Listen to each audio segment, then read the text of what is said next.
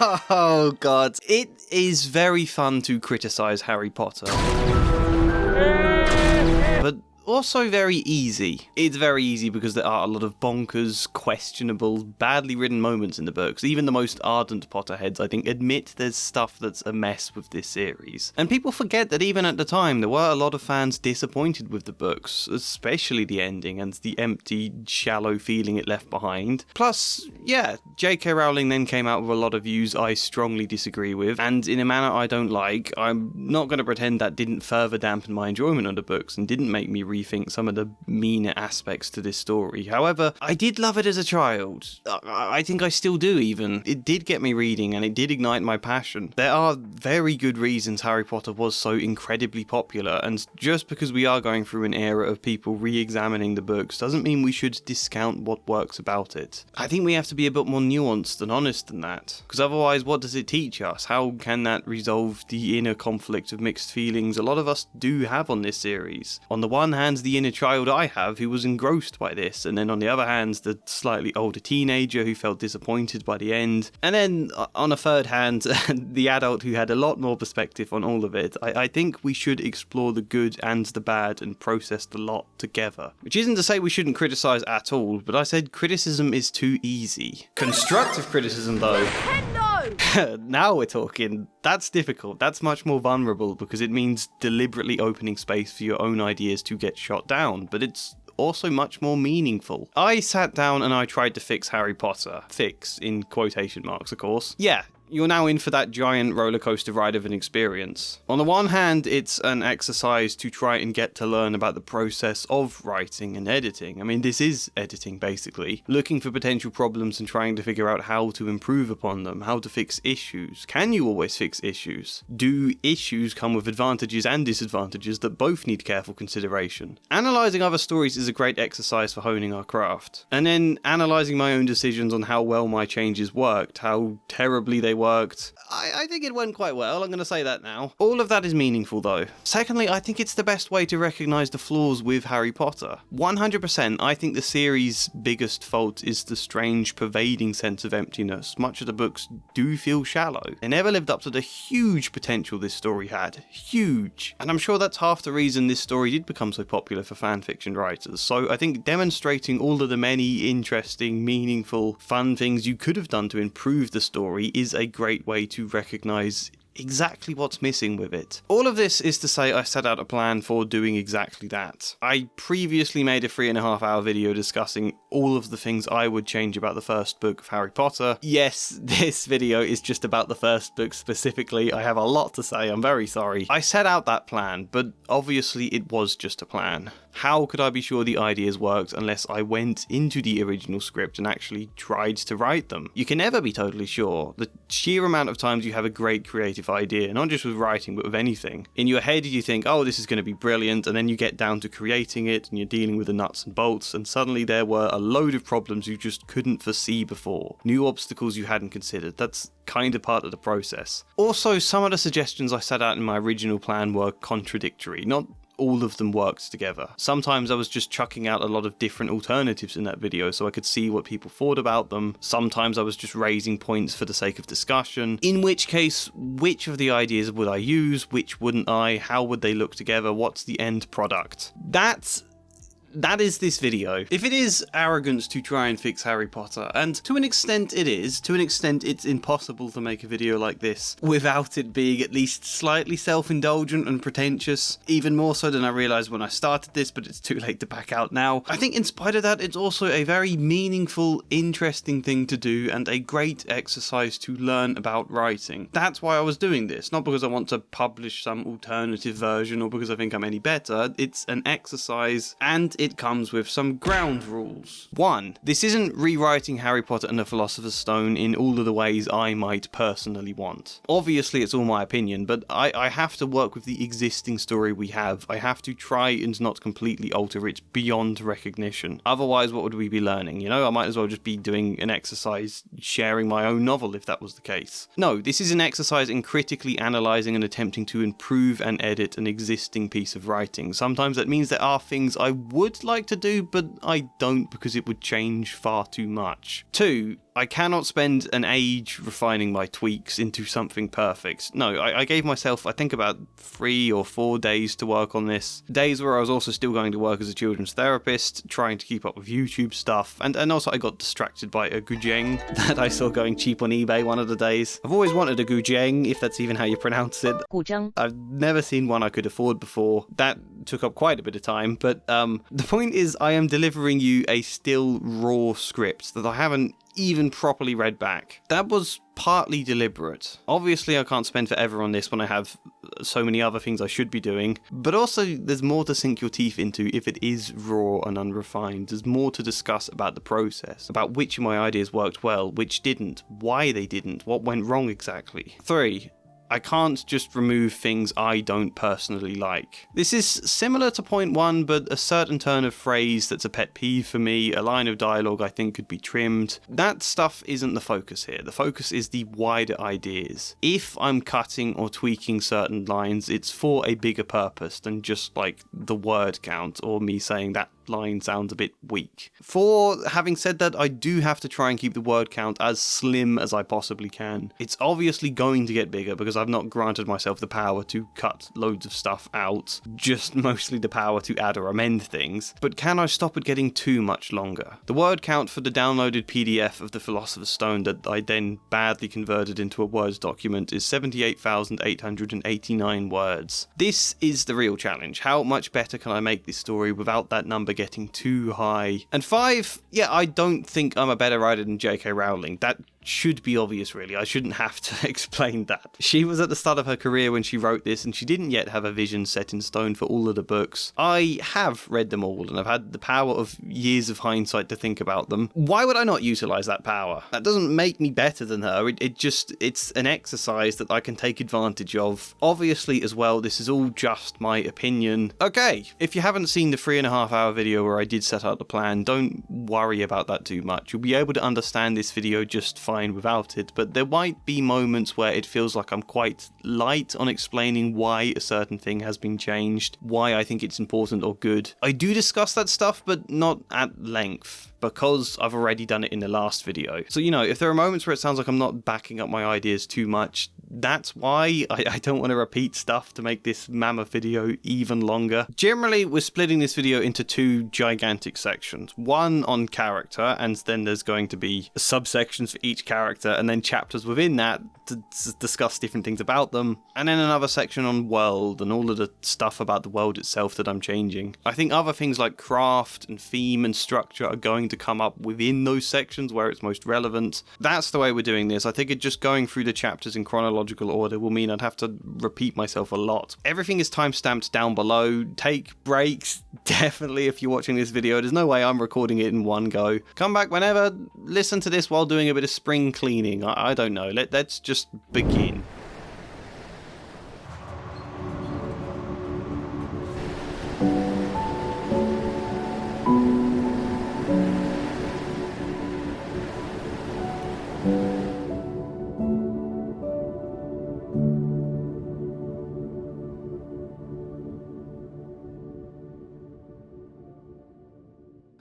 It makes sense to talk about the Dursleys first because they're the beginning of this book, but it's also probably quite an underwhelming start to the video because honestly, I barely needed to change anything here. There's a lot you can improve just by tweaking a couple of lines. That's mostly what I did. And I was really pleased about that. That's the goal here, to improve everything without having to bloat the word count. Despite a few small concerns we are obviously going to address, I think the Dursleys are technically very good in this book. However, I don't like them at all in the later books, or some of the later books. I think all of their scenes get really repetitive very quickly and it becomes boring. There's little to no arc to any of them. I mean, you can argue with me about this. I think Harry and Dudley finish with some mutual respect. I think even Vernon and Petunia do, but it's not earned development in my opinion. We don't feel a natural and satisfying progression where they get to this point. It's just one moment they're very one-dimensional cartoon characters, and then suddenly we start to get a rushed resolution. This, in general, I think is perhaps the biggest issue with Harry Potter, because people being one-dimensional cartoon characters in book 1 of this series makes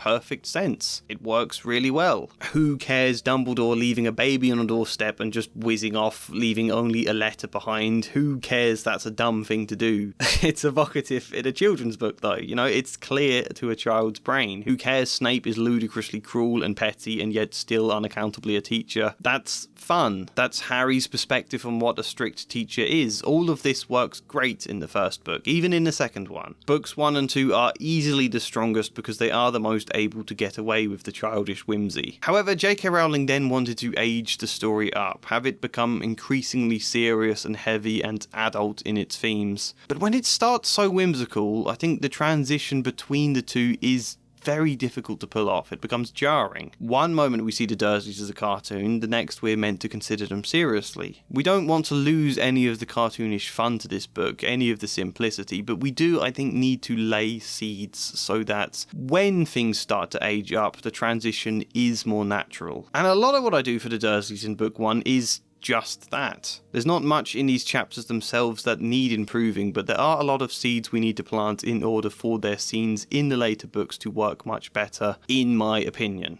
Yet here it was, a letter, addressed so plainly there could be no mistake. I genuinely love the opening lines to this book.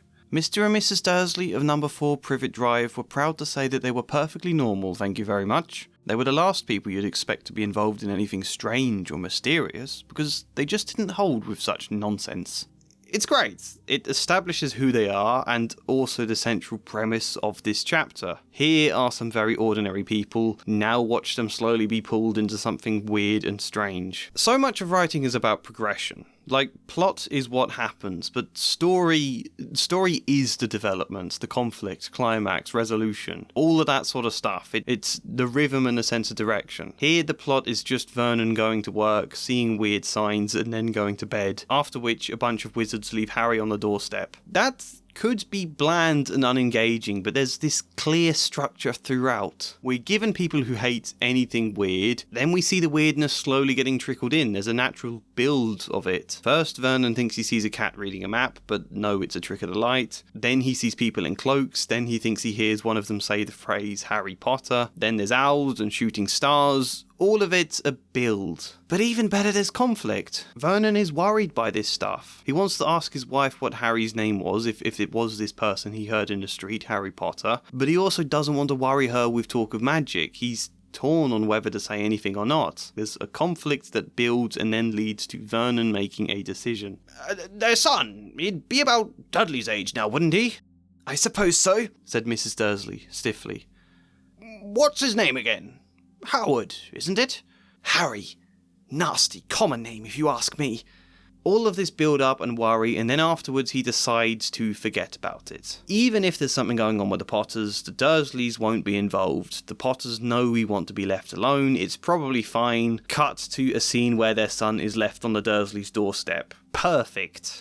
The problem is, not a lot of chapters have this sense of progression, and not a lot of the wider book as a whole. Chapter 2, we meet an 11-year-old Harry and they go to the zoo for Dudley's birthday. We do lack structure here, I think. And I think this is a point that's relevant for all of the writing in all 7 books. Rowling can have a tendency to lose focus on narrative progression and just let a chapter turn into a series of little vignettes, really. The Gringotts chapter in this book is the most obvious example for this. There's plot, but not much story at all. Harry's only got an arc in that chapter if you absolutely squint. It's mostly just plot things of A, Harry gets some supplies, B, we're introduced briefly to Draco, and C, Hagrid collects a MacGuffin from Gringotts Bank. All the while we careen from one entertaining little skit to the next. Here is Harry and Hagrid on a boat. Here's what it's like to buy a wand. Or in other chapters, here's what a potions lesson is like. Here's what a Quidditch match is like. Here's Neville doing something generically clumsy, or Draco having some kind of comeuppance. I considered reworking a lot of this stuff in general, because the story is very, very slow as a whole until we get to Hogwarts. However, I do think the sense of wish fulfillment and wonder at this magical world is strong enough to keep it engaging. For a children's book, that's kind of more important at the beginning. It's a serious problem when we get to book 4, for example, and JK is still going with this vignette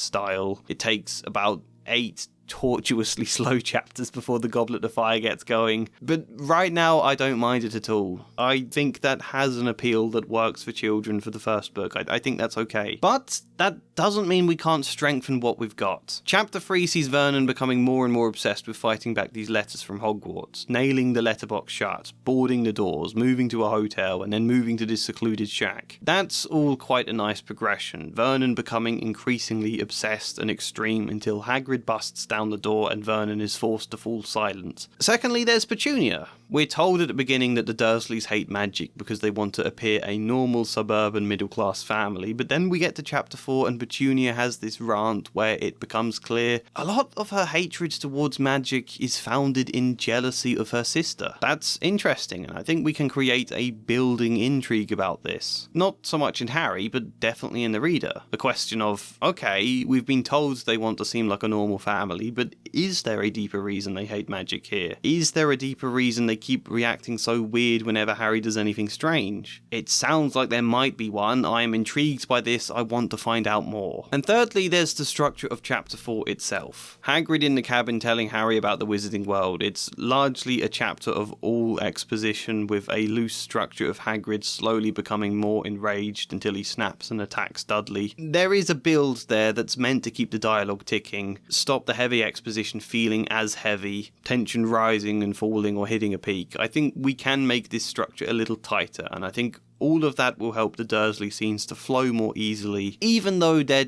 generally pretty good. So how do we do that, and what do we need to change about the Dursleys themselves? I'm going to explain it all via showing you what I actually did with the characters and the lines in the scripts. We're going to see all of it, for better or worse. I hope you're ready for this. We're sharing the bare bones of an entire novel I edited in several days while also going to work. I think it's fair to say I had to keep incredibly productive for this period, but also organised to keep on top of all my other commitments as well, and to do that I did get help. I'm not gonna lie, I'm a very honest person. I got help from today's sponsor, Akiflow. Yep, Akiflow is the ultimate productivity tool for busy professionals, and I do mean that. On the one hand, you've got a nice looking tool designed for time blocking. I think better looking and more customizable and more intuitive than things like Google Calendar. I've got my days, I've got different tasks I can assign for certain times, or even group within bigger projects like editing this video. You can set reminders for each task if you fancy, either on your PC or on your phone. I like the little pop-ups I can get on my desktop. You know, my brain is scattered between working as a therapist. I've also got YouTube, I've got my own writing, I've got the second channel, I've got Patreon. Structure helps, not to mention the fact you can integrate so many other apps and programs into this. You're used to using Google Calendar? That's fine, sync it with Akiflow. You want to integrate your emails? Simple. And even like if you get sent a particularly tricky email that you need a long time to respond to, just right click and label it for Akiflow, and now it's here in your task manager. You can assign a time for an email. I love that. You can do the same with Discord messages even, or any of these apps. All of them can be integrated into this one simple place so that you don't have to check a billion different things all the time to figure out what needs doing and when you're going to do it. That's a genuinely great idea. If you want it, Akiflow has an AI feature that can learn your habits and then start to auto-assign tasks and structure the calendar for you based on how you are and what you're like. The thing I'm most impressed with, I think, is actually the support though. You're entitled to a one-to-one call, all about understanding how Akiflow works, asking what you'd like to get from it, how you can make the most of it, any questions you might have, you can pop on, schedule a time for that call, done. And your own one-to-one call is available for you now if you fancy it. Click the link in the description or the pinned comment and see how they can help with your schedule. And in the meantime, I think I was about to show you some of my writing. Look at the address. How could they possibly know where he sleeps?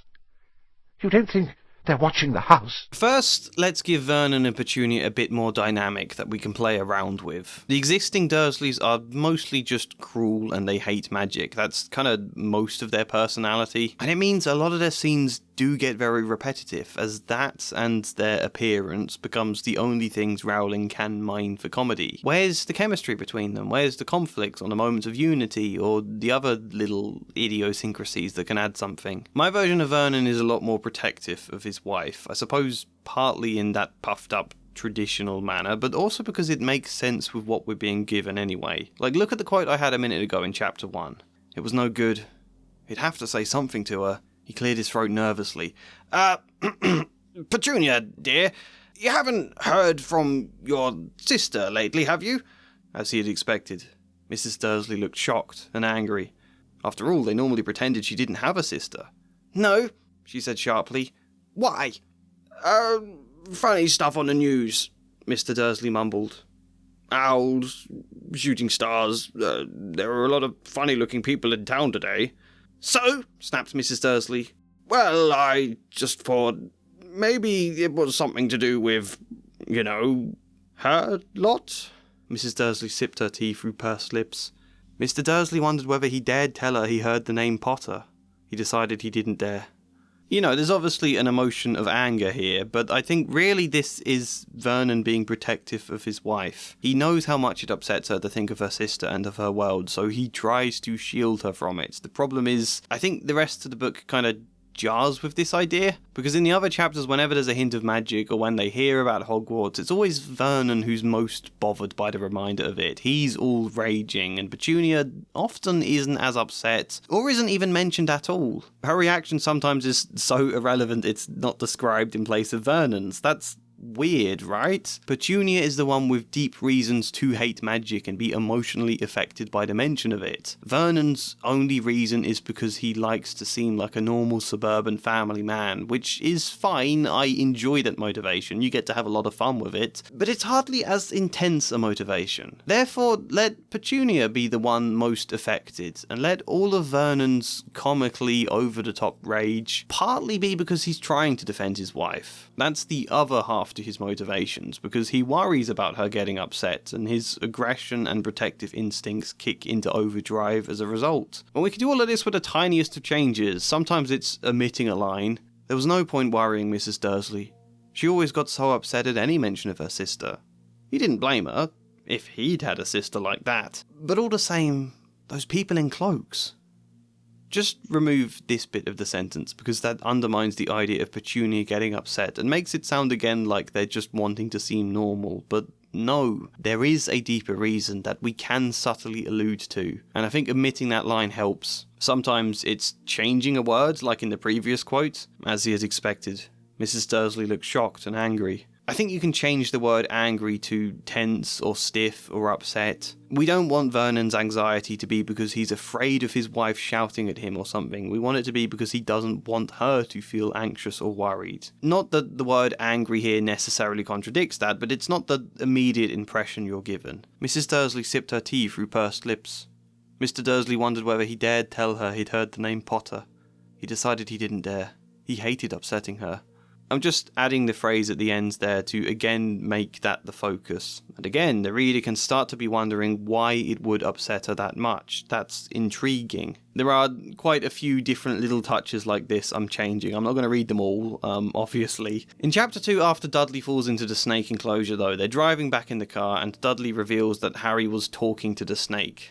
Uncle Vernon waited until Piers was safely at the house before starting on Harry. He was so angry he could hardly speak. He managed to say, "Go, cupboard, stay, no meals," before collapsing into a chair, while Aunt Petunia ran to fetch him a large brandy. There's nothing wrong with Petunia fetching him a brandy, offering him faint emotional support. It's perfectly believable and realistic. The problem is how it jars with the narrative progression we should be building up. Aunt Petunia has spent years and years pretending she doesn't have a sister and that magic doesn't exist. Then when we get to the scene where Hagrid kicks down the door and talks about magic, now she just explodes with a rant that the book describes as Petunia saying all the things she'd been trying to hold back for years. So I think let's see Petunia in the subtext or the background of scenes trying harder and harder to stamp those feelings down. See that happening, trying to restrain it. Vernon trying to help shield her from thinking about it and it just getting harder and harder until it all bursts. That is the progression. So when Petunia is supporting Vernon who needs the large brandy, it kind of undermines that build, even though it still makes perfect realistic sense. We want Petunia to be the one really struggling and Vernon supporting her. Vernon losing his temper largely on her behalf. Uncle Vernon waited until Piers was safely out of the house before starting on Harry. Aunt Petunia had collapsed in a chair, totally wordless, with Uncle Vernon's hand gripping tight to her shoulder. He was shaking with rage. He managed to say, "Go! Cupboard, stay, no meals, before charging over to the drinks cabinet. We've lost a bit of bite, I think, here, and tightness. It's become too long-winded. The mention of the drinks cabinet isn't as effective, and I suppose it must have felt like hurrying to fetch 2 large brandies, or hurrying to fetch a brandy for his wife. I must have decided that sounded clunky. I don't think drinks cabinet is any better. I don't think that whole ending to this sentence works now. I don't know, you need to establish Petunia at the start of this bit so that she doesn't feel like an afterthought, so that she is the focus, but I think it's possible you're going to get this quite a bit at points in this video where my changes when you compare the sentences in isolation sound weaker because they're now a rushed first draft rather than like the refined original versions. And I think that is the case here. I think this sentence reeks of first draftedness, but I do think it benefits the overall story much more. I think the idea of it works, I've just not executed it right. Who'd be writing to you? Sneered Uncle Vernon, shaking the letter open with one hand and glancing at it. His face turned from red to green faster than a set of traffic lights. And it didn't stop there. Within seconds, it was the greyish white of old porridge. Petunia! He gasped. Dudley tried to grab the letter to read it, but Uncle Vernon held it high out of his reach. Aunt Petunia took it curiously and read the first line. For a moment it looked as though she might faint. She clutched her throat and made a choking noise.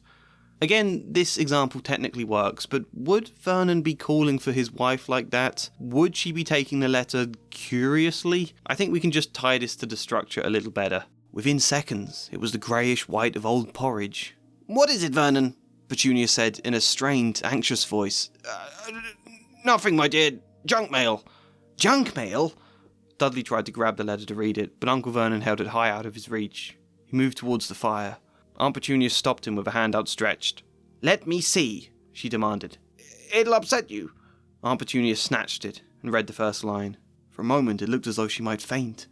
She clutched her throat and made a choking noise. On its own, my version is literally no better to read. You can be very subtle with the structure in a chapter if you want. It's not about making things more obvious, it's about making a consistent flow, tying as much as you can to a general trajectory that then makes everything flow much better. The general idea works, and I think we also get a hint at something quite interesting. Like, here's the original extract for a moment where Harry and Dudley listen to them talking outside the door. They're, like, at the keyhole, and Vernon suggests they do nothing, they should ignore the letter, and Petunia starts to protest that won't work. But what should we do, Vernon? Should we write back? Tell them we don't want? Harry could see Uncle Vernon's shiny black shoes pacing up and down the kitchen. No, he said finally. No, we'll ignore it. If they don't get an answer, yes, that's best. We won't do anything. But I'm not having it in the house, Petunia. Didn't we swear when we took him in we'd stamp out that dangerous nonsense? I tweaked this to make it Vernon more motivated by Petunia's emotional well-being, but it accidentally created this interesting hint. I'm not having one in our house, Petunia. Didn't I swear to you when we took him in that we'd stamp out that dangerous nonsense? We'll burn this ruddy letter and forget it ever came.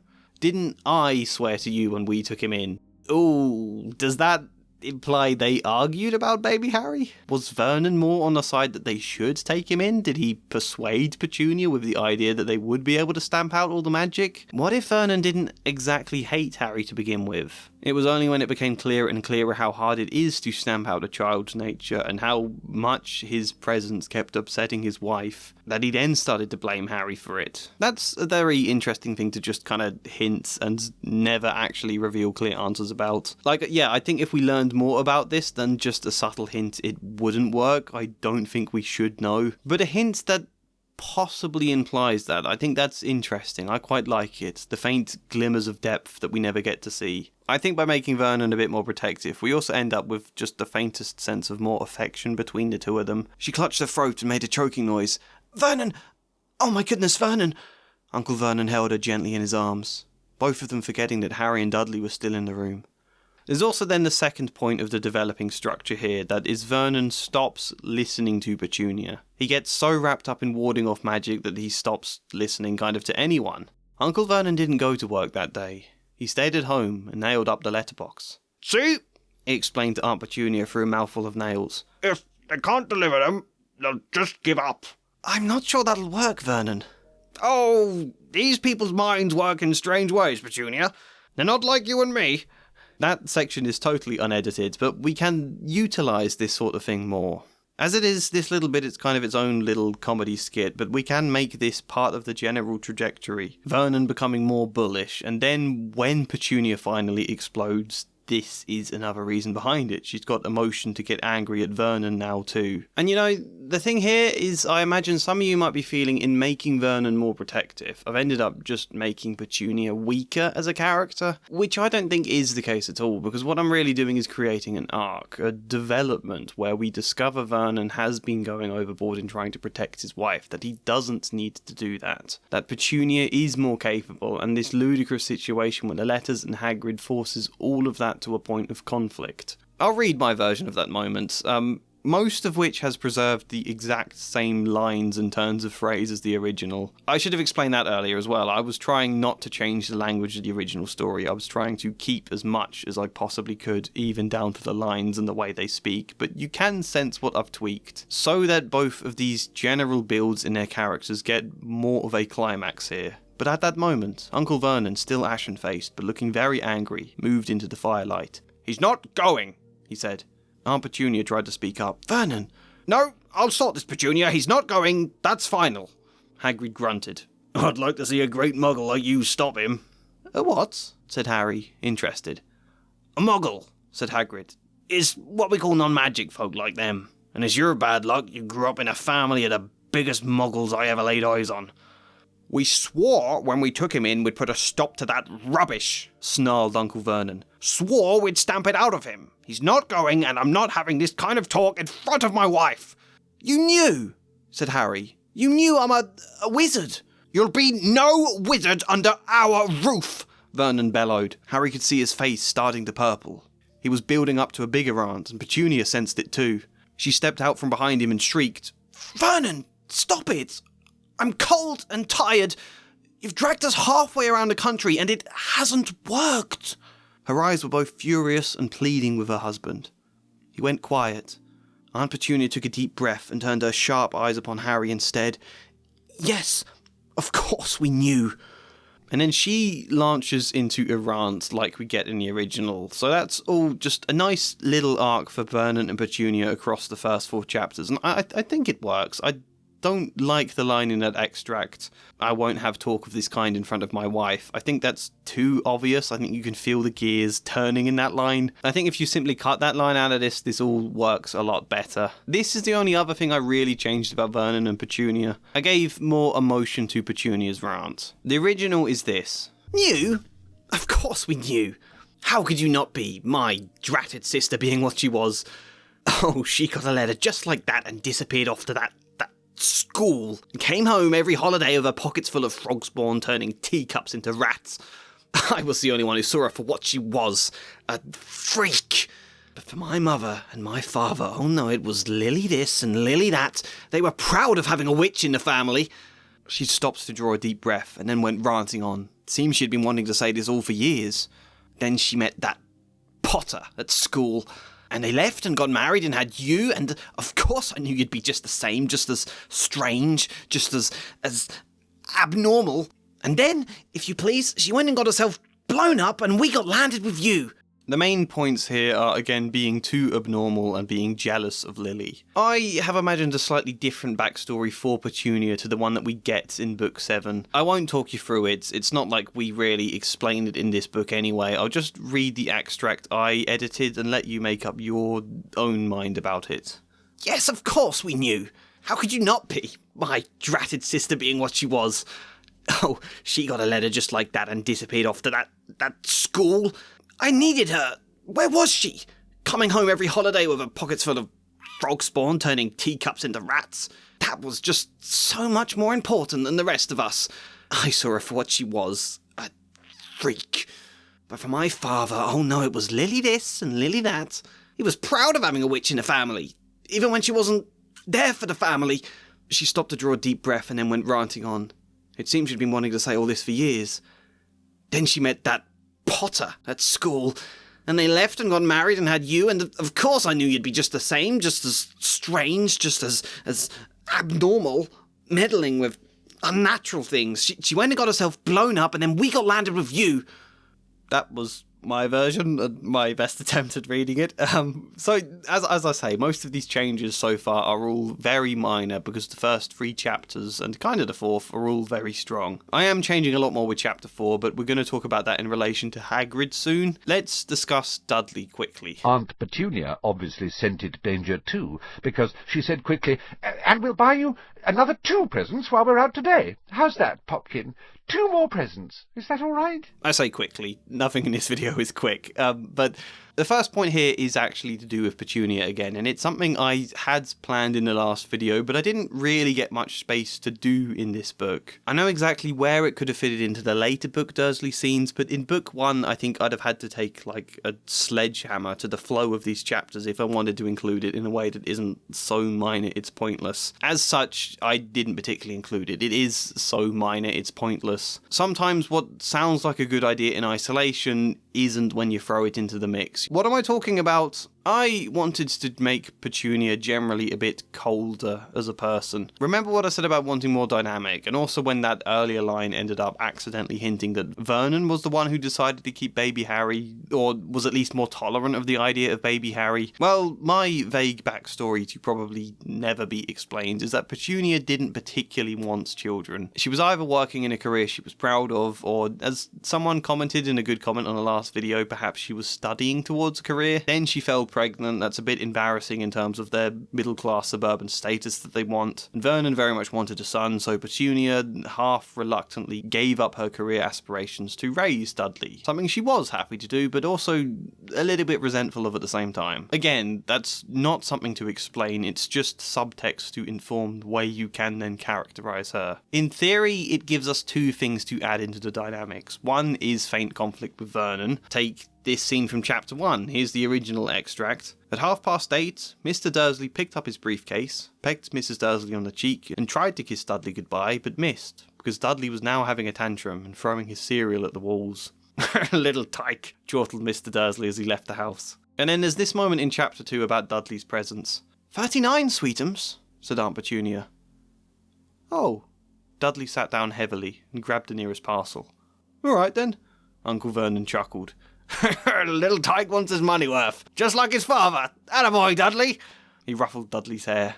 At that moment the telephone rang, and Aunt Petunia went to answer it while Harry and Uncle Vernon watched Dudley unwrap the racing bike. Here we see Vernon blindly overlooking the tantrums and spoiled behaviour, where Petunia is presumably the one having to pick up the pieces. She has to clean up the cereal and calm Dudley down. She has to promise him another present to avert a tantrum. Vernon does nothing and then chuckles and actively encourages it. That's great. That's so much a thing Petunia could be a little annoyed with her husband about. And a thing we can make more of in the later books. Being a bit less blind to Dudley's behaviour here, but also anxious about it and totally unsure how to handle him. She is a bit annoyed it's always her who's had to stay at home and deal with this stuff, where Vernon goes out to work and even chuckles about the things that gives Petunia stress. I think that could be a fun conflict to have in the books, especially the later books. It doesn't necessarily require making Petunia more cold towards Dudley. I think that could support it though. If she is kind of aware of Dudley's faults, whether or not she comments, and is kind of neglectful towards him, chucks lots of gifts at Dudley to shut him up and keep him out of the way. Isn't it interesting that Dudley has a second bedroom in this book? His games room where he goes to play, rather than playing in the living room where his parents might be. The problem I think is that a colder Petunia would make it less clear to the child reader that Dudley is spoiled.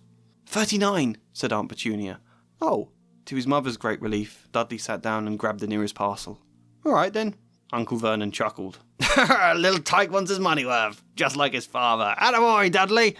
He ruffled Dudley's hair. Aunt Petunia shot her husband an exasperated glare until the telephone rang. You'll notice I removed some of her more coddling remarks here. She is still spoiling Dudley, but there's less intimacy between them. I don't know if that works. As I say, making Petunia cold can only be done very subtly in book 1, otherwise I would need a sledgehammer. But it's now so subtle, does it really add anything? Doesn't it just make Dudley's spoiled characterization less clear for no real benefit? Well, I did want Dudley to be a slightly more lonely figure. Not too much, but just shades of it, which I think could make him super interesting in the later books especially. Remember, we are basically just laying seeds right now. We shouldn't have too much depth to the Dursleys yet, but we should carve out the space for them to possibly develop over time. Largely apart from making Petunia slightly less close to Dudley, all I did was this paragraph I wrote into chapter 3. Here is the original.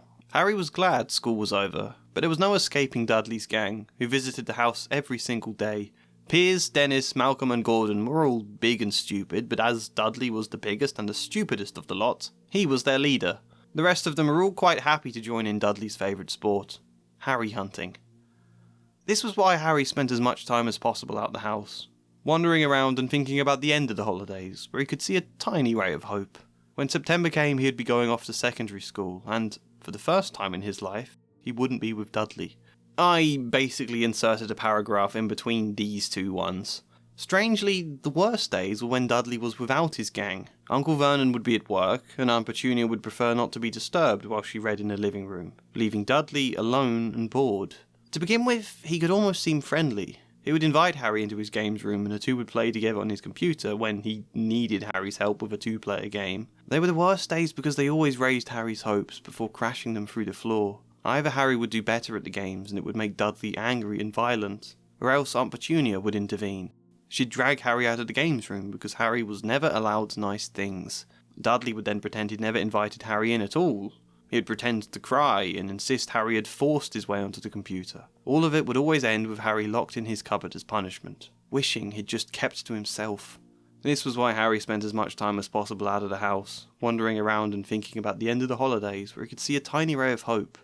Hopefully you can see I really struggled to write this in a concise manner. I've kept it down to the bare bones that doesn't quite flow right. I think even the initial paragraph I've changed slightly, I've made it flow a lot worse. But I am a strong advocate for a more nuanced Dudley. And perhaps it's because I'm a children's therapist and I've worked with children who had been mercilessly bullied by an older, stronger brother or sister. All of them had times where they played with their siblings, where they would almost get along, or at least appear to almost get along for a short while, but neither quite seemed to understand the dynamic or how to keep it going, or exactly why, and it would explode in on itself. I find this much more believable. Cruelty is a confusing and varied thing, and I wouldn't want children who read this to grow up thinking, well, my brother can't be too bad because he's not always horrible, there are moments we get along. I don't want to minimise that kind of pain, and in the reverse, I don't want to not get to understand Dudley. Dudley isn't just horrible to Harry because he's horrible. There's an insecurity here that we can hint at. An eagerness to be favoured and also seeking the approval of his parents and following their lead on how to treat Harry. Stuff we could potentially explore in the later books. We should let children process this. And I just think it's more interesting. Whilst that paragraph definitely needs a rewrite, I do like the seeds it lays for a later book. In a similar mindset, I have also toned down some of the fact comments directed at Dudley. Not too many, however. For example, this line. Aunt Petunia often said that Dudley looked like a baby angel. Harry often said that Dudley looked like a pig in a wig. Yeah, I think it's fine for Harry to think that about a cousin he hates and who bullies him, especially when Harry is 11 years old. I think that makes sense. However, there is still a difference between a character having a certain point of view that the story can gradually explore for growth over the course of a series, or the narration and the entire framing of the book leaning into a judgment over and over and over. I got a comment on the last video that reads, JK writing descriptions of Dudley feels like the fatphobic equivalent of she breasted boobily down the stairs. We're supposed to see him as fat, and we're supposed to laugh at the idea because he's spoilt and mean, and therefore laughing at his weight apparently becomes both fair and deserved. It's the sheer repetition of these descriptions to the point Dudley cannot do anything ever without some reference to his weight in a ridiculing or humiliating tone. That's what makes me roll my eyes. And originally it made me think I should change Dudley so he's not overweight, instead just make him big built and kind of athletic, for how then he'd get to seem more physically imposing, but I don't actually think that works. I think I was wrong about that. In the end, all I did was just tone down some of the non-Harry perspective descriptions, such as this one, which comes from before we even meet Harry. 10 years ago there had been lots of pictures of what looked like a large beach ball wearing different coloured bobble hats. I just changed that to a large baby wearing different coloured bobble hats. Oh, by the way, I'm editing the American version of the book here because that's the only PDF I could get hold of. My spelling and grammar is British, but I'm also trying to preserve the lines of the original. If things like spelling and grammar contradict a little at times, that's why. I didn't much care. I'm doing all of this as a writing exercise for a video, it's not something I'm trying to publish. He had a large pink face, not much neck, small watery blue eyes, and thick blonde hair that lay smoothly on his thick fat head.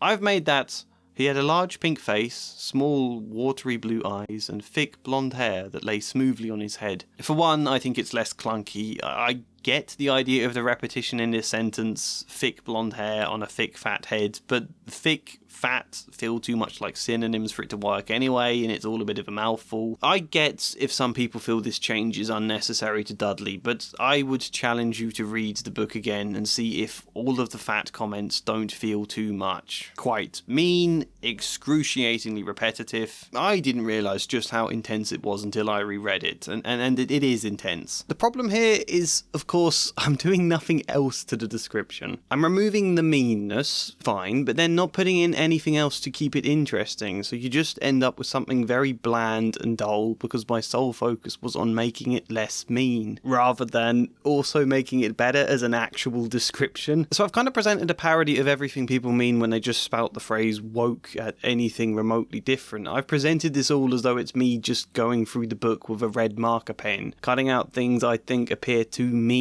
and that's not what I was intending to do. I think I just caught up in how quickly I was having to work, and I didn't stop to think further, and so I've kind of shot myself in the foot on this one. I believe you can make Dudley's descriptions less extreme without making them boring, but I haven't done that. They're now just bland, serviceable description. The only other thing I'm changing in relation to Dudley is not having Hagrid give him a pig's tail, which does happen completely out of nowhere, by the way. Vernon is the one getting Hagrid angry by calling Dumbledore a crackpot. Dudley in the films is eating Harry's cake, which is slightly better, I suppose, but in the books he literally does nothing. He's barely mentioned in the scene at all until this moment. Why is a member of staff at a children's school attacking a child because some random bloke insulted his boss? It's weird, but we're going to discuss that chapter as a whole later. I think we can probably shift the focus away from the Dursleys now and start getting into some of the bigger changes, some of the more important stuff. Dudley jerked awake. "Where's the cannon?" he said stupidly. As I say, this is all a little bit of an underwhelming beginning to the video because there isn't much to really change about the Dursleys, and of the things I do change, I don't think they technically make the story any better at all. I was really hoping there'd be more space to have some real fun with some of the conflicts I imagined, but book one is already such a trim, tightly written story, in a way that not any of the others quite are. Because this one's so tight, there just isn't the same kind of room, and it does end up just rewording a few lines to leave different implications that I'm happy about because it doesn't bloat the word count, but it doesn't mean too much either. All that said, while I don't think the individual lines I've written are any better here, and actually sometimes worse because they're first drafts and quite clunky, I do think the changes make the chapters overall flow better, which would be hard to demonstrate in this video without reading the entire thing to you, but I guess if there's a lesson here, it's that if you feel certain chapters in your story do feel a bit wayward or directionless, look at what the structure is there and think about how you can enhance that. The original word count for those first three chapters, though, is 11,914, by the way. My version has a word count of 12,169, so an extra 255 words across 3 chapters. That would work out at 85 words per chapter, which, if we kept going at this rate for all 17 chapters, would be an extra total word count of 1,445, which would be very, very good. I doubt it'll turn out at all that good, because I know there is bigger stuff we have to make a lot more change with, ones I really look forward to exploring, but it's still quite a positive start. Next up, it makes sense to discuss Harry, and as the main character, this is obviously going to be a huge section now, with a lot of different chapters. This is the big one.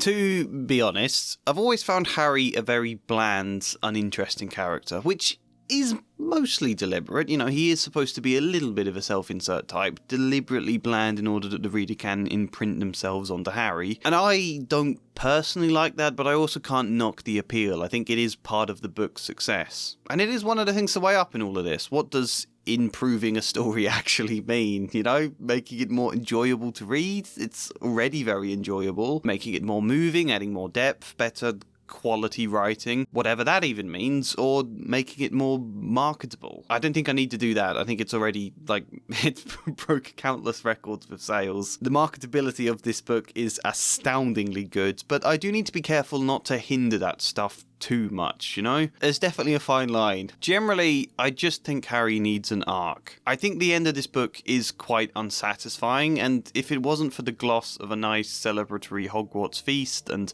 points being awarded, and then the concluded cozy feel of going back on the train, I think that's a nice gloss to give the feel of a satisfying ending, but there isn't too much substance beneath it, and I think one reason for that is the lack of a clear character arc. Okay, arguably Harry has some arc. He learns magic, becomes good, defeats Voldemort, and is celebrated as a hero. Yes. That's not internal arc, though. That's just stuff happening in the external world. But does Harry change as a person? Again, somewhat. The best indicator is the contrast between early in the book when he talks to Hagrid about Voldemort, who explains he shouldn't say his name. Harry goes along with his social etiquette and tries to stop saying Voldemort's name. Then he fights him. Then we get to the end of the book with Hagrid visiting Harry in the hospital wing, and we get this. "You could have died!" sobbed Hagrid. "And don't say the name!" "Voldemort!" Harry bellowed, and Hagrid was so shocked he stopped crying. "I've met him, and I'm calling him by his name." "Please cheer up, Hagrid. We've saved the stone. It's gone. He can't use it.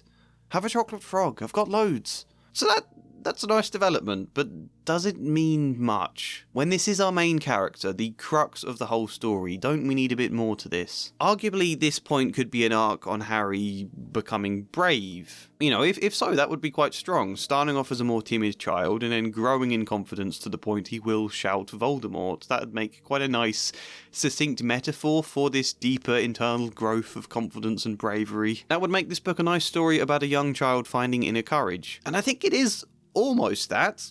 Almost, in the sense when Harry first meets Hagrid, he is a bit afraid of him and he does speak with some nerves, but I wouldn't say Harry has ever really appeared timid at the start of this book. It's never expressed he's particularly afraid of the Dursleys. He's happily making snide quips to Dudley. "They stuffed people's heads down the toilet first day at Stonewall," he told Harry. "Want to come upstairs and practice?" "No thanks," said Harry.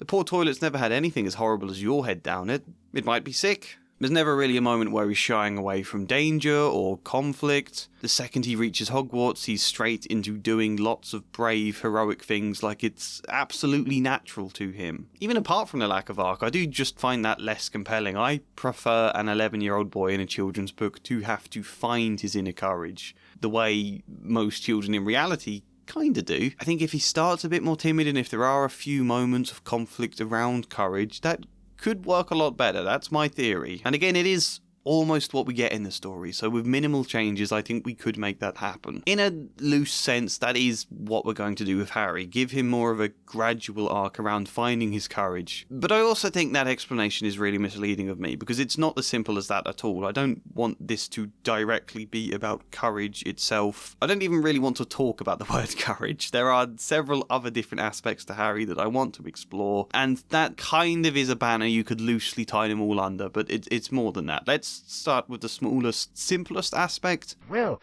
how curious, how very curious. You see, that example of Harry learning to actively say Voldemort's name is interesting because you do want this kind of thing for character arcs. A simple, punchy sort of metaphor or symbol or parallel that highlights what the deeper arc is, sort of gives it a header, a slogan. Does that make sense? You don't always need something like that with every arc, and depending on the type of story, it can be too much and can kill all subtlety, but I think it can also be quite effective. And it's within that context that I was going through this script, making the little adjustments as I went, and I got to this line in chapter 2. The only thing Harry liked about his own appearance was a very thin scar on his forehead which was shaped like a bolt of lightning. He had had it as long as he could remember, and the first question he could ever remember asking his Aunt Petunia was how he had got it. "In a car crash when your parents died," she had said. "And don't ask questions." Don't ask questions.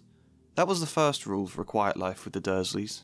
I thought, hang on, we can use this. Don't ask questions. What do we know about Harry in this book? And well, every book, that he's incredibly nosy. I don't mean it in a bad way either. I think he's incredibly curious and he wants to unravel mysteries that are important. Snape sees it as meddling and poking his nose in other people's business, but it could also be curious and heroic, depending on how you look at it. We got a start point where Harry isn't supposed to ask questions, but he meets Hagrid and goes to Hogwarts. He asks Hagrid every question under the sun. He learns there's something going on with a Gringotts break-in, and there's a package that Hagrid collected, and he starts digging for all of the information he can possibly find. This is almost an arc. There's even an existing beat in the story where Harry does start to feel conflicted about it. The problem is mostly the development isn't natural. He doesn't ask questions, then immediately pretty much does, and immediately becomes incredibly curious. You want a gradual trajectory, not a sudden shift between the two, which, yes, to spare your comments, this sudden shift can be realistic. To have your curiosity starved for so long, and then the first time someone doesn't mind you opening your mouth, everything spills out. I think that makes perfect sense, but it's not an arc for a story. What did I do? Well, firstly, there was that paragraph about Dudley that I read out earlier, about Harry playing in Dudley's games room, and I ended it with this. All of it would always end with Harry locked in the cupboard as punishment, wishing he'd just kept to himself. It's safer to keep to myself, is the general belief Harry has about the world. It's safer not to ask questions, not to draw attention, and it's a point that blends well into the next paragraph, the one I didn't edit. Then, in chapter 4 and 5, when Hagrid comes, there are just inevitably a lot of questions Harry needs to ask for the sake of the story. There's a lot we need explaining to us. Harry can be more hesitant. Admittedly, I didn't make this too much the case because I think it'd get very long and very boring if he is just constantly hesitant to ask anything during big exposition scenes. So I decided it makes kind of sense in the context of chapter 4 when Hagrid is literally trying to tell him things anyway that Harry would feel more comfortable to ask. Also using the approach of asking Hagrid questions to kind of mediate and avoid a conflict between him and Vernon. I think that kind of works. I changed it a bit. I think it's more in chapter 5 where all of this initial excitement would have worn off, where Harry's waking up the next day, where I've made him a bit more hesitant again. Of course not, said Harry, eager to see more magic. Hagrid pulled out the pink umbrella again, tapped it twice on the side of the boat, and they sped off towards land. Why would you be mad to try and rob Gringotts? Harry asked. That's the original line. I changed it to this. Hagrid pulled out the pink umbrella again, tapped it twice on the side of the boat, and they sped off towards land. For a moment, they sat in silence, Harry gazing at the water. Don't ask questions, his aunt and uncle had always taught him. He didn't want to anger Hagrid by asking too many, though Hagrid had been happy to answer so far. Why would you be mad to try and rob Gringotts? He asked. Not particularly subtle, no, but I think it's important to tie it back to this same clear refrain of don't ask questions. I think for a children's book, using that like a refrain, I think that works very well. Again, I'm not going to highlight every single example of Harry being slightly more hesitant in the way I've characterised him. I think I will read out this line though, because it's an original line in the book that I got a lot of stick in the comments for criticising last video. It's when they're riding the minecart around Gringotts. Harry thinks he's just seen a dragon, but something else is much more his focus apparently. They plunged even deeper, passing an underground lake where huge stalactites and stalagmites grew from the ceiling and floor. I never know, Harry called to Hagrid over the noise of the cart. What's the difference between a stalagmite and a stalactite? Stalagmite's got an M in it, said Hagrid. And don't ask questions just now. I think I'm going to be sick. I said in the last video I didn't like this line because it feels contrived and abrupt. Why is Harry thinking about this when he's just seen a dragon, when he's in the middle of exploring an entirely new world, and when nothing in his character has suggested this kind of interest in geography or understanding words or really curiosity as a whole? I would say Harry is very curious about secrets and what people might be up to, but I wouldn't say he ever displays this kind of thirst for knowledge in the books. My problem isn't that an 11-year-old boy wouldn't be interested in the difference between stalagmites and stalactites. It's that A, it's a joke we're expected to follow, and B, that Harry specifically would be interested. I think you can feel this line is here for the simple, jokey, entertaining series of vignettes style with which a lot of the book is structured. Rowling needed a joke to round off the scene, and this is the one we get, and okay, it is kind of funny. I obviously haven't cut the line because I said I wouldn't cut things without a good reason. What I have done by making the don't ask questions a kind of refrain in the story is somewhat make this moment accidentally relevant. Hagrid telling him not to ask questions. The point is, generally Harry is a bit more hesitant, and that continues on into Hogwarts. A lot less so when talking to Ron and Hermione, but people like Hagrid again, meeting him in the hut. Harry is slightly more confident, but when there's a big thing he needs to ask, there's a hesitancy to it. All of this leading us towards the scene with Dumbledore at the Mirror of Erised. That's a scene where there's several different things Harry needs to ask. In the original, we have, "Now, why don't you put that admirable cloak back on and get off to bed?" Harry stood up. "Sir, Professor Dumbledore, can I ask you something?" In my version, it's instead this. "Now, why don't you put that admirable cloak back on and get off to bed?" Harry stood up, relieved he wouldn't be losing any house points. He then hesitated, however. "Sir, Professor Dumbledore, can I ask you something?" "Nothing is so magic as a curious mind, Harry. Do not be afraid to ask questions."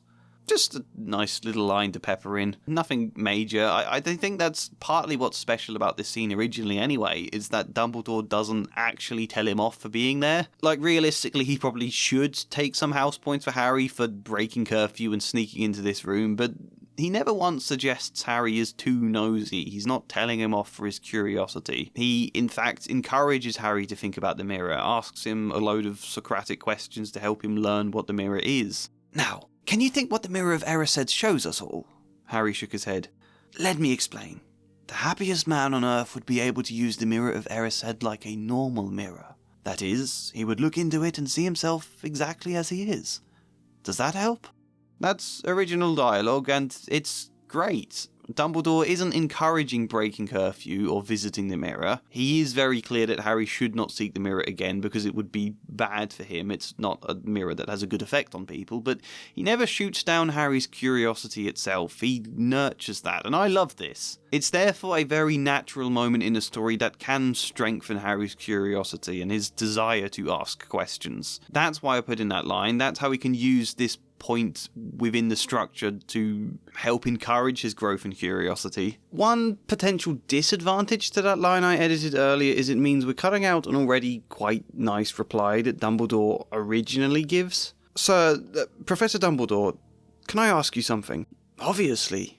You've just done so." Dumbledore smiled. "You may ask me one more thing, however." Which is a bit of a shame, maybe not enough to really bother about because it's not an important line, but it is nice, and I think I probably could have kept both lines and it would have actually given Dumbledore even more space to sound encouraging. Dumbledore smiled. "You may ask me one more thing, however."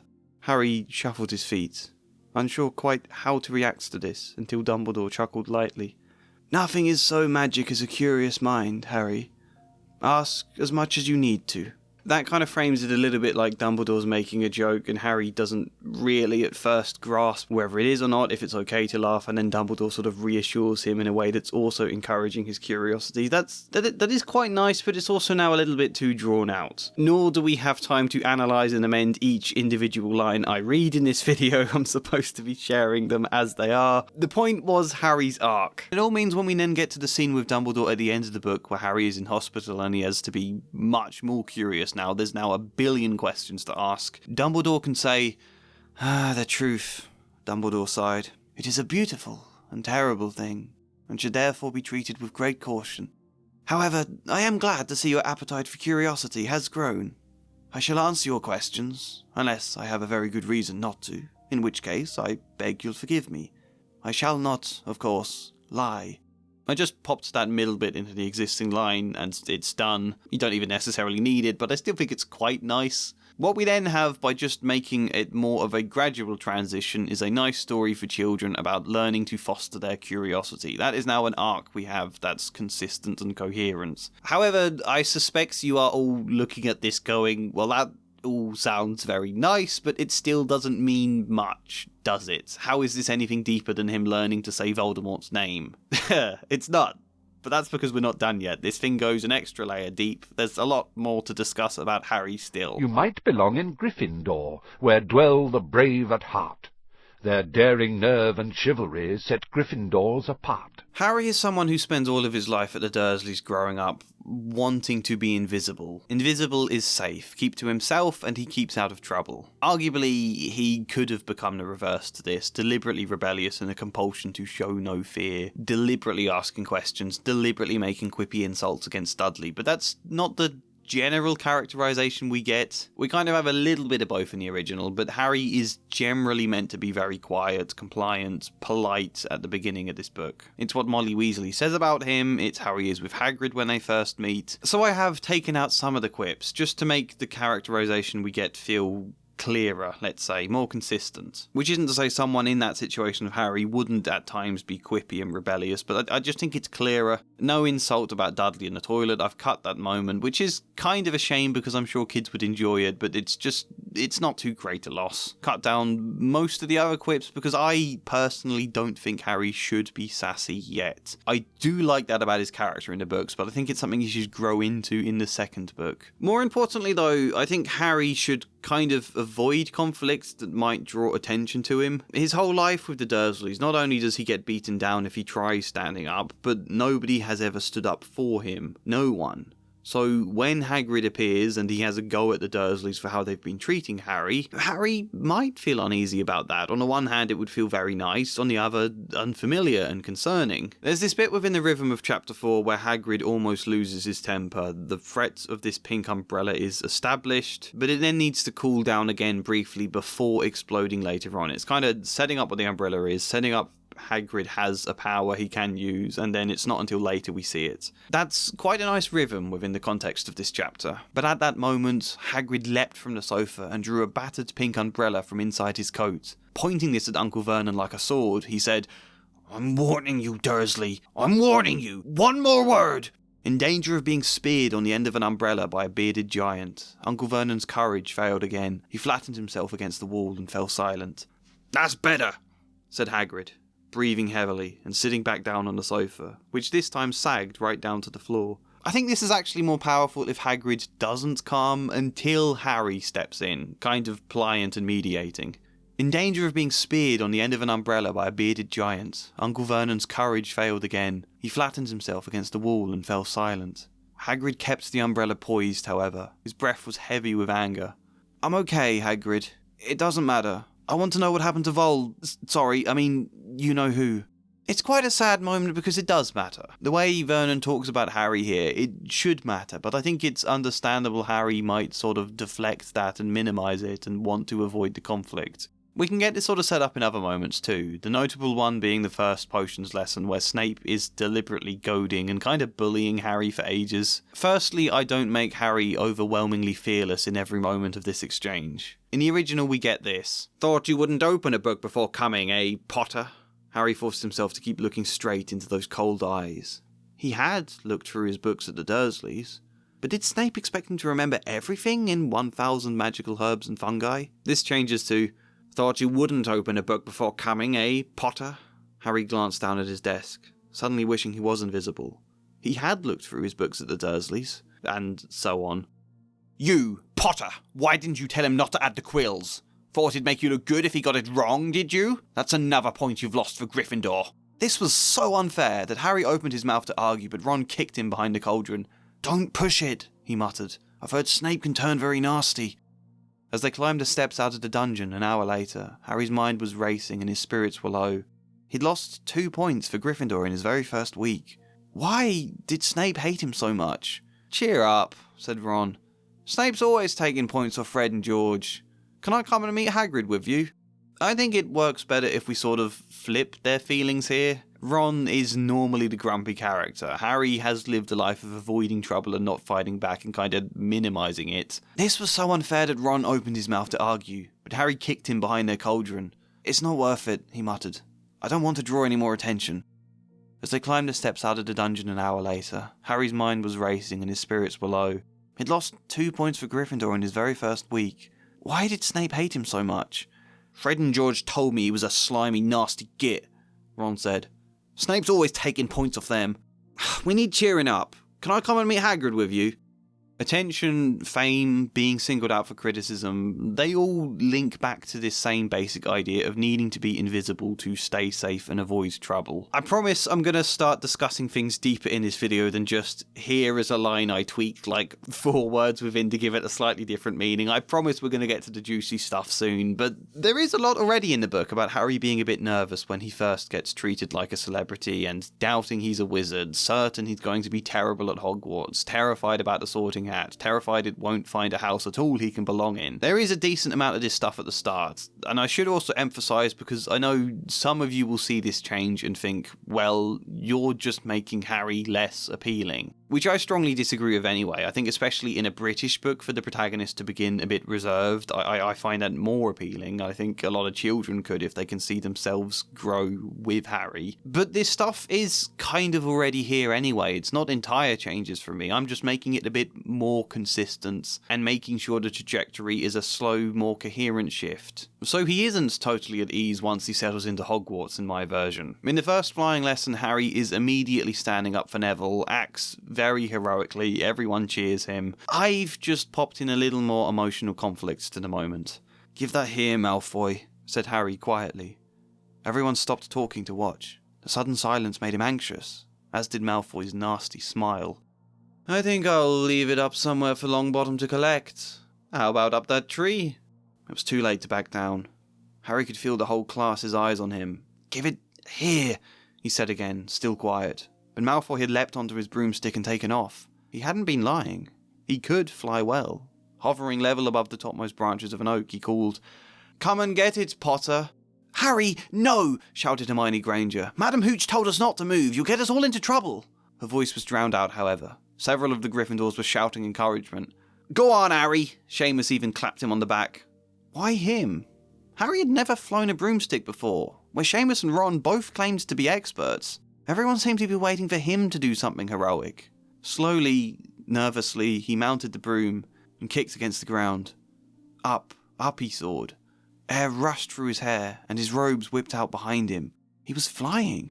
In a rush of fierce joy, he realised he'd found something he could do without being taught. This was easy. This was wonderful. He pulled his broomstick up a little to take it even higher, and he heard screams and gasps of girls back on the ground, and an admiring whoop from Ron. I didn't read the original. A lot of this is the same, but I think you can probably guess which bits I've added. I've framed Harry a bit more as a reluctant hero, I suppose. It's a little cliche doing that, but I think it is what fits best with the existing character we have, and it's at least in a fresh context here. This is Harry's real moment to realise he is actually good at something, but also that attention doesn't always need to be bad or unnerving. In my version, he accidentally talks himself into the limelight, and he then does brilliantly, and because he feels nervous, because it's something he didn't necessarily intend, and it is a bit more unexpected, we get to have a moment like this at the end.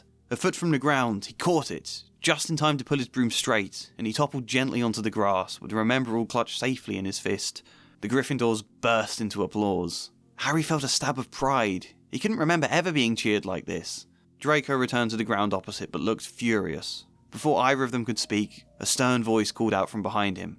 "Harry Potter!" I don't know, that was going to be Scottish, I think. That sounded South African or something. Not much changed in that bit other than to highlight that this is a new experience and that Harry does feel pride and positive about it. However, attention always leads to trouble. McGonagall arrives and leads him away. Harry thinks he's going to be expelled. Now he'd done it. He'd be packing his bags in 10 minutes. He should have stayed out of it. He should have kept quiet. The Dursleys had taught him that lesson over and over. Why had he intervened? But then, actually no, he is being rewarded with a place in the Quidditch team. I think this change works really well. I think there's more development across the scene if he does start reluctant. Then it's an experience that helps him challenge some of his beliefs. I think it makes the moment feel even more positive, because there's this added emotional weight to what he's gaining from it. That said, I'm not convinced of what I did generally with this chapter in the book. My thinking was that this was just one instance. It is a positive moment for Harry, but it's not yet enough to shift anything in his character. It's a first solid moment of validation, but after the excitement wears off, he again becomes reluctant about the limelight, about attention, about being someone who's not invisible. You can hopefully see what I was trying to do with this extract, but I think it makes the structure feel a little bit back and forth in this chapter. Because the next scene is in the Great Hall and Harry's telling Ron what happens, that he's been put on the Quidditch team. Ron was amazed. He sat gaping for a moment until he realised Harry's expression. "Aren't you happy?" he asked. Harry shrugged. "Well, I've only flown once. What if it was a fluke? I don't want to play in front of the whole school if I'm just going to make a fool of myself." He stabbed his fork into a boiled potato. "You don't think I have to join the team, do you?" If it was possible, Ron's mouth gaped even wider. "Not join the team? Harry, you're mad. I saw you fly. You'll be brilliant." He had felt good at the time, though Harry couldn't remember ever feeling brilliant at anything before. Aunt Petunia had always called him useless. Fred and George Weasley now came into the hall, spotted Harry and hurried over. "Well done," said George in a low voice. "Wood told us. We're on the team too. Beat us." "I tell you, we're going to win that Quidditch Cup for sure this year," said Fred. "We haven't won it since Charlie left, but this team's going to be brilliant." "You must be good, Harry. Wood was almost skipping when he told us." "I've only flown once," Harry said again. "He thinks it was a fluke," Ron explained. "He wants to drop out." Both Fred and George scoffed, like the idea was absurd. "No one pulls off a 50-foot dive by fluke," Fred said. "Fred should know," George said. "He's whacked the ground enough times. And even if it was a fluke, there's loads of practice sessions before our first match. Training will make your loads better. George should know," Fred said. "He fell off his broom enough times." "Only when you coated the handle in butter." "Anyway, we've got to go. Lee Jordan reckons he's found a new secret passageway out of the school." George took a moment to point an index finger at Harry. "You can drop out if you want, but not until you've had a few training sessions, alright? McGonagall will melt you with one of her stares if you don't even give it a go." I do quite like this bit in itself, actually. Most of these extracts I cringe reading back, and I feel compelled to try and edit them, but this one I think is almost entirely my own writing, and yet it still feels like J.K. Rowling. I think it reads like a Harry Potter extract rather than my own style, you know? The remark about coating the handle in butter, it's a bit tame, but I think that's fitting for the story, and it's a nice moment to establish Fred and George as characters capable of offering comfort, like older brothers. That's going to be important later on. In reverse to what I said about most of the Dursley section, I think this extract reads quite well in itself for a first draft, but doesn't necessarily complement the flow of the wider story. Directly after this, Malfoy comes over and starts goading them until they agree to a midnight duel. That's what this chapter is called, the Midnight Duel. It's all a trick to get them to break curfew while Malfoy warns Filch with the hope that they get into trouble. Predictably, I made Harry a little more quiet and reluctant for the conflict here with Malfoy, but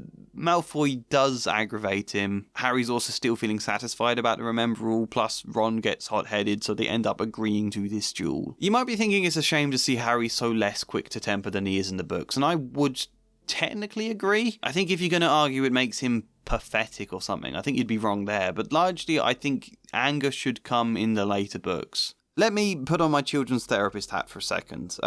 I see the moments of this polite, pliant, reserved Harry, and I do think of trauma. I think of a child who has spent so long in an abusive situation that he has shut down all of the rage and become a bit numb, a bit dissociative. He's been in the friend, freeze, flop sort of trauma responses. No, we're not explaining any of this in the story, obviously. I'm just saying, that's how Harry is at the start, and I think let him carry on like that. Let it be a gradual shift over a few books where he's growing up, he's getting older, and gradually all of the rage starts bursting out of him the more he feels he is safe to express it. Culminating, obviously, in Book 5, where he is just so angry most of the time. You know, I think of kids I've worked with around this age. Sometimes you do get some who are very quiet and a bit numb, and they do downplay everything and minimize stuff. If anyone shows concern for them, they say it's fine, they shut that idea down. When Hagrid tries to fight their corner, they'd say, I'm okay, don't bother, and a lot of the work in those sessions is helping them to let it out, to sort of wake up and thaw out from that more frozen state. And then normally so much of this suppressed rage explodes out of them that it's kind of too much to begin with. Their school behaviour nosedives, they become argumentative and rebellious. Sometimes teachers or parents feel like it's a completely different child, and then it's about helping them to channel that anger, helping them find a healthier middle ground, but you first have to let it out before you can do that, you know? I look at Harry, this child who obviously would at least have some struggles with trauma, not just because he's been abused for almost all of his life, but because there have been never any positive figures at all. No kinder grandparents he can turn to, no friends, no know nothing until he's 11 years old. I think it's much more realistic, but crucially much more engaging, and makes Harry much less repetitive in the books if this one is all about him becoming less withdrawn. And then books 2 and maybe 3 where his anger really starts bubbling to the surface. Anyway, they agree to this duel, and there's a thing here I'm going to explain later called locked wands. An idea in isolation that I think sounds quite banal. I know.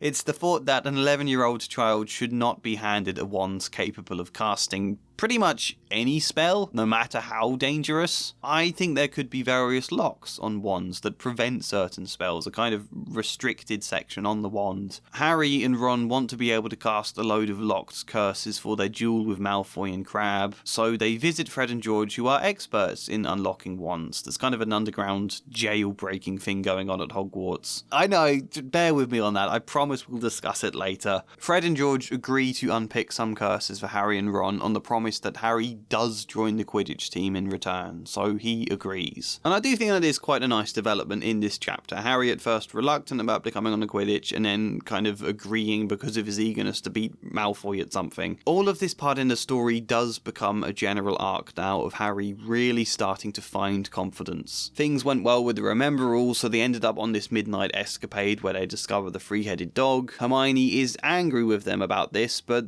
as in the original, Harry and Ron don't really listen to her advice. They think they avoided getting caught by Filch just fine. As the fear of the dog wears off, the whole thing starts to feel like an exciting adventure. It becomes kind of positive for Harry in that sense. I can dare to try stuff, and even if it didn't work like I hoped, it was great fun. I had a good time. I survived. I don't just have to stay invisible and hide. I don't just have to shut myself down and withdraw and be invisible. I can be daring. Where's all of this heading though? What's the point of this arc? Well, it's all to do with Harry's heroics, really. Harry Potter, the famous Harry Potter, the hero of 2 Quidditch matches, had lost them all those points. We're basically going through Harry's arc in order right now. The next chapter includes Harry's first practice session with Oliver Woods, the one where he explains all of the rules about the game. Like in the original, I've got Harry arriving early to familiarise himself with flying and just emphasise Harry's feeling a little more.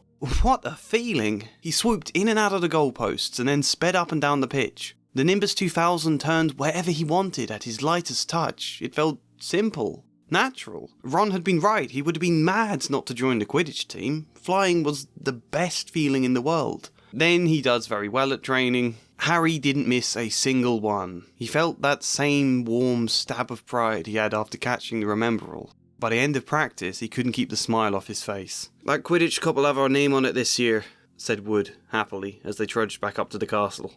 I think that was an attempt at a Scottish accent, I don't quite know. But this chapter is called Halloween. It's the one with the troll in the dungeon. In the original book, Hermione lies that she went after the troll in order to get Harry and Ron out of trouble. Therefore, she gets 10 points taken from Gryffindor, but then there's 20 added for Harry and Ron doing well, which is a nice moment, but doesn't make much sense when you think about it. Shame on you, Hermione, for trying to fight a troll on your own. You could have been hurt. 10 points from Gryffindor. Well done, Harry and Ron. You fought a troll all by yourself. 20 points to Gryffindor.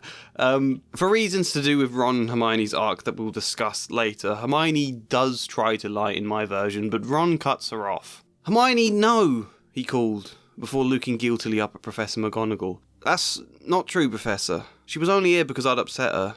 I'd told her something I didn't mean. Something unkind." He glanced sheepishly at Hermione, then his face flushed a bright red. "That's why we came. Hermione didn't know about the troll, and..." His voice tailed off. It took Professor McGonagall to finish the sentence. "And you and Potter both thought you'd play the hero? Do you have any idea how stupid that is?" Harry and Ron both stared at their feet. 10 points from Gryffindor. I'm very disappointed in you both. It is remarkable you were all unharmed." She inhaled deeply. "I dare say not many first years could have taken on a full-grown mountain troll and won." Harry glanced up.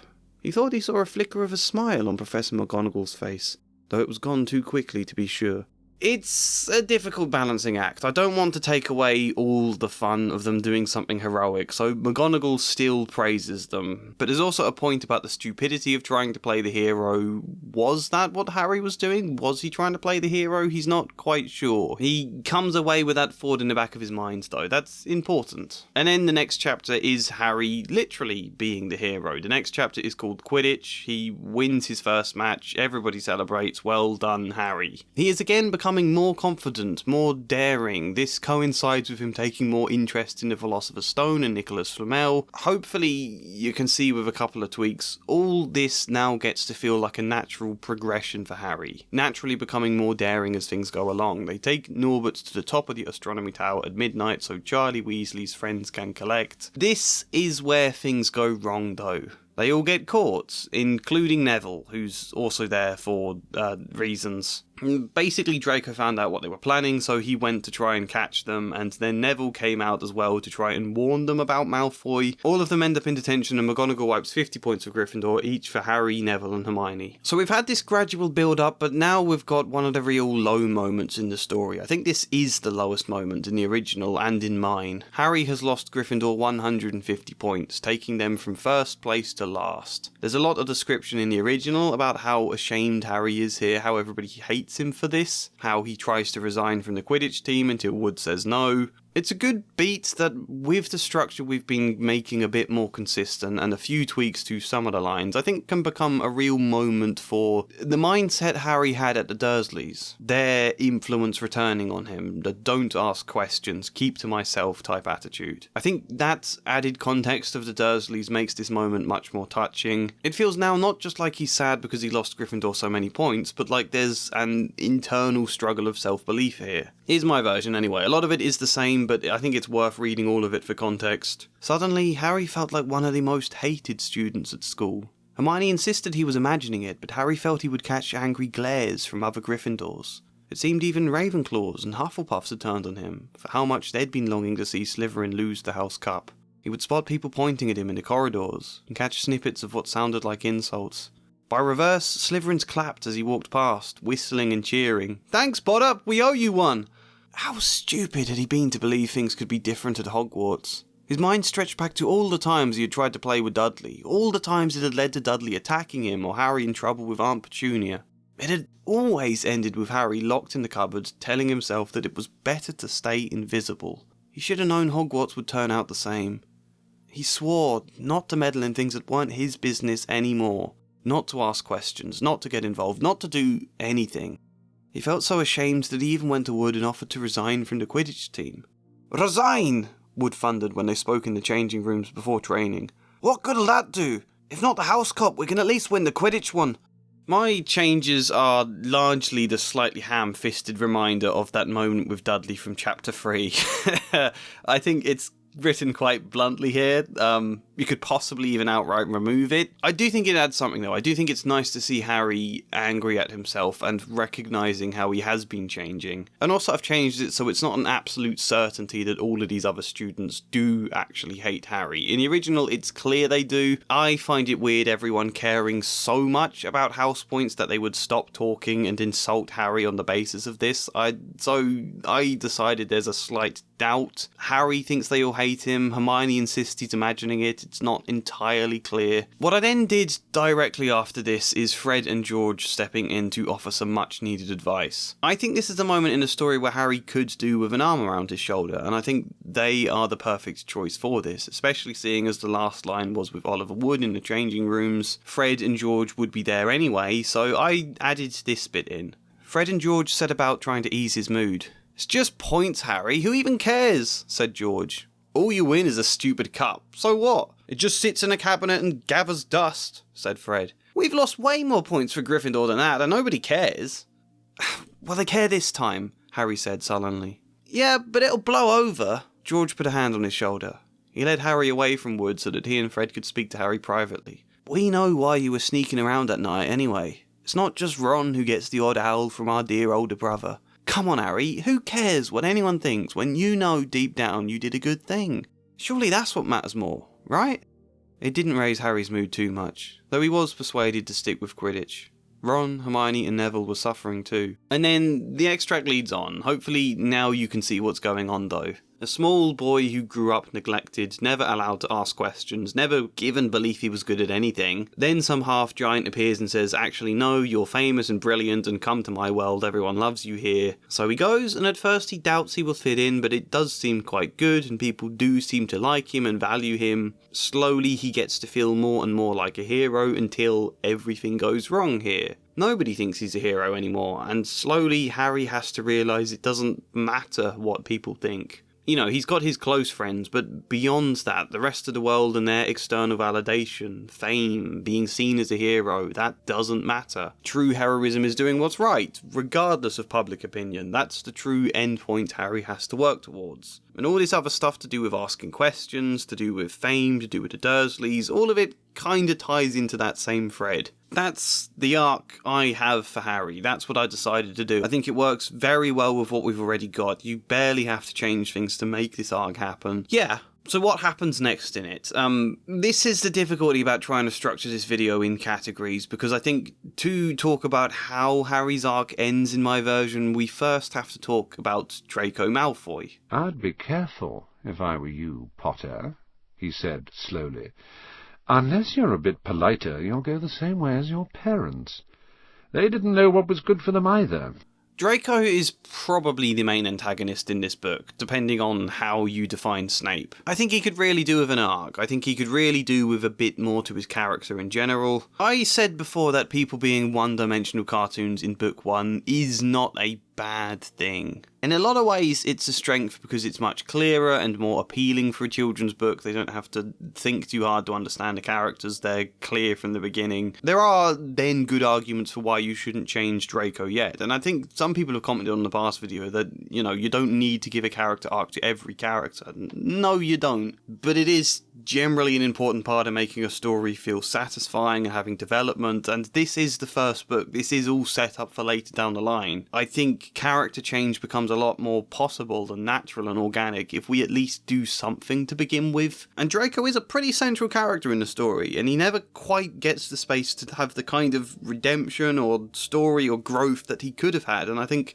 it's then important we start to set something up at least. And also, Draco is kind of my biggest problem thematically from the point of view of this being a children's book. The way Draco is set up as someone we're all supposed to relish humiliating and making a fool of in every single interaction, that he deserves that because he's a baddie. That's literally the bullying mentality. That's exactly how bullying happens. Everybody is always super mean to Draco, really, apart from other bad characters. And it's okay to be mean to him because he sneers and he looks smug and he says horrible things from time to time. Racism, yes, that comes into the second books. It's not the point in this first one. And even then, that's just what he's been taught by his father. He is still a person capable of change and growth, and we should be slowly telling that story across the books. I fully get why an 11-year-old Harry would despise him as much as he does, but even then, most children's rivalries aren't so clear-cut as they originally think. The framing of the book weighs in on Draco too. It's not just Harry's perspective, but the narrative voice itself. So,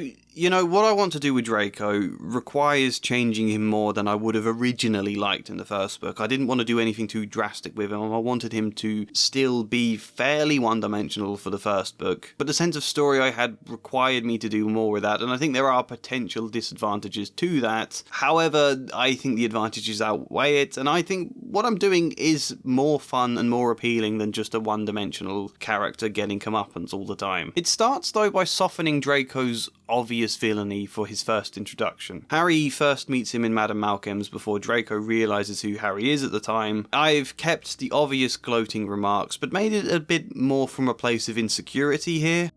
"Play Quidditch at all? No?" said Harry again, wondering what on earth Quidditch could be. "I do.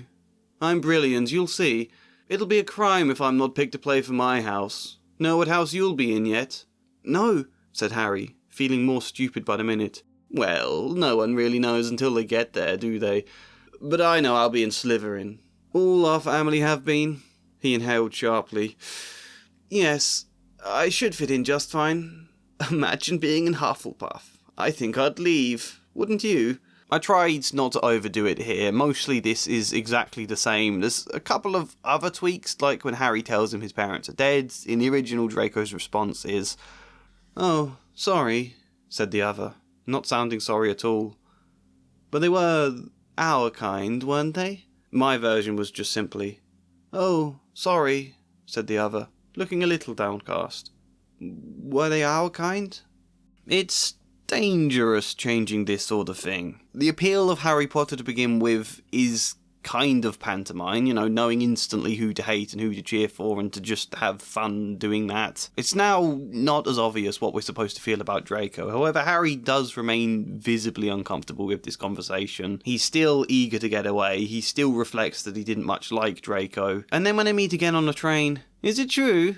he said, looking at Harry with interest. "They're saying all down the train that Harry Potter's in this compartment. So it's you, is it?" "Yes," said Harry. He was looking at the other boys. One of them was tall with square glasses, the other short and thick-set with a squashed nose. Both had short-shaved black hair, and standing either side of the pale boy, they looked like bodyguards. "Oh, this is Crabbe," said the pale boy carelessly, pointing to the short one, "and this is Goyle. My name's Malfoy. Draco Malfoy." Ron gave a slight cough, which might have been hiding a snigger. Draco Malfoy looked at him. "Think my name's funny, do you? No need to ask who you are. My father told me all the Weasleys have red hair, freckles, and more children than they can afford. I'm surprised they could stump up the funds to send you here at all." He turned back to Harry. "You'll soon find out some wizarding families are much better than others, Potter. You don't want to go making friends with the wrong sort. I can help you there." He held out his hand to shake Harry's, but Harry didn't take it. He didn't like the way he had spoken to Ron. "I think I can tell who the wrong sort are for myself, thanks." Draco Malfoy didn't go red, but a pink tinge appeared in his pale cheeks. He looked surprised, even upset at the rejection. "I see," he said at once. "Not good enough for the famous Potter, am I? Or is it the reverse? Perhaps you hang around with riffraff like the Weasleys and that oaf Hagrid to try and look better in comparison." Okay, so a couple of points to mention here.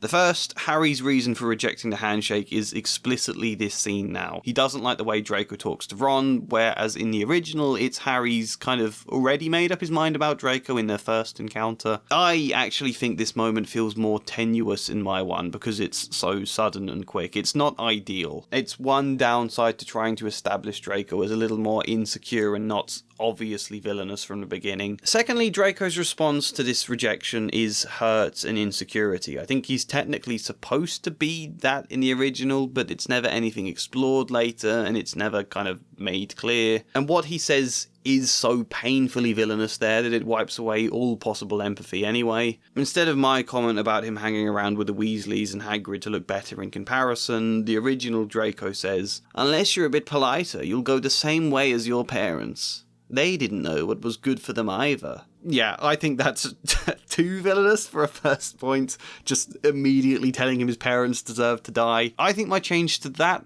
is better. I think there's a bit more nuance and it opens more space to do something with Draco in this book. Something. If he's too much of a villain to begin with, that's quite difficult. So after this, now everything is the same. A ton of rivalry, a ton of insults between the two. Draco wants to show off his flying by stealing the Remembrall until Harry outshines him. They then have the midnight duel thing. Harry kind of mocks Draco about the fact not only he is on the Quidditch team when Draco isn't, but that the school has bent the rules to buy Harry the Nimbus 2000, where all other first years are not allowed to own brooms. Draco previously had his confiscated. Then we get to the dragon. Draco finds out about it and he tries to get them into trouble over that, so they both end in detention in the Forbidden Forest where they share a moment alone together. That's kind of been the arc so far. A sort of insecure, awkward beginning, followed by quite a fierce rivalry, I think. And now, be warned, I think this extract is the clunkiest bit of dialogue in this entire video.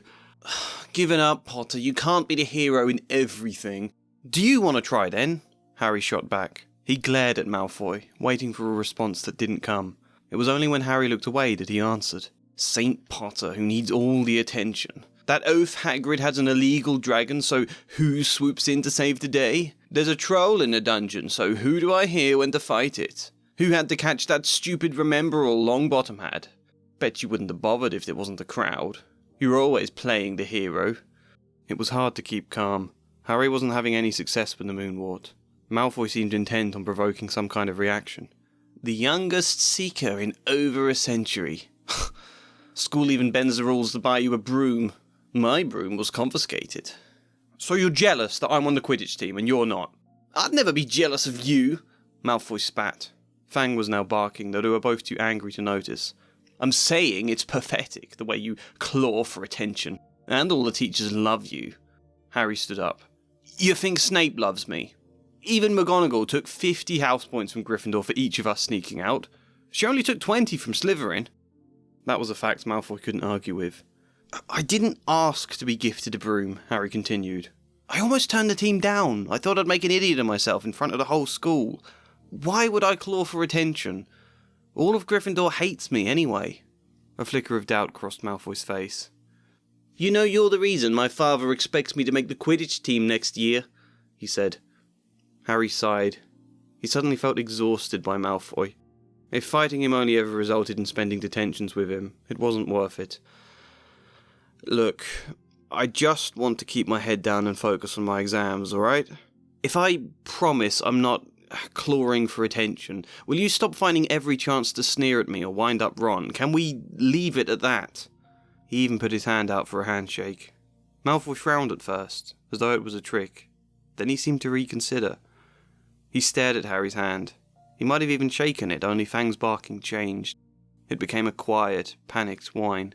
You can just feel their points in the story and their arcs being screamed aloud in this scene. There's so little bite to what either of them are saying, it's so clearly just describing the theme. I shouldn't be too critical of myself because of how quickly I hashed all of this out, but this was one of the scenes I was looking forward to. This was supposed to be a big twist in the story, or a small twist maybe, but one that changes all of Harry's feelings about Draco, and I just executed it horribly. I like the parallel of Harry rejecting Draco's initial handshake and now offering one in return. I think it is worth picking up on some of the ways Harry has been favoured and is constantly presented as a hero in this story, how that might feel from Draco's perspective. It is a fun twist to suddenly see it from a new light after pages upon pages of viewing Draco like the biggest dickhead. So, I still like the idea. I still think this could work really well. It could add another layer to the story and can inform Harry's own growth as a person. We were talking about Harry's arc not too long ago. We are going to return to that soon. And this is the same chapter as Fred and George giving their advice to Harry, by the way. That was at the start of the chapter and it sort of cheered Harry up, but he didn't entirely feel it. He had still made this promise not to meddle, to keep his head down. Draco now kind of reaffirms that idea, this general belief of keep to yourself, stay invisible, don't play the hero, don't ask questions. All of this stuff that kind of represents the influence of the Dursleys on Harry, and their influence is winning right now. Following this scene, neither Harry and Draco are friends at all, but they also stop trying to get each other into trouble. They call an awkward truce, which is easy to do because there aren't any other scenes in the book after this where Draco and Harry do have rivalry. I'm not even sure we see Draco at all until the end of Year Feast after this. As a result, all I had to do was find a good moment to just pop in some comment about how they've been, a sort of summary description, and I used this moment where they're talking about their exams to do that. Hermione always likes to go through her exam papers afterwards, but Ron said this made him feel ill, so they wandered outside and flopped under a tree. I hope Malfoy failed all of his, he muttered. He won't have done, Harry said. He had told Ron about the conversation he'd had with Malfoy in the forest. Since then, both Harry and Malfoy had been keeping an awkward distance from each other. Ron, however, was unconvinced. He continued to loathe Malfoy just the same. That's kind of all we needed to do there. I think that's enough. What then is capable of pulling Harry out of this I'm not going to meddle in other people's business rut? We can come back to Harry's arc again now before we finish off what happens with Draco, because it's the Philosopher's Stone, of course. Snape's trying to steal it to bring back Voldemort, they believe. As in the original scripts, they try at first to tell themselves that it's okay, that Dumbledore will have it under control. They don't need to do anything, so they can just focus on their exams. That's what they do, but Harry's scar is hurting more and more. It's harder to ignore this call for action. And then, after the exams, he discovers that Hagrid had let slip how to get past Fluffy. Suddenly, they're afraid Snape is going to break in and steal the stone tonight. Again, exactly the same as the original. They try to tell Dumbledore, but Dumbledore's been called away to the Ministry at the time, so they try to tell McGonagall, but she brushes it aside. They can't get anyone to listen, basically because they're kids. All of the options available to them that don't involve playing the hero are options that fail. And they end up kind of getting in trouble and being sent back to the common room, feeling like it's hopeless. Here is the original extract of what they kind of discussed then. "Well, that's it then," Harry said. The other two stared at him. He was pale and his eyes were glittering. "I'm going out there tonight, and I'm going to try and get the stone first." "You're mad," said Ron. "You can't," said Hermione. "After what McGonagall and Snape have said, you'll be expelled." "So what?" Harry shouted. "Don't you understand? If Snape gets hold of the stone, Voldemort's coming back. Haven't you heard what it was like when he was first trying to take over? There won't be any Hogwarts to get expelled from. He'll flatten it, or turn it into a school for the dark arts. Losing points doesn't matter anymore, can't you see? Do you think he'll leave you and your families alone if Gryffindor win the House Cup? If I get caught before I can get to the stone, well, I'll have to go back to the Dursleys and wait for Voldemort to find me there. It's only dying a bit later than I would have done, because I'm never going over to the dark side. I'm going through that trapdoor tonight, and nothing you two can say is going to stop me. Voldemort killed my parents, remember?" He glared at them. Here's my version of that. "Well, that's it then, isn't it?" Harry said. He collapsed into an armchair, crossing his arms and staring bleakly at his knees. Anyone who might be able to help either wasn't there or wouldn't take them seriously. They were just three panicked children, meddling in things that weren't their business. He felt sick. He had only just entered the world of magic, and only just found out about his parents. Now Snape would be bringing back the very person that killed them. He thought of their smiling faces in the mirror of Erised. It was unfair. All of it. He could have cried. Only his sorrow hardened into a furious, burning resolve. He was almost shaking when he told Ron and Hermione, "I'm going there tonight, and I'm going to try and get the stone first." "You're mad," said Ron. "You heard McGonagall. You'll lose another 50 points. "So what?" Harry shouted. "All you win is a stupid cup." "You'll be expelled," Hermione exclaimed, but Harry wasn't listening. "If Snape gets hold of the stone, Voldemort's coming back. Haven't you heard what it was like when he was trying to take over? There won't be a Hogwarts left to get expelled from. I don't care what anyone thinks. I don't care what trouble I get in if it means I can stop this. It's too important, don't you see? My parents died to stop Voldemort," he said, his voice now weakening. "If he comes back, they'll have died for nothing. I have to try." The silence was long. He didn't expect either of them to understand. His life had been a simple story Ron had grown up hearing. To Hermione, it was an extract in a history book. They couldn't understand the reality.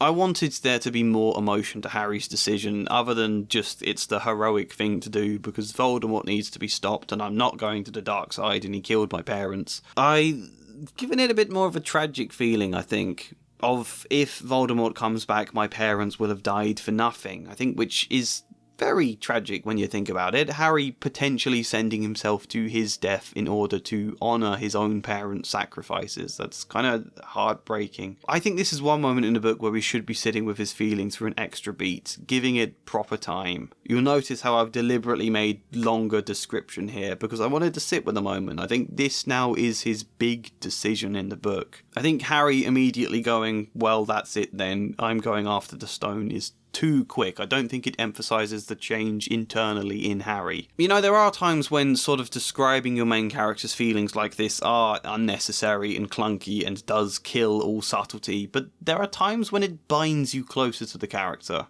I personally think this is one of those moments. This is the knife point of his conflict between keeping to himself and standing up to fight. The Dursleys taught him to keep to himself and to stay invisible, but he saw his parents in the mirror of Erised. They died fighting. Harry chooses to risk fighting. metaphorically it's kind of choosing their influence rather than that of the Dursleys, and I like that idea. I also like a slight beat there before Ron and Hermione insist that they're coming along too. I think a bit where Harry believes they can't understand him and he has to be alone on this, then no, he doesn't. They agree to come with him. I like just taking a second for that emotion first. So they go off to the stone despite thinking it'll get them expelled or they'll be hated even more by Gryffindor students. Harry fights Quirrell and Voldemort, he wins, and then the school celebrate them like heroes. He kind of gets the best of both worlds, doing the right thing regardless of public opinion and then being adored for it anyway,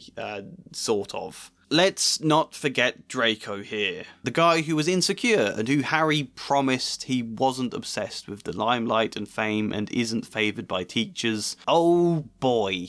Slytherin wins the House Cup. The Great Hall is decked in Slytherin colours for the final feast, but then Dumbledore stands up and says, hang on, I'm going to dish out some bullshit amount of points to Harry and his crew to make sure they get just enough to win the House Cup instead. Sorry Slytherin, I've decided this is Gryffindor's year. Everybody celebrates, the end. Sort of. During all of this scene, I've made sure Harry glances over at Draco's table a couple of times. A storm of cheering and stamping broke out from the Slytherin table. Harry could see Draco Malfoy banging his goblet on the table. Yes, well done, Slytherin, said Dumbledore. However, recent events must be taken into account. And then a bit later there's this. Those who could add up while yelling themselves hoarse knew that Gryffindor now had 472 points. Exactly the same as Slytherin. They would draw for the House Cup. That was fair, wasn't it? He looked across the table to Malfoy, who had gone tense. Dumbledore raised his hand. The room gradually fell silent. He then awards Neville some extra points so that Gryffindor win. Someone standing outside of the Great Hall might well have thought some sort of explosion had taken place. So loud was the noise that erupted from the Gryffindor table. Ron and Hermione stood up to yell and cheer as Neville, white with shock, disappeared under a pile of people hugging him. They had won! Still sitting, Harry didn't know how to react. Seamus was hitting him on the back, shouting, "Hero!" Harry was pleased. He reached for his goblet, but caught sight of Draco, who was staring right at him, furious. Harry remembered everything they had discussed in the forest. Professor Dumbledore had just dished out some last-minute points to make sure Gryffindor won the House Cup. There would be no explaining this to Malfoy, he knew. Ron grabbed Harry by the back of his robe and hoisted him to his feet. Oh, forget what Malfoy thinks. We deserve the cup, right? You saved the stone. Just enjoy the moment for once. It was hard to argue with that. After all, the Great Hall did look much better, decorated in the Gryffindor colours.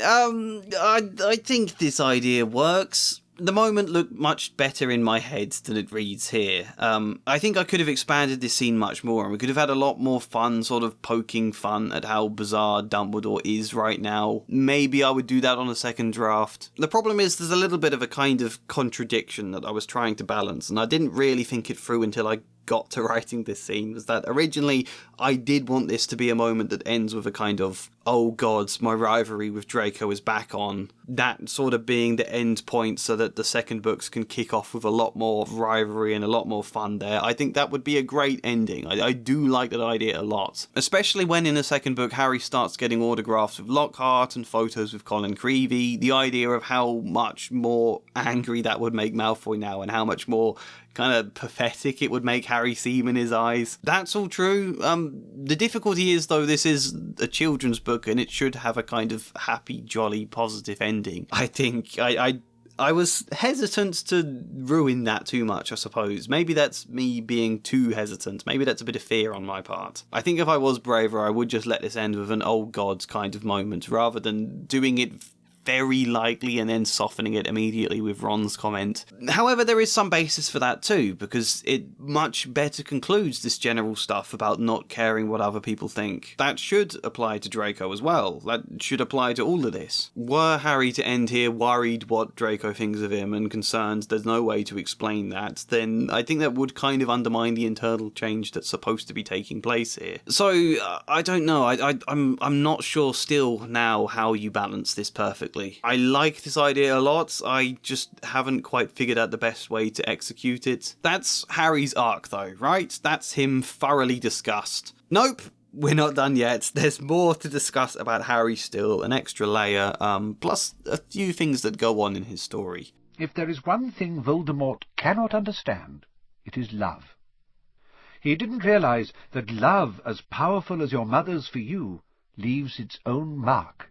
I said earlier that Harry's mindset at the beginning of my version reflects the influence the Dursleys have had on him, and that Harry becoming more confident, daring, Harry becoming someone who will stand up and fight, that's, at least metaphorically, reflects his parents' influence. I know there is something a bit not great about Harry throwing himself into life-threatening situations due to an idealisation of his parents' sacrifice, but I think that's something we'd explore in another book. In my version anyway, Harry is learning to stand up and fight. Yeah, partly because of his parents, partly because he starts to become more aware of the idea that he was loved. He is deserving of love, and therefore can believe in himself, therefore it is worth fighting for himself. I don't need to explain any of that, I think it should all exist within the subtext, but I like the idea of it, I find the concept touching. And we've already expressed how the Dursleys do have an influence in Harry's mind. So, what about his parents? Well, most of it is the same. Harry barely knows anything about them. He's just starting to learn a few things when he comes across the Mirror of Erised. And then he sees his parents in the mirror. And then he gets Ron to come and see, but Ron, of course, sees something completely different in the mirror. That's disappointing for Harry. He later comes back for a third time on his own because he really wants to see them. That third night, he found his way more quickly than before. He was walking so fast, he knew he was making more noise than was wise, but he didn't meet anyone. And there were his mother and father, smiling at him again, and one of his grandfathers, nodding happily. Harry sank down to sit on the floor in front of the mirror.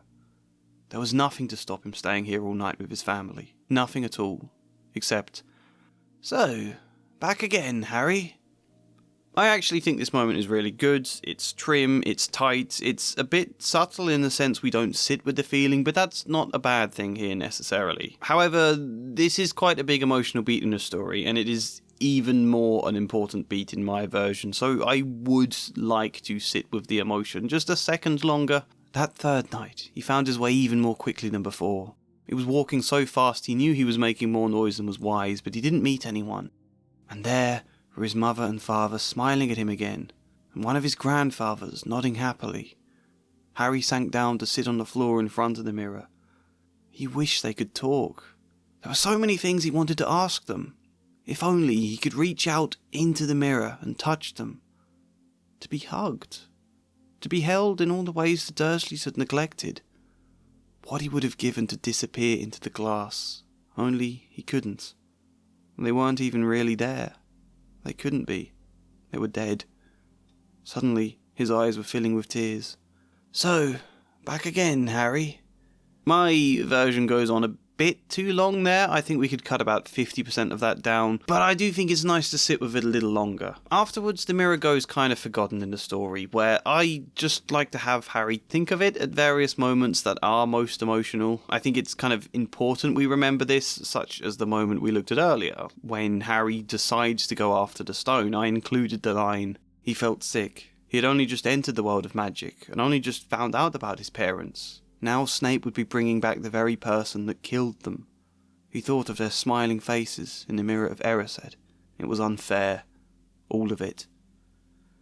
There's a couple of other, one-sentence moments where he thinks of them when it's appropriate, and I think it's worth adding them. But coming back to this line, what's also important about it, I think, is the emphasis on being hugged. Harry has quite possibly never been hugged since he was a baby. And I'm sorry, I have to say it, there's a lot of research for this. You cannot underestimate just how damaging it can be for a person to not experience that kind of touch. Chronic touch deprivation, or skin hunger, or touch starvation are normally the words people use. Realistically, I can't help it bothering me how little Harry is ever hugged, even at Hogwarts, and how little he cares. Harry, despite being an 11-year-old child, is presented as someone who barely ever cries, sees that kind of emotional vulnerability as bad, which admittedly could be quite fitting, but I don't think we have time to explore that side of Harry really in this book. It's not really presented as something to explore or wonder about him. Emotional vulnerability is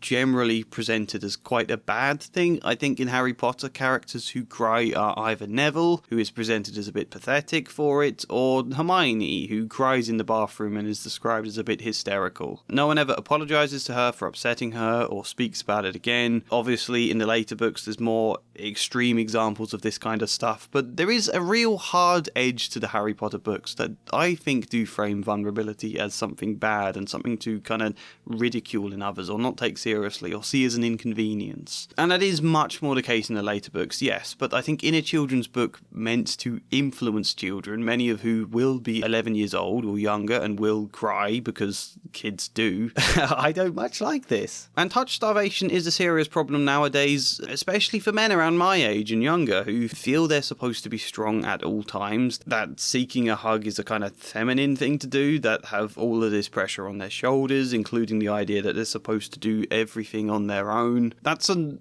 awful amount of weight to have to carry without the idea that you can even seek support. So I think it's fair a young Harry might want a hug from his parents, which he obviously can't get, but I think it's nice to emphasise that he would want that, and because there are 3 emotionally charged moments in the story where he could get a hug from someone else. The first, is one actually where he does get a hug, and it's right before Hermione leaves him at the last task before he heads to face Voldemort, you know? But Harry, what if you know who's with him? Well, I was lucky once, wasn't I? Said Harry, pointing at his scar. I might get lucky again. Hermione's lip trembled, and she suddenly dashed at Harry and threw her arms around him. Hermione? Harry, you're a great wizard, you know. I'm not as good as you, said Harry, very embarrassed as she let go of him. Me, said Hermione. Books and cleverness. There are more important things. Friendship and bravery and... Oh, Harry, be careful. You drink first, said Harry. You're sure which is which, aren't you? And then they drink these potions that allow them to continue. If I'm not mistaken, this could be Harry's first hug ever from the moment he was left at the Dursleys. I think it could mean more than a kind of, Hermione, stop being so emotional. Sorry. I think it's a worthy moment. But, Harry, what if you know who's with him? Harry felt his chest heave at the thought. There was no turning back now. He had to be brave. He tried to sound brave. Well, I was lucky last time I met him, wasn't I? I might get lucky again. Hermione's lip trembled, and she suddenly dashed at Harry and threw her arms around him. Hermione! He objected, but it was a warm hug. He couldn't remember the last time he'd been hugged and found himself holding her tight in return. Harry, you're a great wizard, you know, and an even better friend. You and Ron are the best friends I've ever had, Harry said. He wanted to say more, only they couldn't delay any longer.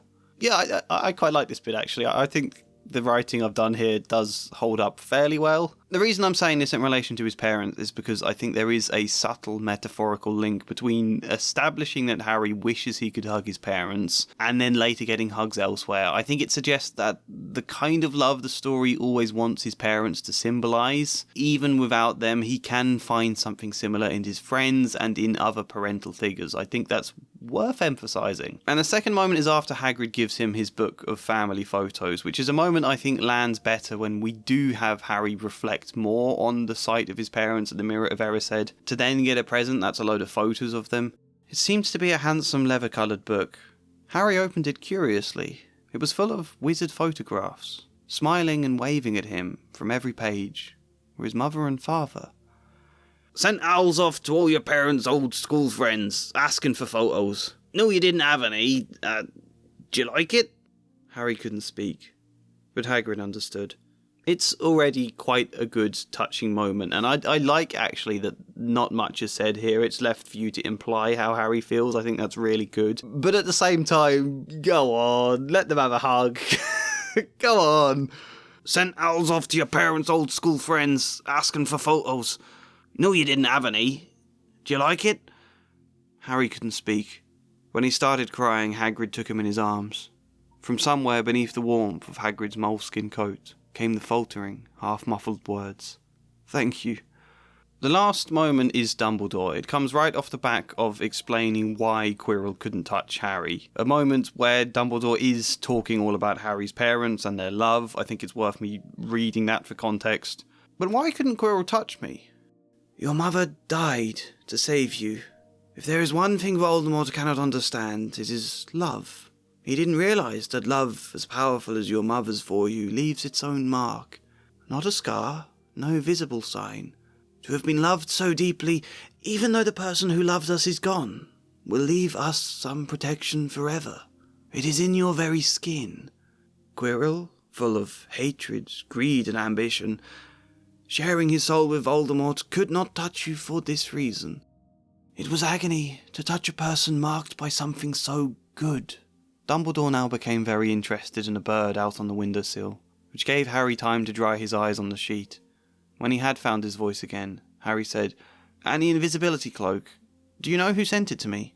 Dumbledore politely ignores Harry's tears like they're some kind of minor inconvenience. Look, I don't hate the idea of Dumbledore keeping some emotional distance to Harry. I think in terms of later backstory stuff, it would make sense for Dumbledore to have an inner conflict between wanting to care for Harry and to be like a father, but also not wanting to become too attached to him, knowing what Harry might have to later do. I would like to see that conflict playing out in the subtext a lot, but I don't think that's what's going on here. I think this is just another moment of the story happening to depict emotional vulnerability as a bad thing and something to try and suppress. Before I show you my version, it's worth popping back in time to the Mirror of Erised again. In my version, we saw earlier that Harry almost starts to cry in that scene when he comes to the mirror. What he would have given to disappear into the glass. Only he couldn't. They weren't even really there. They couldn't be. They were dead. Suddenly, his eyes were filling with tears. So, back again, Harry. Harry felt as though his insides had turned to ice. He dried his eyes quickly and looked behind him. Sitting on one of the desks by the wall was none other than Albus Dumbledore. For anyone who watched my last video, you might know this is one of my pet peeves in Harry Potter, the way his insides always described as doing something, in this case turning to ice. But I said I'm trying to preserve original lines. In most of the quotes I share of my writing, it's all pieced together with original lines. But on their first encounter, I have Harry hiding his tears. Dumbledore maybe noticing Harry's crying, maybe not noticing it, it's not clear, but Harry trying to hide it. On the second scene, Harry's got no hope of hiding them. Not only is Dumbledore talking directly to him in the hospital wing, but he's also telling Harry that he was loved by his parents. Of course he's going to cry, but rather than just an aside comment of him drying his eyes on the bedsheets while Dumbledore pretends not to notice, I think it's a moment that deserves attention and care. But why couldn't Quirrell touch me? Well, I have a few theories, Dumbledore said thoughtfully. Your mother died to save you. Love, Harry. A powerful form of magic that leaves a mark in all it touches. Not a scar, no visible sign. To have been loved deeply, even though the person who loved us is gone, it may give us some protection forever. Quirrell, who shares his soul with Voldemort, full of hatred and reduced to something quite inhuman. It is possible he could not touch you for this reason. It was agony to touch a person marked by something so good. Harry didn't know what to make of this. There was only so much he had been taught about different branches of magic. Could this be true? If it was, then Harry had known love, whether or not he had been too young to remember. Suddenly he was crying. All of the fear, courage, anger he had felt facing Voldemort now spilled into a heavy, tearful release. Dumbledore seemed hesitant at first. Nonetheless, he came forwards and put an arm to Harry's shoulder. It's quite okay to cry, Harry. Again, I think I've gone a little bit overboard now, where before it was underboard, but even so, it's nice. We go from one scene where Harry is hiding his tears, and then in the end scene where he's being reassured it is okay to cry. If you watched my original video, you remember I thought this explanation about his mother's love stopping Quirrell was a bit cheesy and contrived, and it does have a nice metaphor inside it, but it's still a very sugary scene that makes me roll my eyes. Yeah, I was half tempted to completely change this as a result. That's what I was originally planning to do, but I don't think I should. Having just finished rereading The Goblet of Fire, where this whole idea returns again and Voldemort discusses it, I think it's better to keep it as it is for now. I've decided there's a twist we could do in the 4th book to do with this moment, an aspect of this that Dumbledore hasn't shared with Harry here, so I don't want to spoil what that is, but I think it's better I keep this speech basically as it is. One more point before we can finally stop discussing Harry and get onto some of the stuff I find most fun. Oh, don't mention it, said Hagrid gruffly. Don't expect you've had a lot of presents from them DURSLEYS. So this idea kind of spawned out of the question, why does nobody ever seem to care that Harry is clearly growing up in an abusive household? And when I proposed this plan in my last video, it was actually one of the most controversial suggestions, I think. Half of people saying, yes, that needs exploring, not doing it leaves the story paper thin, it's hard to see Harry's teachers as good characters when they never talk about this. For a children's book that's supposed to teach children about the world, it's very weird the way the story does sort of accidentally normalise abuse. Which, yeah, I think it does. Harry just accepts all the abuse, sometimes with a slightly laboured roll of his eyes, which I understand the characterisation there. However, there's never any moment where any figures of authority are telling him, hey, this isn't okay what they do, Harry. Or moments where the story emphasises that to readers, many of which will be children. Like, yeah, it's super obvious the Dursleys are bad, but never that it's something Harry shouldn't have to accept. Never that there's any alternative out there, just deal with it on your own, Harry. It's perhaps one of the things that's most difficult about writing children's books especially, actually, because there is a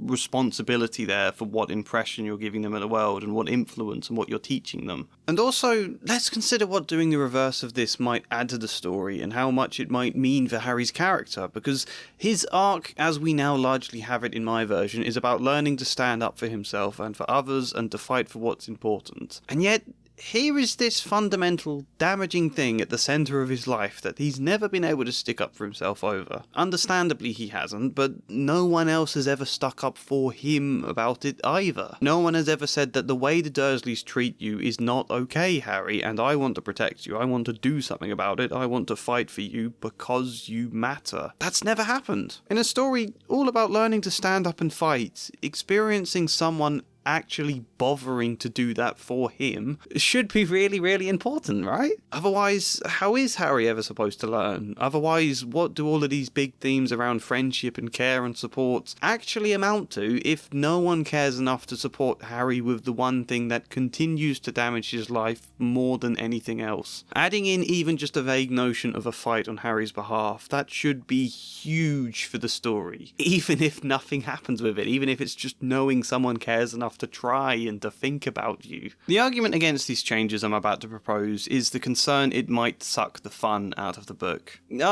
Personally, my theory was that that wouldn't happen. I thought that it would add something quite touching, but it's also just an extra layer, an extra aspect to this world. I think you then get to criticise something about the world, which is also interesting, but it's still a point to keep in mind. How do we explore why nobody tries to stop Harry living with the Dursleys in a way that doesn't suck the fun out of the story, but actually enhances it? Okay, yes. Firstly, I do know the reasons Harry is still at the Dursleys is because of this old magic spell where Harry is protected from Voldemort due to blood relatives. But I always felt like that was a plot explanation invented to explain why he's with them rather than something that really adds much story. And it still makes me wonder, well, was there no alternative Dumbledore? You found out Harry was being abused pretty early on. You even had Mrs. Fig spying on Harry for years. Surely there was something you could have done. And something you could do after this book, rather than just let him go back and have things carry on the way they were. In fact, there is technically something. At the very least, he could do the thing he does in book 6, which is visit the Dursleys and talk to them. You did not do as I asked. You have never treated Harry as a son. He has known nothing but neglect and often cruelty at your hands. We know he has also sent one or possibly a few howlers to Petunia in the past, but seeing as none of it ever made any difference, why not do anything more? It's also worth stating that I got some comments on the last video in response to this idea saying that's just the way the world was. The reason Dumbledore or McGonagall or whoever never do anything for Harry here is because that's how teachers were back in the day, which is technically often all too true. Whilst that's true, that doesn't mean the story is exploring this point. That's not the story going, let's look at how seemingly good people in the community can often overlook or ignore the signs of abuse, and why that is a problem for society. That's not the case. It's just a story wanting us to see these characters as unequivocally unequivocally good. At least, well, there's some attempt to reframe Dumbledore later on, but generally is unequivocally good, while also there's this totally unacknowledged elephant in the room, permanently taking up space, never being talked about. That's not satisfying story around it. So, I'm going to explain what I changed, and hopefully my thinking behind it will be obvious. Starting with Hagrid. So when Harry isn't getting his letters for Hogwarts, Hagrid is sent to visit and deliver one himself. He crashes down the cabin door, he meets the Dursleys, he tells Harry about magic, but gets very angry to discover how little the Dursleys ever told Harry about the magic world. This builds up until Vernon exclaims, "I am not paying for some crackpot old fool to teach him magic tricks!" yelled Uncle Vernon, but he had finally gone too far. Hagrid seized his umbrella and whirled it over his head. "Never!" he thundered. "Insult Albus Dumbledore in front of me!"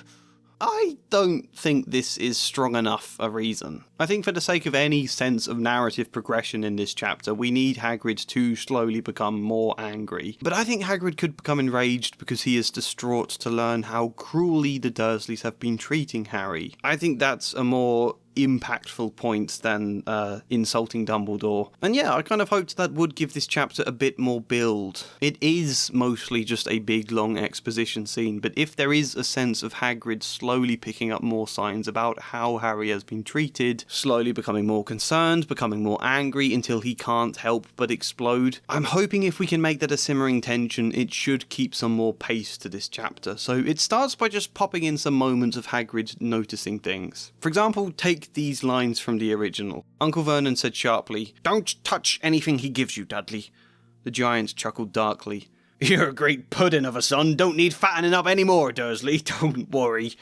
He passed the sausages to Harry, who was so hungry he had never tasted anything so wonderful, but he still couldn't take his eyes off the giant. Finally, as nobody seemed about to explain anything, he said, "I'm sorry, but I still don't really know who you are." I changed that to this. The giant chuckled darkly, then passed the sausages to Harry. "Hungry?" he asked. "Starving." He had never tasted anything so wonderful, but he still couldn't take his eyes off the giant, who was now looking at him with slight concern. "You're looking a bit thin there, Harry." He glanced over at Dudley again, deep in thought. Harry couldn't help speaking up. "I'm sorry, but I still don't really know who you are." I like that. I think it does work. It's a nice little hint, and then Harry leads them away into some more exposition, but there's now this worrying question in the back of Hagrid's mind. Here's another example of trying to lay a clue that I really don't like. I hate what I've done here. I don't know what I was thinking. Hagrid had to take a deep breath. He ran his fingers through his hair. "Were I not wanting you to know?" he asked, then looked again at the Dursleys. "Is this why you've gone out all this way, trying to escape the owls? I heard about the last letters. Sent to room 17 of some hotel. Before that, sent to the smallest bedroom in number 4 Privet Drive. Before that, to..." He seemed to freeze, lost in thought again. "To the cupboard under the stairs, number 4 Privet Drive." It's potentially something worth Hagrid spotting, but it's very contrived. And if he already knew the letters were sent to the cupboard under the stairs, he should have considered this line of thought a lot sooner. It's a terrible version, that. I don't like that at all, but I think generally the build here works. The slow spotting of signs is a good idea, and it helps as well that we can now use Harry to sort of calm the tensions in these moments. It's worth seeing all of what I changed in this extract. Here is the original version. "Load of old tosh," said Uncle Vernon. Harry jumped. He'd almost forgotten that the Dursleys were there. Uncle Vernon certainly seemed to have got back his courage. He was glaring at Hagrid and his fists were clenched. "Now, you listen here, boy," he snarled. "I accept there's something strange about you. Probably nothing a good beating wouldn't have cured. And as for all of this about your parents, well, they were weirdos, there's no denying it. And the world's better off without them, in my opinion. Asked for all they got. Getting mixed up with these wizarding types. Just what I expected. Always knew they'd come to a sticky end." But at that moment, Hagrid leapt from the sofa and drew a battered pink umbrella from inside his coat, pointing it at Uncle Vernon like a sword. And then, we've actually read the rest of this earlier. In my version, I've actually shortened this slightly. "Load of old tosh," said Uncle Vernon. Harry jumped. He'd almost forgotten that the Dursleys were there. Uncle Vernon certainly seemed to have got back his courage. He was glaring at Hagrid, and his fists were clenched. Now you listen here, boy, he snarled. I accept there's something strange about you. Probably nothing a good beating wouldn't have cured. His words didn't get any further. Hagrid had leapt up from the sofa and drew a battered pink umbrella from inside his coat, pointing it at Uncle Vernon like a sword. Beaten! He raged. I'm warning you, Dursley, I'm warning you. If you even laid a finger on this boy, if I find you've been hurting him. In danger of being speared on the end of an umbrella by a bearded giant, Uncle Vernon's courage failed again. He flattened himself against the wall and fell silent. Hagrid kept the umbrella poised, however. His breath was heavy with anger. I'm okay, Hagrid, Harry said. It doesn't matter. I want to know what happened to you know who. Anyway, Harry calms Hagrid enough to temporarily avert conflict, but it does build again, and here's another change I made that I don't like. You can see me trying to preserve the core of the original lines whilst changing the topic of conversation, and it doesn't work like that here. I think I should have just rewritten all of this as something entirely new that suited my new topic of discussion. You'll see what I mean. I am not paying for some crackpot old fool to teach him magic tricks, yelled Uncle Vernon. He's going straight back in that cupboard, and he's not coming out until all this tripe is forgotten. He had finally gone too far. Cupboard! Hagrid seized his umbrella and whirled it over his head. You have! You've been locking him in there! He was outraged. Fear and fury rolled together into a frenzied roar. Never, he thundered, hurt this boy again! I just don't think it lands. I think it's really hard to scream the word cupboards in an angry voice.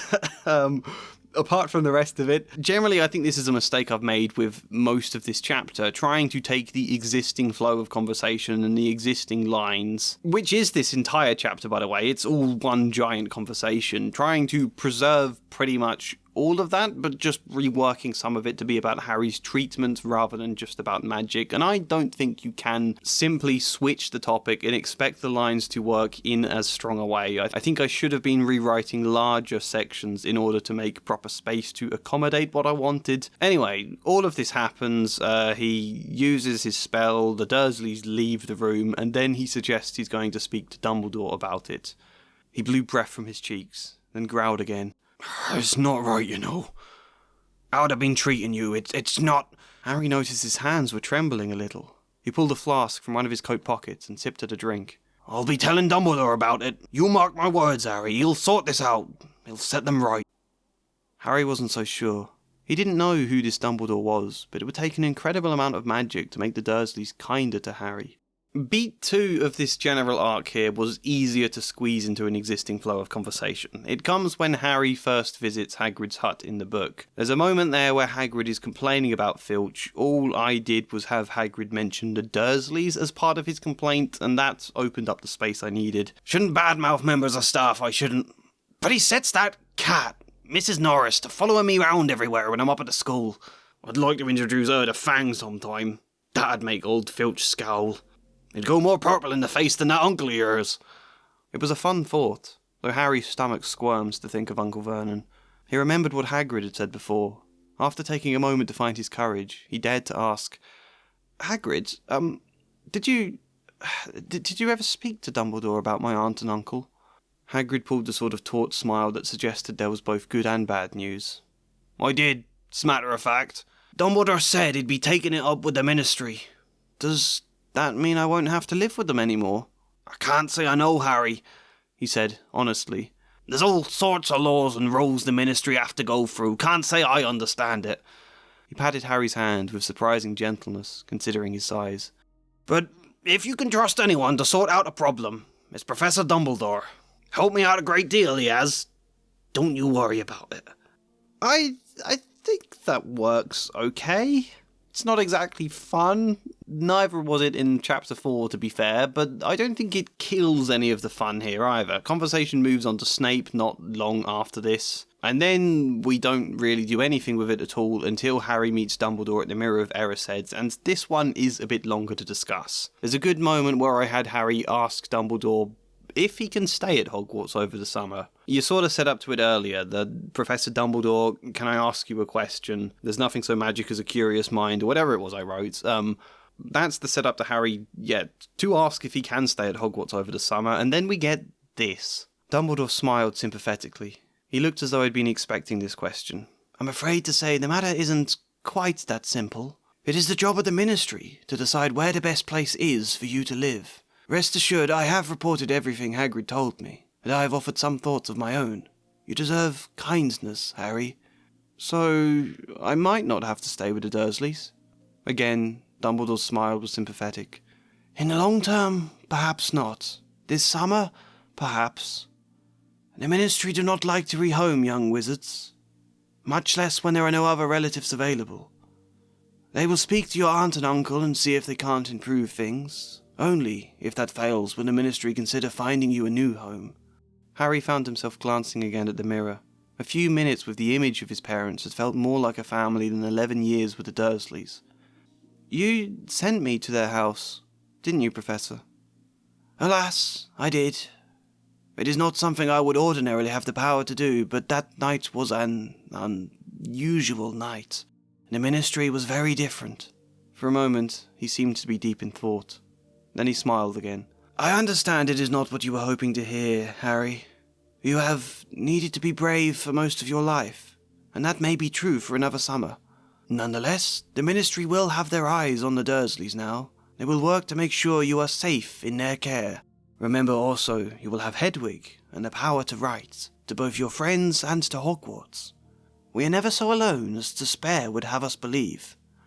Okay, it's very, very hard for me to argue this scene doesn't suck some of the fun out of the book. It's not a fun scene, it's also quite a long scene. Also, a lot of children will read this book for escapism. I can't imagine many would enjoy getting to read a conversation that echoes something their own social worker might have said. No. However, firstly, this scene is already a sad one. It's meant to be a low moment in the middle of the story, and I think that does help here. I think we're less killing the tone than adding an extra sting in general to the sadness of seeing his parents, if it's now compared to the Dursleys. It's also a moment of Dumbledore not being able to fix anything so easily and as magically as Hagrid had kept suggesting he could. It does suck. That's the system. There's so much space in all of these books to be about how dumb the system is and how a bunch of kids growing up might want to challenge some of it. I think Harry Potter is supposed to be about exactly that, hence why Fudge is so incompetent and Umbridge is a villain. The system as it is sucks. But yeah, it's also true. Kids will have these kind of conversations in real life with social workers or teachers, and whilst that's not fun, the alternative is nothing gets said. And how's that for a child reading it? Nobody cares about your home situation. Nobody does anything about it. There's nobody you can go to for help. I doubt many kids consciously thought that when reading this book. However, I did get a few comments from people suggesting that whilst Harry Potter was fun escapism they read during a traumatic time at home, that they also thought it did contribute to the feeling that they were alone in some ways, that there was nothing they could do. Granted, when I say a few comments, I literally mean two, but still. This kind of conversation could be exactly what a child needs to hear. And also, should we be afraid of allowing children to grapple with heavy ideas? Provided they aren't thrown at them in too overwhelming a way, I think there are so many children's stories that can be absolutely heartbreaking in moments. And all kids do have difficult thoughts and feelings in their heads, and they all need voices to tell them that those thoughts are okay. This is something we can talk about, and you can make sense of, rather than, no, this stuff is too big for you, it's too scary and sad, bury it down deep until you're older. I don't think this is a pleasant scene exactly, and I think I could have written it a lot shorter and a lot nicer, but at the same time, it's not a bad thing to just take a moment and let children peer behind the curtain, have a little peek at the adult world before we then go back into the story as it is. Dumbledore is the exact kind of person who would explain the adult world in a very adult, honest way to a child. I don't think it's a bad idea. Anyway, unnecessarily waffling tangent aside, the fact is this book does need to end with Harry going back to the Dursleys. I can't change that without massively changing the entirety of the later books. As such, how does he go back to the Dursleys without making the characters we're supposed to see as good look terrible? Either you do highlight them as flawed teachers that we are supposed to question and make space to explore that, or you blame it all on the system in order to explore that. That's the method I chose, and it is concise. It's not something big in this first book. It is just an occasional moment of pulling that curtain back and getting glimpses of the confusing world and this strange system that exists. Harry is then sad in this moment, but then we move on with the story until after Voldemort. And what we do is the obvious sort of thing, the typical hero trajectory that a lot of stories have. The thing that seemed most scary and terrible to begin with isn't so bad when set against the fact you just fought the big villain, you know? That typical idea. It's a bit much of a trope, but it does work very well for what we have. At the end of the book, Harry still doesn't want to go back to the Dursleys, but he also feels much braver now. During the hospital scene, I've added a short moment where Harry thinks this. He would end up back at the Dursleys, but hopefully not for long.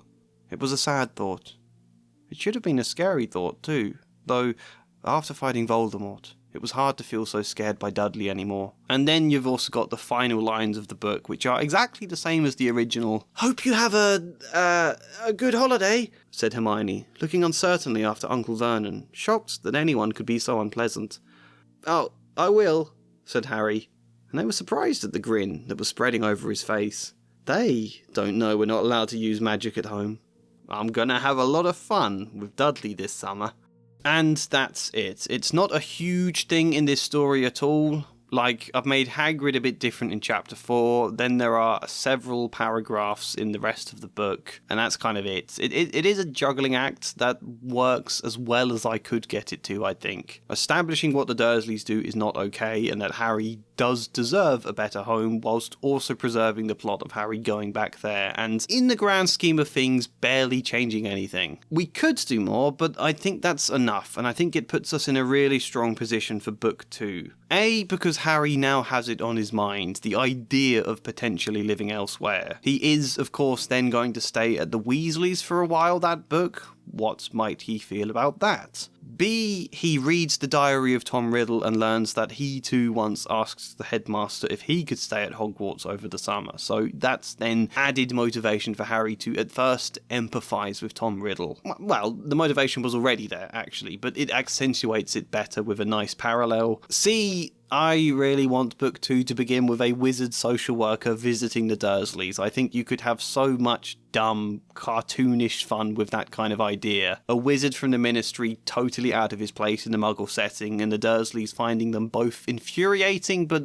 also trying to mask their anger and their cruelty, and then Dobby gets thrown into the mix as well. I think that could just be incredibly fun with a lot of humour. I've not properly envisioned how it would work, but I'm like 80% sure it could work. I would at least like to give that a shot.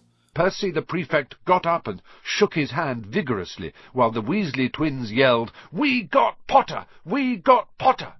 Yeah, generally, I think I'm happy with what I've done to Harry. Again, there's lots of individual lines which could be a lot better written on a second draft, but all of the arc I'm giving him is already almost there in the books. All of the ingredients for it are there. Harry is timid in moments. Harry does think he's not supposed to ask questions. Harry is nervous about Hogwarts, uncomfortable about fame, and he does have a beat in the story where he promises not to meddle in things that aren't his business. All I've done is given it a consistent trajectory and emphasised some of the emotion in moments where I think it matters. And yeah, I think I've potentially emphasised too much, made it too unsubtle, but I don't think that's bad, not for a children's book, and I definitely don't think it has killed the appeal of Harry Potter. He still gets a ton of wish fulfillment moments. We haven't exactly talked about them because there's a lot of them I don't really change much to, but they are still there. It's just he's slightly hesitant to embrace them at the beginning, which I actually think then makes the successes twice as satisfying. What have I learned from this?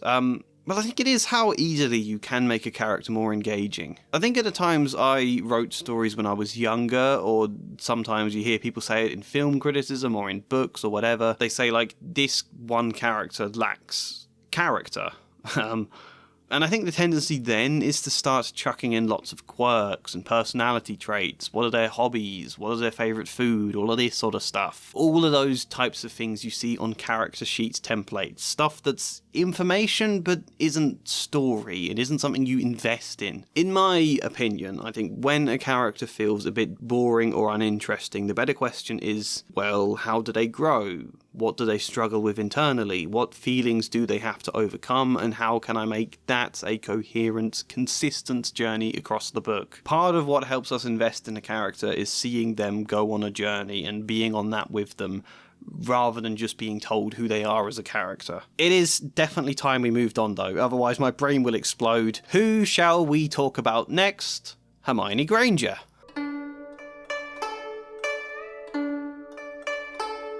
This would be a good time to mention more clearly than just in a pop-up that the background videos you have been watching are from the channel Dave's Walks. He's been doing a series of walking all of the Cotswolds that I've been playing in order for these videos. We've just finished a video of him walking from Stanway House to Winchcombe. This next one is from Winchcombe to Cleve Hill, and you can see the map for all of the walks he takes. Ever since we were both tiny YouTube channels, he's been good enough to let me use his videos as background, and I love them. His channel will be linked in both the descriptions and the pinned comment if you wanted to check it out. I highly recommend. I kind of owe half my own channel's aesthetic to him. Hermione's a very interesting one because I think I was wrong about her. My problems with Hermione, as discussed in her last video, are that people are kind of unfair to her as a character and that there's never any exploration of her studiousness, which I do stand by. For the first half of this book, Harry and Ron are very mean to Hermione. As a result, she goes off crying in the bathroom where they then save her from the trolls, but never apologise. She then lies on their behalf and then they do become friends, but it often feels like that's only because Hermione is useful. Sometimes she feels like someone who tags along and who can be a bit annoying, but they put up with it because she's smart, and sometimes that's exactly what the book says. It was really lucky that Harry now had Hermione as a friend.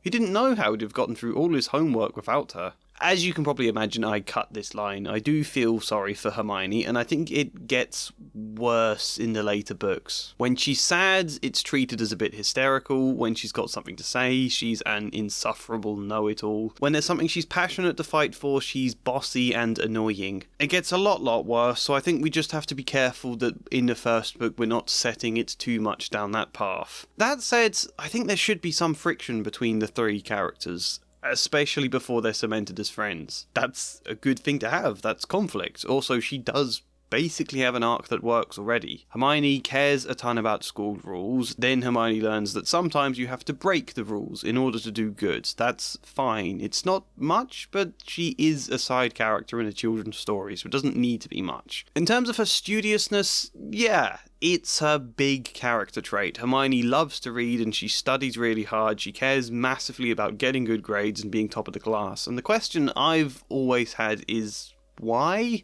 Why is Hermione so eager to write essays and enjoy homework and all of this stuff? The thing is, the books are never interested in that question. This biggest thing about Hermione's character, and it's never explored, she is just that way because she is, and people either find it insufferable or useful, and she's often just a means for Rowling to spout exposition based on something Hermione apparently read. I keep calling her Rowling instead of Rowling, don't I? I need to stop doing that. I don't know why I keep making that mistake. But I want to care about Hermione more than that. I want to get to know Hermione. It strikes me that she might have an insecurity or an internalized level of pressure to excel.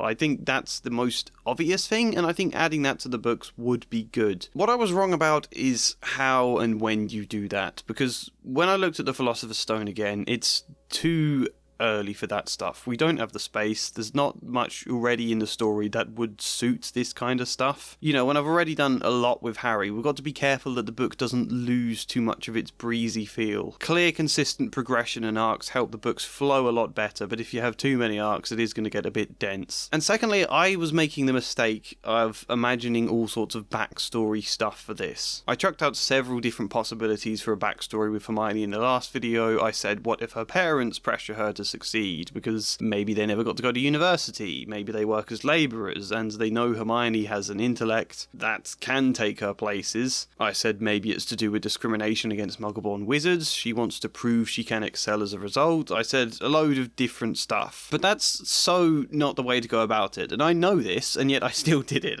I don't know why. I should have been thinking less about a past that can motivate her arc in a book where we clearly don't have that much space for Hermione's backstory, and thinking more about what she does face in the present. What is it we have in this book, and what Hermione faces in this story that we can do stuff for her character with? It wasn't until I actually got to chapter 6 in this that I realised what I should be doing. Ravenclaw! The table, second from the left, clapped this time. Several Ravenclaws stood up to shake hands with Terry as he joined them. It was with this quote when Hermione meets them on the train. "Do either of you know what house you'll be in? I've been asking around, and I hope I'm in Gryffindor. It sounds by far the best. I hear Dumbledore himself was one, but I suppose Ravenclaw wouldn't be too bad. Anyway, we'd better go and look for Neville's toad. You two had better change, you know. I expect we'll be there soon." I read this and I thought, why is Hermione in Gryffindor? In fact, why would she want to be in Gryffindor? Dumbledore is one good reason, sure, but everything we hear about Ravenclaw is that that's where the smart kids go. The Sorting Hat literally says this. "Or yet in wise old Ravenclaw, if you've a ready mind, where those of wit and learning will always find their kind." In the 4th book, the Sorting Hat sings, "For Ravenclaw the cleverest would always be the best." Surely Hermione would want to be in Ravenclaw. She is very smart. She knows she's smart. She is motivated to learn. Surely that's what she would expect. Suddenly, I think there's the potential for a simple yet clean arc you do here with very few sentences in the book where Hermione wants to be in Ravenclaw, is surprised to end up in Gryffindor, and it half makes her doubt if she wasn't smart enough for Ravenclaw, and then she realises she was smart enough. That's not the reason. She was put in Gryffindor instead because she possessed another trait even more so than her intelligence, which is her courage. Slowly, Hermione realises that she is a brave person. This arc isn't without its problems. For one, Neville's arc is kind of to do with bravery already, and obviously Harry's was sort of about that. Remember when I said I didn't even want to mention the word courage in all of his growth into someone more daring and curious and willing to do heroic things? Yeah, that's why, because we're also mentioning that stuff in relation to Hermione and Neville, the current not brave and not sure why he's in Gryffindor character. So that is quite a big problem. And also, it's hard to talk about their house placements in ways that isn't just directly stating the point of their character arc. It's very hard to do this without some very blunt and direct point where Hermione says, yes, I am good enough to be in this house. And this was a problem with me working so quickly at this, because those are both problems I didn't consider at all until I was well into writing this arc, by which time it was kind of too late. We're going to go through it anyway, though. I think some of it still does work. There's just those issues with it. And obviously, first off, I switched round the points in that opening line we had a minute ago. Do either of you know what house you'll be in? I've been asking around and I hope I'm in Ravenclaw. It sounds by far the best, but I suppose Gryffindor wouldn't be too bad. I hear Dumbledore himself was one. Then we get to the moment she's being sorted by the Sorting Hat. Hermione almost ran to the stool and jammed the hat eagerly on her head. "Gryffindor!" shouted the hat. Ron groaned.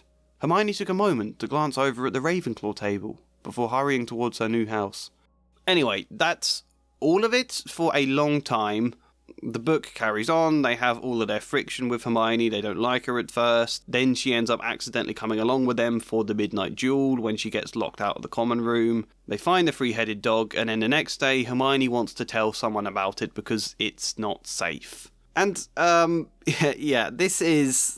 There's an arc here around safety with another character I have yet to mention. I'm trying to save that character until later, but the point is Hermione thinks it's unsafe for a school to have a three-headed dog behind a door, and Ron says this to her. "Safety? Honestly, why are you in our house?" Ron snapped. "Gryffindors are supposed to be brave." This is just in the middle of a little spat that I'm saving until later for you. It's a throwaway remark, and they have more friction later in the chapter in general.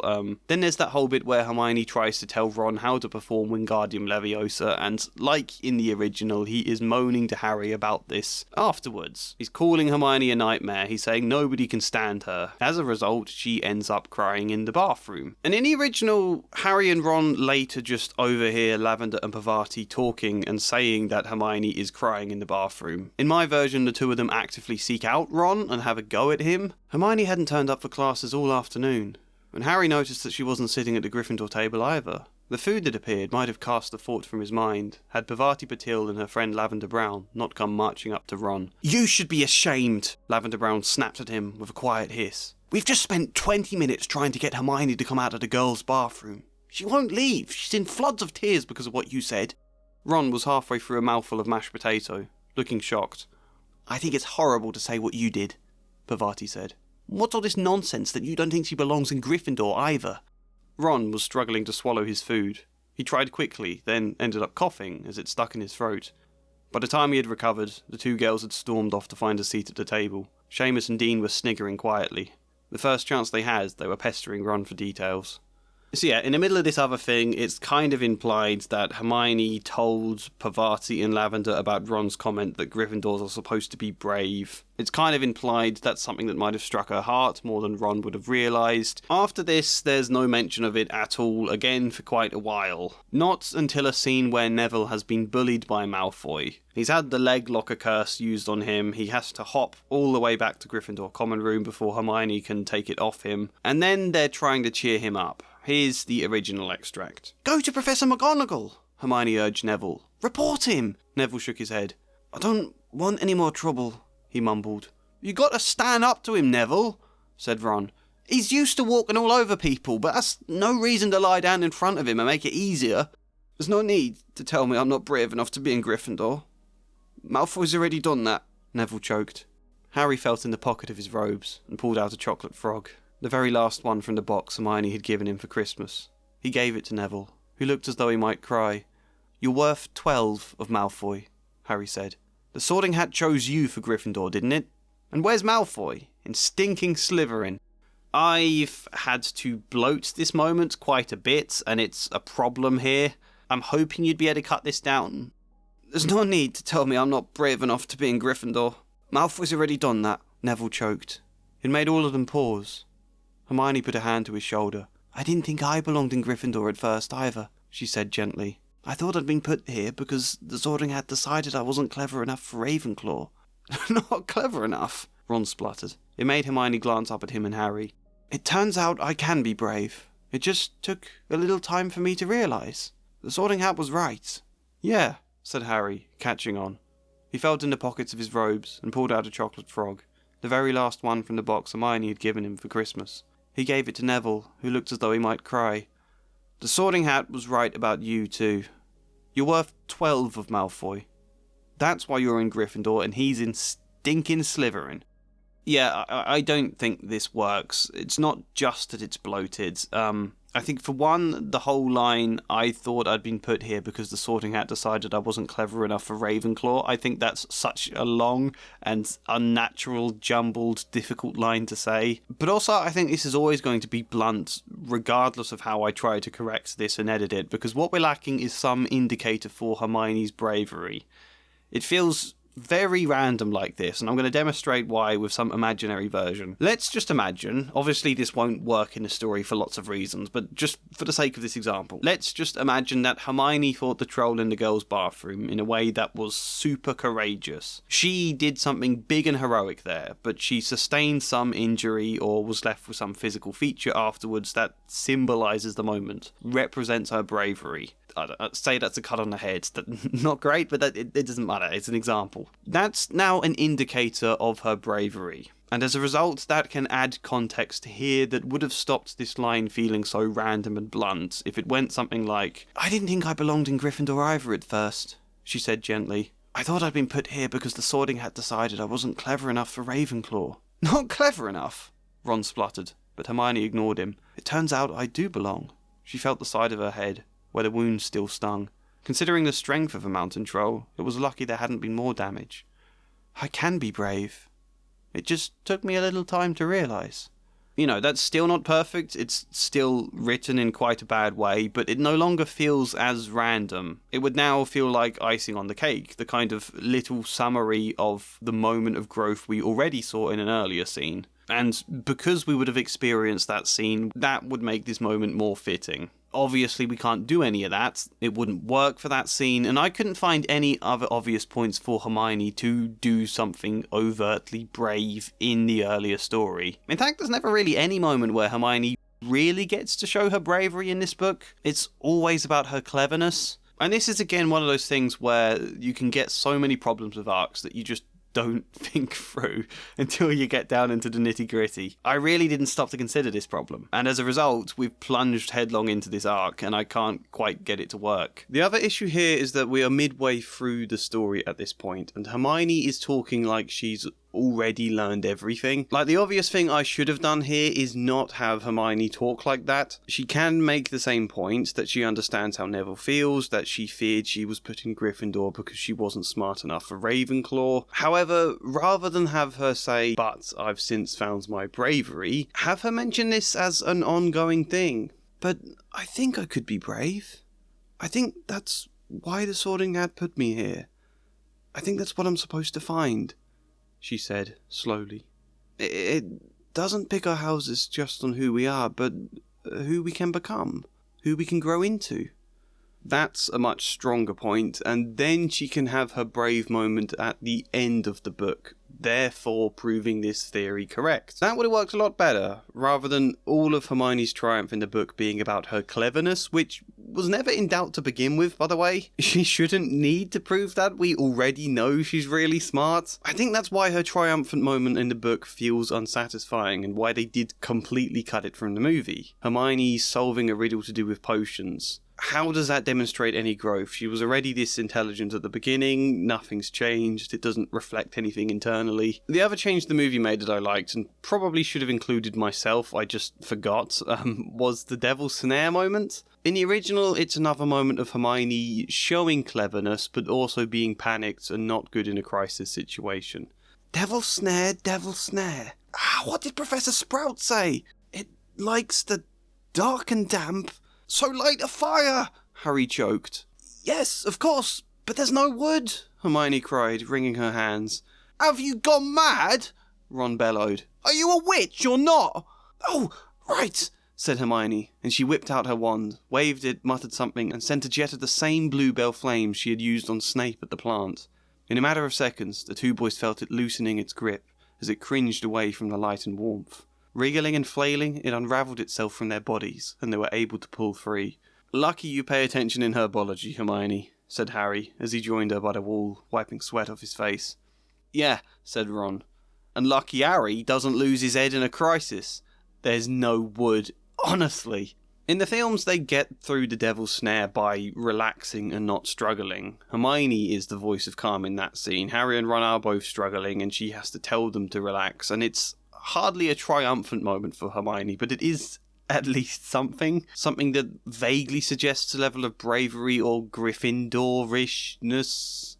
In general, though, this is where I've gone wrong with Hermione's arc. I was supposed to be telling a story about Hermione proving to herself why she's in Gryffindor. I think that is a very meaningful thing to do, but at the same time, I got caught up in how much the book is originally about her cleverness, and got distracted down the avenue of proving that she could have been in Ravenclaw too, which isn't supposed to be the focus. It's not irrelevant, proving she could have been in Ravenclaw. It has significance, but it shouldn't be the core structure of this. What I've done kind of meanders weakly between both of those points, but some of it still works. Let's take a look at the rest, as we were doing before I got sidetracked. Nothing happens again for ages until it's getting near exams, and Hermione goes absolutely mad with revision timetables. Hermione, however, had more in her mind than the Philosopher's Stone. She had started drawing up revision timetables and colour-coding all her notes.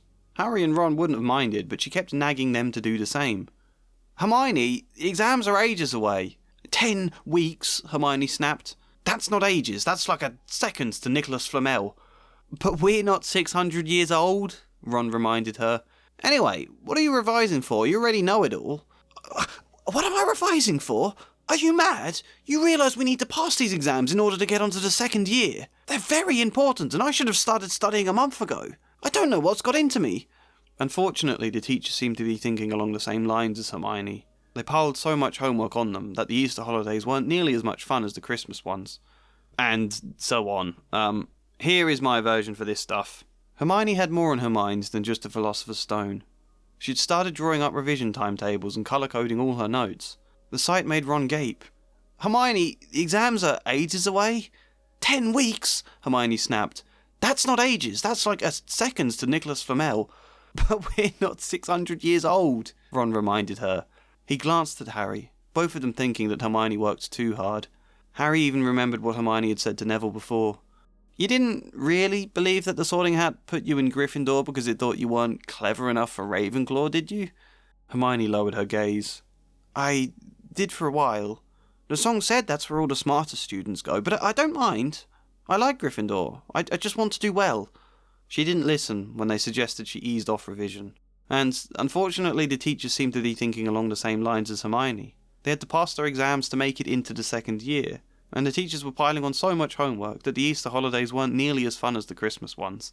I suppose I read that whole scene because this is the kind of moment where it's nice to see a bit more just empathy for Hermione as a character and a human in the books. She definitely works too hard. It's important to revise. I can see in a children's book why you'd want to encourage that. But if Hermione is going a little bit mad, then it would be nice if her friends sort of cared a bit rather than finding her nagging annoying and just an inconvenience. There's a lot of moments like this that aren't on their own really that much, but all just contributes to a general lack of care or consideration for Hermione ever. Anyway, what I did here is more than enough. I think we're hammering the point too much. Again, it's really hard to word it in a way that's not so convoluted actually as well, but I did at least have some subtlety in the fact I had her say, "I just want to do well." That line could have easily been something like, "I just want to prove I could have been a Ravenclaw," or "I just want to prove myself," and that would have been a horrible wording.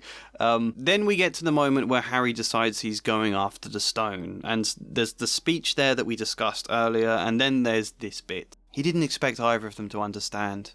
His life had been a simple story Ron had grown up hearing. To Hermione, it was an extract in a history book. They couldn't understand the reality. "I already know how to get past Fluffy," Harry said. "I'll sneak in under the invisibility cloak." "But will it cover all 3 of us?" said Ron. All 3 of us? Oh, come off it. You don't think we'd let you go alone? But if we get caught, you 2 will be expelled too." "Well, it's like you said, Harry," Hermione answered. "Who cares about being expelled? Who cares what anyone thinks? We're doing something that matters." Ron clapped a hand on Hermione's shoulder. "Now there's the Gryffindor spirit. We can get the stone. We beat a mountain troll, didn't we? How much harder can it be?" Almost all of this is original dialogue, some of which I think it probably would be better cutting down. I think it'd be better to cut it down so Hermione is the one suggesting that they go along rather than Ron speaking first. I think that's better to emphasise her Gryffindor spirit here that Ron can then clap her on the back about. Is that slightly patronising? I don't know. But I do think remembering Ron once accused her of not belonging in Gryffindor, I think he does need a moment like this to make up for it. There is just one other part to this arc though, and it's a little thing that I haven't yet mentioned. He heard Hermione whisper, "It's bewitched to look like the sky outside. I read about it in Hogwarts, a history." This was one of the suggestions I also threw out in the last video, and I decided to include it here largely because a lot of people liked the idea. I don't think it has huge importance, but it is quite a nice idea that people seem to enjoy, so I'll read the scene and let you see what it is. It means going back earlier into the story, to where they are busy in the library searching for Nicholas Flamel's name in lots of different books. There's like a summary description of them going to the library, reading lots, trying to find out things. I've adapted that summary ever so slightly. They had been searching the library for weeks now. The trouble was, it was very hard to know where to begin, not knowing what Flamel might have done to get himself into a book. He wasn't in Great Wizards of the 20th Century, or notable magical names of our time. He was missing too from important modern magical discoveries, and a study of recent developments in wizardry. And then, of course, there was the sheer size of the library.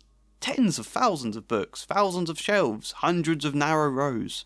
Ron seemed to read the quickest of the 3, though he was pulling the books off shelves at random, and several times found himself skim-reading books he'd been through before. Hermione had compiled a list of subjects and titles she thought most worthy to check, though she also read the slowest, by some margin, running her finger beneath every word. "Dyslexia," she explained, when Ron asked her about it. "It's not a problem. I just read a little slower." Ron was impressed. And how did you manage to swallow Hogwarts of history and go through half the books on our syllabus by the first week? I haven't even opened Hogwarts of history. I started early. I just like reading, she said casually, though a shy smile crept up the side of her face. Yeah, I've made Hermione dyslexic. I think it's quite a nice idea. Potentially its motivation for why she wants to excel, and even part of why she became so driven to read so much in the first place. I think doing that is possible. There were a few comments on the last video of people saying that having dyslexia gave them this exact motivation. However, also maybe not do that. I'm not quite sure. If it is part of a motivation for her reading, then it's very much in the subtext. It's not a thing we ever mention. Does she feel it's also a reason she wasn't picked for Ravenclaw? Does she worry that? I don't know. I guess it's an interesting question people might wonder about reading, but it's not something I want to say anything on the matter of. Mainly, I've just explained that I've added this to Hermione's character because of what I did next. We get to them fighting their way to the Philosopher's Stone. All of the trials they have to pass, and there's the one Hermione does, the one that's not in the films, and I'm not surprised they cut it from the films. It's a logic puzzle, with potions to drink and a riddle to figure out which potion is the correct one to drink. And genuinely, I find it hilarious that Snape made this challenge, that Snape must have sat down at some point and tried to come up with a rhyming riddle. Just the image of Snape writing this, like crossing out words, trying to get certain bits to rhyme, that image makes me laugh. Danger lies before you, while safety lies behind. 2 of us will help you, whichever you would find. 1 among us 7 will let you move ahead, another will transport the drinker back instead. 2 among our number hold only nettled wine. 3 of us are killers, waiting hidden in line. Choose unless you wish to stay here forevermore. To help you in your choice, we give you these clues 4. I won't read it all, I don't need to. I'll just show you the original response we get to this riddle. Hermione let out a great sigh, and Harry, amazed, saw that she was smiling. The very last thing he felt like doing. Brilliant, said Hermione. This isn't magic, it's logic, a puzzle. A lot of the greatest wizards haven't got an ounce of logic, they'd be stuck here forever. But so will we, won't we? Of course not, said Hermione. Everything we need is here on this paper. 7 bottles, 3 are poison, 2 are wine. And then she figures it out. Here is my version. Hermione was still reading when Harry finished. He could hear her whispering the words. She sounded frantic. I can't... This handwriting... I don't... Hermione, take your time, Harry said. Read it as slowly as you need. I don't think it's magic. It looks like logic. A puzzle. This is what you'll be best at, right? The question seemed to hit. Hermione took a breath, then read it again. She was beginning to smile. Logic. Brilliant. A lot of the greatest wizards haven't got an ounce of logic. They'd be stuck here forever. But we won't, right? You're smarter than all of Ravenclaw combined. Hermione read the scroll again, then another time, her smile growing wider and wider. Everything we need is here on this paper. 7 bottles, 3 are poison, 2 are wine. I guess I kind of like this faint bit of growth in the sequence as Hermione starts a little panicked, then becomes more confident, and then even excited. It also makes sense if she's got dyslexia that Snape's scribbled handwriting might be a challenge. This was an idea actually someone suggested in the comments, and obviously I liked the idea, so I've put it in. But beneath the surface, I'm not so sure it works. This scene is supposed to be Hermione's triumph moment in the books, to have her again a bit panicked, to have her needing Harry's support here. It's a nice moment in isolation, but in terms of the greater story, I think, A, I'd like to see her succeed here in her own right, and B, she's already proved her intelligence and logic countless times this book. Ideally, I think what we should be doing is completely changing this challenge so that there's something more for Hermione to really show her triumph. That said, this point does lead us to the end of the book. There's just this small moment before the end of year feast where they're getting to enjoy the sun for their final day, and there's like just a mention of what a few people are up to. I've taken that as a chance to slip this extra bit in. Hermione was deeply engrossed in reading the Standard Book of Spells, Grade 2. Hermione, Ron complained. It's the end of the year. Can't you relax a bit? I'm just trying to get ahead for next year, she said, glancing up and spotting both Ron's and Harry's exasperated expressions. But I guess I have done well enough. maybe I deserve a little break. Yeah, I think some moment like this is needed. There's two ways you can look at it. Hermione reads so damn much because there's an internal pressure of some kind, and we barely scratched the surface on what that internal pressure is this book. I don't think we should. I think maybe in book 3, when she's getting overwhelmed by the ridiculous amount of extra classes, that's a good time to explore it, but not now. The other view is she reads so much because she enjoys it, because she's passionate about it, she finds it fun. And I think both of those points are probably sides to her. I think we need both of them, but we can explore them one at a time. I think book 2 might be a better space for the reading is fun side of things.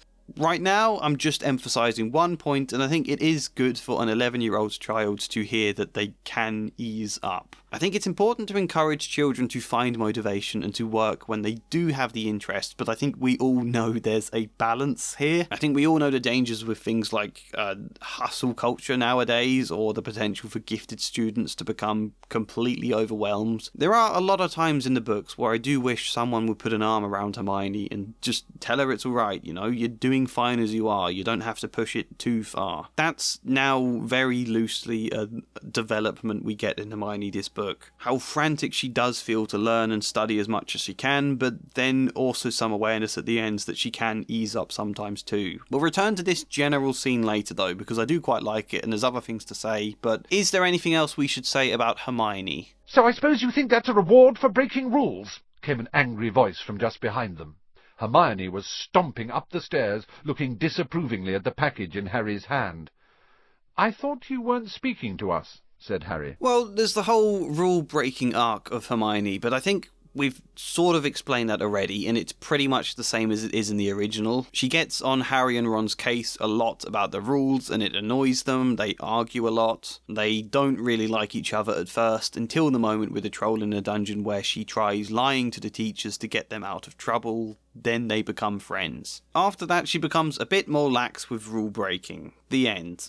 There are 2 additions I should explain though. I didn't really want to explain them yet because it means introducing you to 2 concepts that will seem very strange for the time being. You will have to bear with me on them, okay? We will get to properly discussing them much later on, and I think then they will make more sense. If they look a bit weird now, just bear with me. The first is Mr. Crouch. Yeah, Barty Crouch is now in this book, and he's a very different character to the one we know in the Goblet of Fire. My Barty Crouch works for the Ministry as Hogwarts Student Welfare Representative, which is a terrible name for the job, but I wrote this at breakneck speed, okay? Mr. Crouch, in my version, is a little bit like a health and safety inspector who spends half of his week at the Ministry and half at Hogwarts reviewing things, checking up on students, but also he's supposed to help with their well-being. If there's anything the students don't like about the school, he's supposed to be the figure that will represent them both in the Ministry and on the Board of Governors. I know it sounds dumb and pointlessly confusing for a children's book when I explain it like that. That's not exactly how it's depicted in the writing though.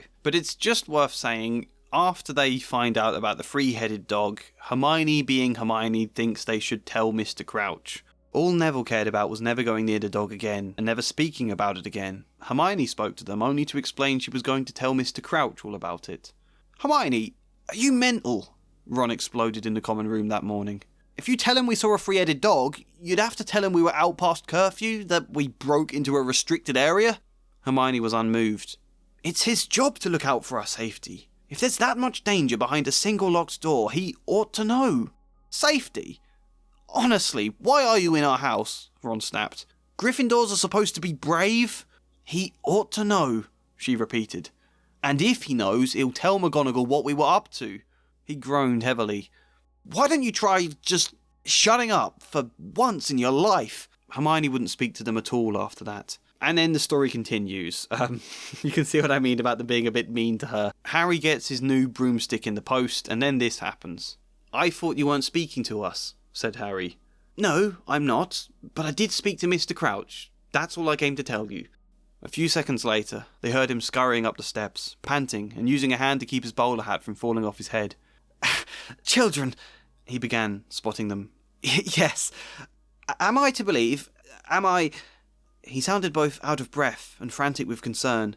"I have heard reports from an, anonymous source. He was trying not to glance at Hermione. That there is a three-headed dog on the premises? He said the final words in a whisper, then gulped fearfully. No, said Ron. He took a second to glare at Hermione. Whoever told you that must have been lying. Harry expected Mr. Crouch to question this. Instead, he put a hand to his chest and breathed a sigh of relief. Oh, that is good. I can't imagine the amount of paperwork involved. You have no idea, children. Well, that is a relief. Mr. Crouch, no. Ron's the one lying. There is a three-headed dog. We all saw it, Hermione pressed. Harry? Harry wasn't stupid. I didn't see anything, sir, he said. I don't know what she's talking about. Ron had to suppress a snigger. Mr. Crouch put a hand to his chest again and breathed another sigh of relief. Oh, that is good. That is good, children. That is good. That is good. Hermione looked appalled. She tried again to protest. I would never lie to a member of staff. But it was clear who the fumbling ministry official wanted to believe. He decided Hermione had been attempting to pull some kind of friendly prank, and that the idea of a three-headed dog was now both very absurd and very funny. I'm not so stuffy that I can't take a good joke. Three-headed dog. What was I thinking? He stalked away, laughing nervously to himself. It's not awful. I think it does read like a J.K. Rowling style of children's humour bit, faintly satirising and faintly poking fun at the ministry. I think with an extra draft, this bit could be really fun. I don't think I've quite got Mr. Crouch's characterisation right, but we will talk about Mr. Crouch much later. But the crucial thing here is just that Hermione exclaiming she would never lie to a teacher. This all happens at the start of the Halloween chapter that then ends with Hermione attempting to lie to Professor McGonagall about the troll. So it's not very subtle, but I think it's a good addition. Hermione saying she would never lie to a teacher and then later doing that, I think it's a good way to emphasise her growth, especially because Ron is also the reverse in these two scenes. Here he is lying to a teacher to get out of trouble and upsetting Hermione in the process, where with the troll he tells the truth to McGonagall and gets himself into trouble in order to cheer up Hermione. As we read earlier. Hermione, no! He called, before looking guiltily up at Professor McGonagall. That's not true, Professor. She was only here because I'd upset her. I told her something I didn't mean. Something unkind. I like that. I think it gives this chapter a clearer structure. The second thing I told you I had to briefly mention is, to be fair, something we have already touched upon. It's the locked wands concept. That we are still going to discuss more later, but just briefly, we know Fred and George agree to unlock a few curses on Harry and Ron's wands so that they can duel Malfoy in the Midnight Duel chapter. In exchange that Harry agrees to join the Quidditch team. Obviously, Hermione doesn't like the idea of effectively jailbreaking wands. She thinks it's dangerous, she thinks certain spells are restricted for a good reason, that there's more than enough actual grade 1 spells they can learn anyway. However, there isn't really space to bloat the story with her going off on one about this, so I kept it very short. There's just this little bit much later in the story where Harry goes to the staff room to try and get a book that Snape confiscated. That's where he sees that Snape got an injury from the dog, so he then rushes back to the common room to tell Ron and Hermione, where I added this. Harry left before Snape could take any more points from Gryffindor. He sprinted back upstairs. He found Ron and Hermione arguing about locked wands. Even if Fred and George offered to unpick mine for free, I wouldn't do it. It's wrong. There's no need to learn curses anyway. Ron was about to drag Harry into the argument until he caught sight of his expression. What's the matter? Then this point isn't mentioned again until the scene where they're going off to fight Quirrell. They've been waiting around until midnight in the common room before they go. They've also been waiting for the common room to clear out. Neville, however, is still there and he tries to stop them, so Hermione uses Petrificus Totalis. Hermione ran to turn him over. Neville's jaws were jammed together so he couldn't speak. Only his eyes were moving, looking at them in horror. Ron sounded amazed. Hermione? Was that the full body bind? That's not a grade 1 spell. Have you unpicked your wand? She nodded shyly. I asked Fred and George after dinner. It took a bit of persuading, but I thought we might need a few curses if we're fighting Snape. Job done. This is a very, very minor thing, but it does somewhat bother me. The whole rule-breaking arc for Hermione kind of ends halfway through the book with the troll in the dungeon. That happens, then she breaks rules. I think this is a nice, very small way to carry it through until the end of the book. That there are still concerns she has about breaking rules, and there's this growth at the end, you know? It also makes a nice parallel for the midnight duel scene, that she's now unpicking her wand while they're again waiting for midnight. I'm fairly happy with it. One more thing before we discuss Ron. Books and cleverness. There are more important things.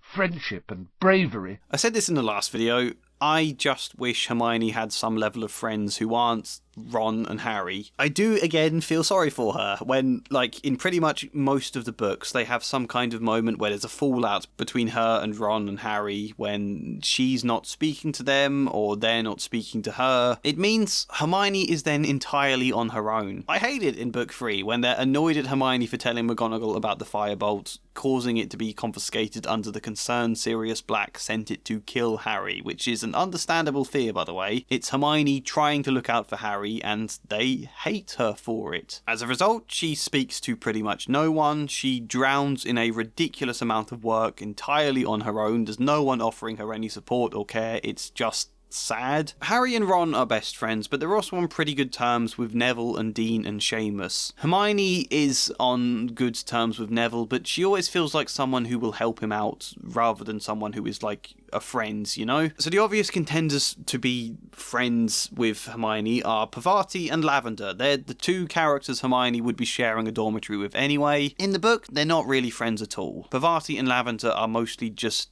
there when the story needs to express that there are other Gryffindor girls. Then in the third book they become obsessed with divination and have a spat with Hermione about it. Then Lavender is a rival for Ron in the 6th book, and I just think Hermione should have some ordinary friends other than Harry and Ron. There aren't many female friends who play a role in the story. Hermione gets on okay with Ginny, but it's more by virtue of her being Ron's brother and Harry's love interest. Then there's Luna, but that's not until book 5, and I would say Luna gets on better with Harry or Neville. I suppose Luna and Ginny are quite good friends, to be fair. But either way, there was this bit in the book after Ron has insulted Hermione. Harry and Ron overheard Parvati Patil telling her friend Lavender that Hermione was crying in the girls' toilets and wanted to be left alone. Ron looked still more awkward at this, but a moment later they had entered the Great Hall, where the Halloween's decorations put Hermione out of their minds. As explained earlier, I've changed this. Parvati and Lavender directly confront Ron. "You should be ashamed,"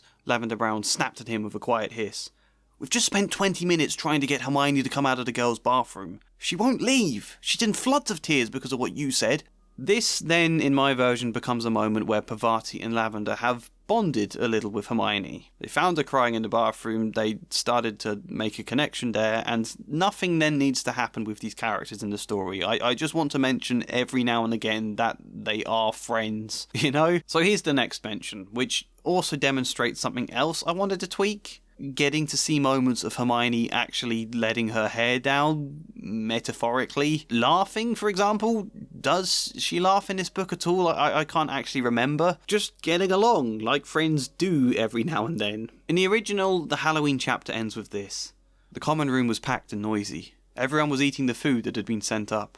Hermione, however, stood alone by the door, waiting for them. There was a very embarrassed pause. Then, none of them looking at each other, they all said, "Thanks," and hurried off to get plates. But from that moment on, Hermione Granger became their friend. There are some things you can't share without ending up liking each other, and knocking out a 12-foot mountain troll is one of them. My change was this. It reworks the entire paragraph into a new arrangement. From that moment on, Hermione Granger became their friend. They sat together in a corner of the common room, with their plates of food stacked high. They joked about the troll smell, and the bogies on Harry's wand. Hermione laughed as Ron did impressions of Professor McGonagall, Mr. Crouch, and then a surprisingly good one of the Bloody Baron. Parvati Patil and Lavender Brown came over to check on Hermione, and were relieved to see her smiling. There are some things you can't share without ending up liking each other, and knocking out a 12-foot mountain troll is one of them. A little clunky, but I think it is important. There are those, just generic moments in the story where people are described doing things in the common room, mostly to set a scene. Here is what I did to another one of them where I don't think it's worth me showing you the original extract. The Gryffindor common room was very noisy that evening. Hermione sat with Lavender, talking passionately about a love of animals. Lavender had a pet rabbit at home called Binky that she shared pictures of. When Parvati wanted to show them her collection of music from the bands The Weird Sisters, the three girls retreated to their dormitory. Harry and Ron sat listening to Dean, who was trying to explain football to Neville. So I could have put in a bit more effort, really. I thought, what do we know about Lavender and Parvati in the books? Well, in book 3, Lavender mentions a pet rabbit called Binky she has at home that dies, so why not make that a thing? She loves animals. And this kind of returns later in the book when they go to find unicorns in the forest. The way I've done that scene, they don't know the unicorns are dying at first, so Hermione sees this beautiful unicorn in the distance and exclaims, "Oh, Lavender would love this!" That's now Lavender's one sole trait. For a very minor character in book 1, I think that's probably enough. I think it's okay. Parvati, I don't think we know anything about in the books, apart from that she has a twin sister in Ravenclaw, but we've already talked enough about Ravenclaw this book. I was in the middle of reading book 4 at the time of writing this script, and there's a band that play for the Yule Ball there called The Weird Sisters. I think it might be our only information about Wizarding World music, or actually there might be another band that Molly Weasley listens to on the radio at some point. Either way, I figured that would do for book 1. Parvati is really into music, especially the Weird Sisters, and I also changed the band's name from the Weird Sisters to the Weird Sisters. That's it's just such an obvious pun. I'm really surprised Rowling didn't make it. It seems like exactly the sort of thing she'd do, and it does amuse me far more than it should. I'm not going to mention every reference to Parvati or Lavender, but the other obvious one they have is after Harry and Hermione and Neville have lost Gryffindor 150 points, and Harry feels that everyone hates him. And I'll say this again, I think it's too flat if all Hogwarts students react exactly the same about this. All of them so passionate about house points to start hating and shaming them for losing so many. No. Fred and George shouldn't care about house points, we've established that. I've decided Parvati and Lavender aren't going to mind either. Well, they care about the house points, but they don't lose it with Hermione as a result. We know why you were sneaking around at night anyway. It's not just Ron who gets the odd owl from our dear older brother. Come on, Harry, who cares what anyone thinks when you know deep down you did a good thing? Surely that matters more, right? It didn't raise Harry's mood too much, though he was persuaded to stick with Quidditch. Ron, Hermione and Neville were suffering too. Hermione was holding up best only because Parvati and Lavender had chosen to support her. It was stupid to go wandering around like that. But McGonagall should never have taken so many points, Parvati had insisted. Considering the way it's made everybody treat you, I think that was cruel of her. She had even gifted Hermione one of her Weird Sisters records as a cheer-up present. I will say, and I've just noticed now that it's a bit of an error, Ron wasn't with them when they took Norbert to the astronomy tower. He was in the hospital wing after Norbert had bit his hand and it swelled up. In that sense, why is Ron suffering too here? I think I've accidentally written in an inconsistency. There is another problem with working too fast on a script. I hope you're pleased with yourselves. We could all have been killed, or worse, expelled. Now, if you don't mind, I'm going to bed. So, what have we learned from Hermione here? What have I learned? Well, this is one of those things I think I did already know, but it's never just clicked consciously in my brain before. It's a thing I talked about earlier in relation to Harry learning to say Voldemort, or learning to ask questions. Sometimes what's more important than how deep your character arc is actually just having a clear, concise point that can represent all of it. A symbol, a motif, a punch that's emblematic for something more. You know, why is Hermione in Gryffindor and not Ravenclaw? That's a good question, and it's one that's enveloped in all sorts of feelings to do with insecurity and intelligence and bravery. Stuff that is worth exploring in Hermione's character, but not exploring too much. I could have gotten lost down a rabbit hole of reasons why Hermione feels the need to prove herself. It could have become a very long and heavy and laboured point, but that's not important. The question itself of why am I in this house does all of that fine without needs to ever take it outside of the subtext. In terms of how well it all worked, I think it definitely could have been executed better, and I think there is a problem here with this whole Ravenclaw-related Gryffindor plot. I've totally lost focus, I've got confused about what I was doing with it, which is unsurprising, just bombing through the book in order. As a result, Hermione's arc does become very meandering, but I think it's still just about functional. I think it still adds something quite nice and could work better in a rewrite, so I'm fairly happy. Almost all of this with Hermione is done with very little extra word count as well, so that's quite nice. Ron is a bit different.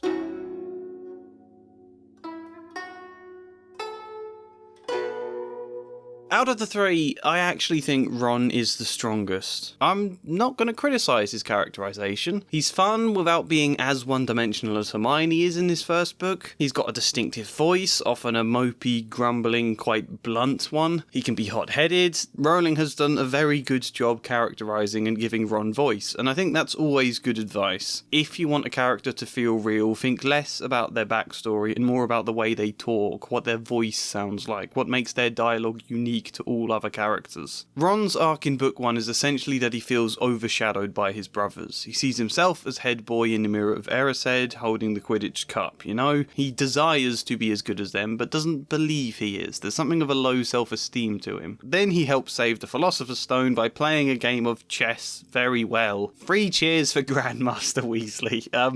I think that's okay, though. It's not a great thing winning a game of chess. However, I think it is supposed to be symbolic of something more. Where Hermione has the intellect and book smarts, Ron is supposed to be strategic, and I think street smart? To tell the truth, I never saw Ron as at all street smart. There's rarely a sense in the books where he is, like, cunning, or where Hermione's rigid approach to most situations causes problems, and it's Ron who has to step in and be a bit more shrewd, or diplomatic, or resolve problems by persuading someone to share a secret or whatever. Mostly Ron is bumbling and heavy-footed in his approach to social situations, but if that itself is a problem, then it's a problem for a later book. I'm not too fussed about it. What I am fussed with in this book is that Ron should be strategic and kind of creative. I think Ron playing the general in this battle of chess should be the beginning of an arc that leads him to play some part in drawing up the plans for the Battle of Hogwarts. Blunt and bumbling, but also strategic and good at devising plans and schemes, and it might just be my memory, I'm still rereading the books, but I can't recall any time Ron devises any of the plans, which, yes, again, that's for a later book, but I think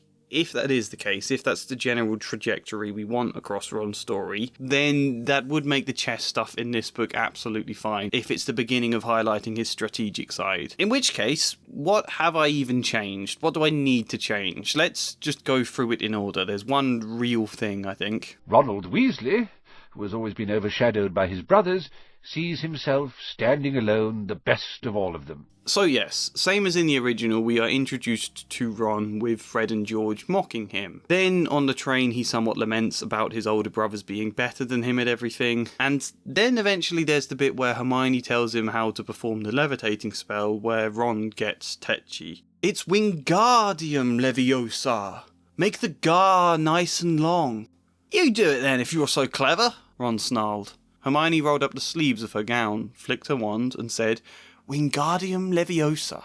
Their feather rose off the desk and hovered about 4 feet above their heads. Oh, well done! Cried Professor Flitwick, clapping. Everyone, see here! Miss Granger's done it! Ron was in a very bad temper by the end of the class. It's no wonder no one can stand her, he said to Harry, as they pushed their way into the crowded corridor. She's a nightmare, honestly. I've made the insecurity here a touch more obvious. A change, actually, I think I might take out on second draft. I think this is... I've done this a lot, haven't I? I've made things very obvious in my first draft, where I think doing it again, you would take a lot of it out. Ron was in a very bad temper by the end of class. I could have done it just fine, if she'd stopped yapping in my ear. It's no wonder no one can stand her, he said to Harry, as they pushed their way into the crowded corridor.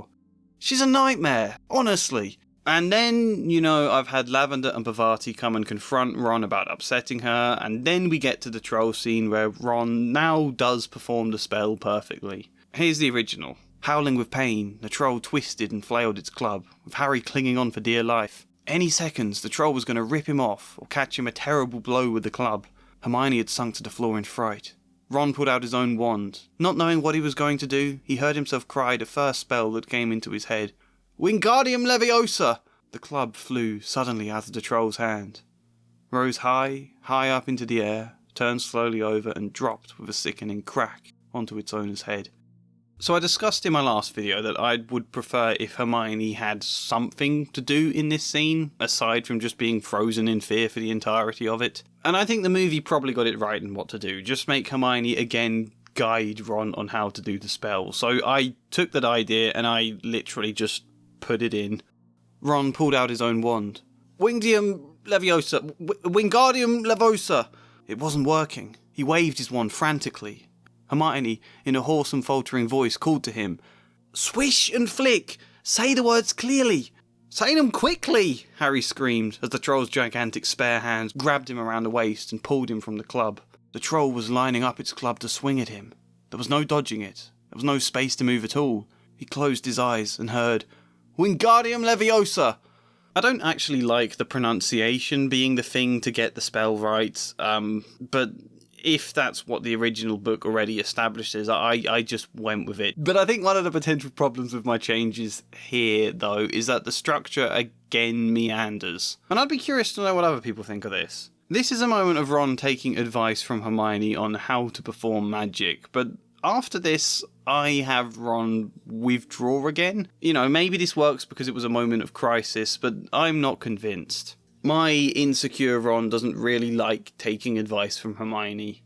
We later get this random scene in the book that's basically there to establish Hermione's fire spell, to see Snape limping, and to establish a reason for Harry to later go to the staff room. Hermione had become a bit more relaxed about breaking rules since Harry and Ron saved her from the mountain troll, and she was much nicer for it.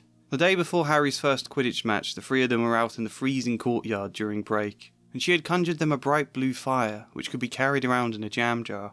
They were standing with their backs to it, getting warm, when Snape crossed the yard. Harry noticed at once Snape was limping. Harry, Ron and Hermione moved closer together to block the fire from view. They were sure it wouldn't be allowed. Unfortunately, something about their guilty faces caught Snape's eye. He limped over. He hadn't seen the fire, but he seemed to be looking for a reason to tell them off anyway. What's that you've got there, Potter? It was Quidditch Through the Ages. Harry showed him. Library books are not to be taken outside the school, said Snape. Give it to me. 5 points from Gryffindor. He's just made that up, Harry muttered angrily as Snape limped away. Wonder what's wrong with his leg. Dunno, but I hope it's really hurting him, said Ron bitterly. To me, this scene feels a bit random. I tried to give it slightly more purpose beyond just the plot points by contributing a little bit to Ron's character here. Hermione had become a bit more relaxed about breaking rules since Harry and Ron saved her from the mountain troll. She even managed to laugh when Ron did a good impression of her. Mr. Crouch, there was a three-headed dog. I'd never lie to a teacher. She had taken to conjuring small flames inside jam jars when they went out on their break in the freezing courtyard. She even tried teaching them the spell, though Ron wasn't bothered, and had often seemed a little funny about how much better Hermione was at magic. Harry was keen to learn, however. He was just getting the hang of it one lunchtime when Snape crossed the yard to tell them off for practicing dangerous magic. It's not, sir, Hermione insisted. It's a grade 1 spell. It's for keeping warm. Don't talk back, Granger, Snape spat. What's that book you're holding? And then it continues pretty much the same. And then there's the bit in the Mirror of Erised where Ron sees himself as a success at Hogwarts, and Dumbledore later comments on it, as in the original extract. It shows us nothing more or less than the deepest, most desperate desire of our hearts. You, who have never known your family, see them standing around you. Ronald Weasley, who has always been overshadowed by his brothers, sees himself standing alone, the best of all of them. I left that exactly the same, and then later in the book it gets to revision time in preparation for exams, and there's like loads of just generic descriptions of them revising and things. I decided to make Ron struggle with the revision, and you'll have to bear with me on this one if it sounds like I'm making him less good, because I'm not. Bear with me on this one. He struggles firstly with all of the extra homework they start getting around Easter. Here is the original extract of that. Moaning and yawning, Harry and Ron spent most of their free time in the library with her, trying to get through all their extra work. I'll never remember this, Ron burst out one afternoon, throwing down his quill and looking longingly out of the library window. It was the first really fine day they'd had in months. The sky was a clear forget-me-not blue, and there was a feeling in the air of summer coming. Here is mine. I'll never remember this, Ron burst out one afternoon, throwing down his quill and looking longingly out of the library window. The sky was a clear forget-me-not blue, and there was a feeling in the air of summer coming. Even Fred and George passed their first year exams, and they barely revised at all. That's all set up for them being in the library before Hagrid appears, by the way, so it just goes into that next. But then there's another revision scene much later on.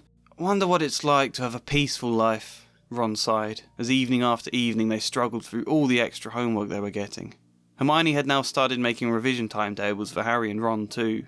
It was driving them mad. I tweaked that to this. Wonder what it's like to have a peaceful life, Ron sighed, as evening after evening they fought against the mountains of extra homework. Ron was starting to struggle, for which he increasingly lost focus and ended up playing about with his wand instead. Twice Hermione had offered to help him revise. Both times he refused. This strikes me as a very Ron thing to do, to not want to ask for help when he's struggling, to refuse it. Again, there could be subtext here that Hermione overshadowing him makes him feel doubly overshadowed by his brothers. There's potentially subtext about the idea of a Muggle-born witch being better than him, but I don't think we should include that. Either way, it's quite a nice moment that is also kind of characterization to Hermione, rather than some sort of nagging stereotype where they go, come on Hermione, stop nagging us, we want to do fun things. This framing now is presenting her as someone who is caring and basically just wants to help them. What we're basically doing is taking lots of just generic descriptions that are there to set up a scene and very faintly having a small arc for Ron building in them to do with his revision and his learning and how good he is at magic. After that we get to that low moment in the books where everyone is hating Harry for losing 150 house points. I will read more of that extract this time, but keep in mind I already noticed the inconsistency I've made here. That Ron did not go on that midnight escapade to smuggle Norbert. She'd even gifted Hermione one of her weird sister's records as a cheer-up present. Nonetheless, Harry, Ron and Hermione kept to themselves. The threat of exams at least kept their minds occupied, and so they worked late into the night, trying to remember the ingredients in complicated potions, learn charms and spells off by heart, memorize the dates of magical discoveries and goblin rebellions. Perhaps the only positive was that where Ron had been close to giving up on exams altogether, he had now begrudgingly decided to ask Hermione for help. You're better at magic than me, okay? You're smarter than anyone I know. Do you think you could help me revise? Hermione had given him a hug and set about making flashcards with him. I forgot there was this mention here from Ron about Hermione's intelligence. I think with that here, you could definitely cut out the moment where Harry later tells her she's smarter than all of Ravenclaw. Having both of those comments definitely overdoes it in my script.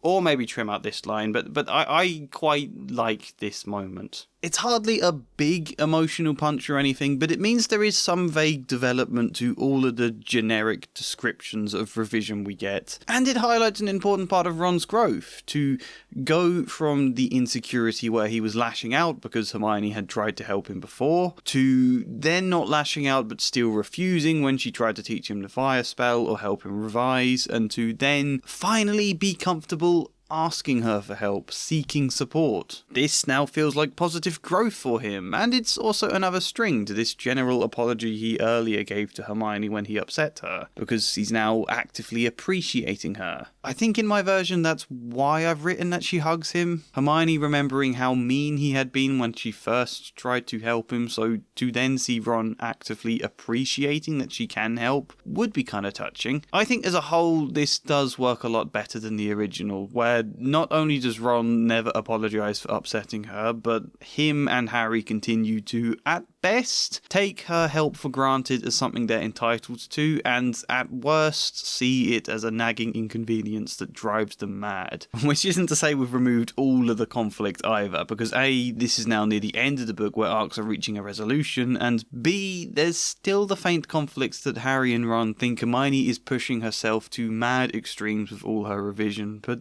it's out of care for her rather than annoyance at the nagging. But I think some of you might be taking issue with this stuff though. It frames Ron as less intelligent and less good at magic. I have only explained half of this arc so far. Keep in mind, there are several mentions, like the one I showed you earlier, of Ron playing about with his wand when he's struggling to focus on studying or whatever else. Here's another example in the common room. Here is the original. After dinner, the three of them sat nervously apart in the common room. Nobody bothered them. None of the Gryffindors had anything to say to Harry anymore after all. This was the first night he hadn't been upset by it. Hermione was skimming through all her notes, hoping to come across one of the enchantments they were about to try and break. Harry and Ron didn't talk much. Both of them were thinking about what they had to do. Slowly, the room emptied as people drifted off to bed. Actually, that's another good reason to change it, so that not everyone hates Harry for losing those house points, because I think when you get to the end of the book and then they're celebrating him as a hero, it makes him feel a bit sort of fickle and false, which would be interesting to explore, but in that situation as Harry, I'd be like, I don't want your applause, I don't want you slapping me on my back, screw you, you hated me. Anyway, my version is actually shorter. After dinner, the three of them sat nervously apart in the common room. Hermione was skimming through all her notes, hoping to come across one of the enchantments they were about to try and break. Ron was playing about absent-mindedly with his wand, while Harry stared out of the tower window. They were all too anxious to talk. Slowly, the room emptied as people drifted off to bed. I think the shortness of my version actually better suits the anxiety for the moment too. Ron doesn't have the best intellect. He's not great at keeping focused, doesn't read half as much as Hermione, but I said he is strategic and somewhat creative, didn't I? What might Ron be able to achieve by just playing about with his wand all these times? Getting a feel of magic, experimenting. I mean, this is what creativity is, right? Playing about. Not approaching things with a kind of Hermione rigid studiousness, but with open, relaxed curiosity. There's a moment in the original on their way to Fluffy the three-headed dog. They're under the invisibility cloak, but Peeves is in the way. "Who's there?" he said suddenly, as they climbed towards him. He narrowed his wicked black eyes. "Know you're there, even if I can't see you. Are you ghouly or ghosty or wee student beastie?" He rose up in the air and floated there, squinting at them. "Should I call Filch? I should if something's a creeping around unseen." Harry had a sudden idea. "Peeves," he said in a hoarse whisper. "The bloody Baron has his own reasons for being invisible." Peeves almost fell out of the air in shock. He caught himself in time and hovered about a foot off the stairs. "So sorry, your bloodiness, Mr. Baron, sir," he said greasily. My mistake, I didn't see you. Of course I didn't, you're invisible. Forgive old Peevesy his little joke, sir." Harry sends him off. It's a good moment in the book because we need something to happen with Peeves near the end. He has been set up in the book. Now he is at least part of the third act. There is something happening with him. But I think give this to Ron. I think establish early on that Ron has a thing for impressions, as you may have already noticed in the earlier extracts I've written. There was this one. Hermione laughed as Ron did impressions of Professor McGonagall, Mr. Crouch, and then a surprisingly good one of the Bloody Baron. And there was also this one. Hermione had become a bit more relaxed about breaking rules since Harry and Ron had saved her from the mountain troll. She even managed to laugh when Ron did a good impression of her. Let Ron have this moment at the end, but let's also kick it up an extra notch too. "Should call Filch, I should, if something's a creeping around unseen." Harry's heart was racing. Could one of them make a distraction? Bargaining with Peeves wouldn't work. Before Harry could think what to do, a hoarse voice was speaking from beside him. "Peeves, the bloody Baron has his own reasons for being invisible." Peeves almost fell out of the air in shock. So did Harry, until he turned and saw it was Ron speaking. Only he was also holding his wand to his throat. Ron had done a good impression of the Bloody Baron before, but this one was uncanny. His voice was ghostly thin, yet seemed to reverberate across the room with more power than Ron would have ordinarily been able to manage. "So sorry, your bloodiness, Mr. Baron, sir," Peeves said greasily. My mistake, I didn't see you. Of course I didn't see you. You're invisible. Forgive old Peevesy his little joke, sir." "I have business here, Peeves," croaked Ron. "Stay away from this place tonight." "I will, sir. I most certainly will," said Peeves, rising up in the air again. "I hope your business goes well, Baron. I'll not bother you." And he scooted off. "Brilliant, Ron," whispered Hermione. "How did you do that?" "I don't really know," Ron admitted. "It was all those times I was playing about with my wand. I put it to my throat, and I was messing about channeling my energy in different ways, and then I found I could get it to change my voice." "You invented a spell?" Hermione was agape. We'll come to a discussion on how magic works later, but Yeah, let's have a creative Ron invent a spell. In fact, it's doubly impressive because this spell doesn't even have words for an incantation. Maybe I'd tweak that, maybe that would be something for later on, I don't know, but I've always wondered about how people invent spells in Harry Potter. It's something we're told happens, that Snape invented spells, that Voldemort has invented spells, but we never actually see it happen. It's always just words on a page. I think it's a nice development for Ron. I think it highlights that not all intelligence can be captured by ordinary academia. I think it's also a nice reversal for a few beats earlier when Ron was impressed by Hermione's Petrificus Totalis, now she's impressed by him. I think my main concern is that I haven't set this up enough though. You know, he's just been playing about with his wand and now we're having Ron just explain that he somehow invented a spell. I think it's asking a little bit much there, suspending the disbelief. Either way, it all culminates with this short moment at the end. The sun shone warmly for the rest of the day, without a single cloud to mask it. They received their exam results at lunchtime. Harry, Ron and Hermione all passed comfortably, with Hermione even scoring top of the year. Ron insisted he passed solely because of Hermione's help, though she was quick to point out that he was the only one of the three who had invented a spell that he was now calling the Peeves Repeller. He had even since taught it to Fred and George. I don't like the name Peeves Repeller. I don't know what I was thinking with that. I think the idea of the spell is more that it gives you a ghostly voice, rather than specifically the Bloody Baron. I also think the tenses in this paragraph get a bit confused too. But this is still a good conclusion for Ron. Being able to now teach something to his older brothers instead of always being teased and having to look up to them and rely on them for support. You know, it was all supposed to be about feeling overshadowed by his brothers, right? So let Ron be better than them at something here, teach them something. I really like this idea. He still has this moment of being celebrated for winning a game of chess, but now there's also a bit more to him and a bit more substance beneath that because we have seen he's creative and we have got a sense that might be a part of this. Is there anything else to say? Only that I've obviously made Ron apologise to Hermione after they defeat the troll, but I've read that extract a few times already. For the best played game of chess Hogwarts has seen in many years, I award Gryffindor House 50 points. I think my changes to Ron are the ones I'm perhaps most happy with overall. Perhaps also because they're the changes that required the least. It's just little touches here and there. I imagine there's very little word count added in any of this, and yet Ron gets accentuated so much more and earns so much more triumph. And you can say inventing the spells, that's quite a bold thing to do, but it is something in the world building I would like to explore, and it's something I'd like to take further in the next books. The idea that Ron develops quite a knack for inventing spells. He's not much good at mastering them and learning them, but he's got a sense of how you create them. I think that's a cool idea. That said, there are a few things from my original plan that I missed out doing here. For example, if you watch my first video, you know I wanted to make a free beat point to this Wingardium Leviosa arc. At first, he can't do the spell in class, and Hermione does. Second, he has Hermione guide him through it when he does it with the troll. And third, he does it entirely on his own to a much more powerful extent. That's what my plan was originally, to add in a task at the end when they're trying to get to Quirrell that requires Ron to use Wingardium Leviosa very well somehow. I didn't not plan to do that, I just forgot, but I also think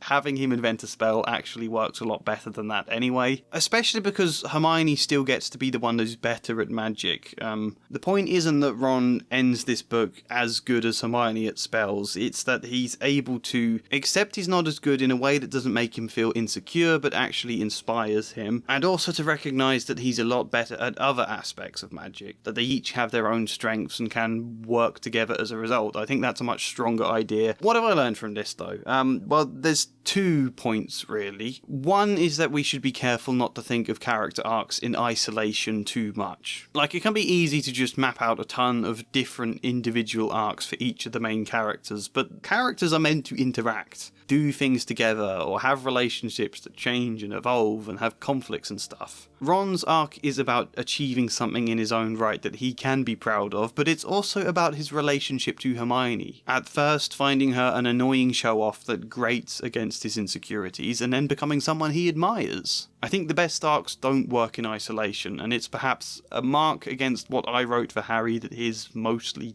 does. The second point is that world-building elements at their best can have a story function. I think I sort of said this earlier, and like obviously this can be much bigger things than what we're talking about here, but I've set up the capability to invent spells in this book. I've added that as a real world-building thing we could explore. Not that we've yet discussed how magic works, but nonetheless, I explain the idea of inventing spells in order that Ron can learn a spell for the sake of his own arc. Or we got locked wands that contributes to Hermione's own arc about rule breaking. That wasn't why I introduced those things, but if you give them a purpose in the story, then those world building elements are bedded in much more. If your world building can impact the characters, then that's when it's alive. Otherwise, it's just a bunch of information. Next, we're going to discuss Hagrid, and then there's going to be a more quickfire section to all of the other characters before we finally move on to something different.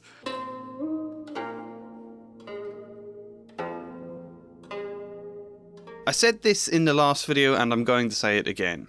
Rowling almost accidentally wrote an arc for Hagrid that I think should be an actual arc. Hagrid's is a story where we see lots of allusions to him or mentions of him drinking alcohol. Then we learn he was plied drinks by a stranger in a pub, bribed with a dragon egg, also a drunken Hagrid would end up blurting out how to get past Fluffy the three-headed dog. Hagrid realises his drunkenness almost caused Harry to be killed and Voldemort to return.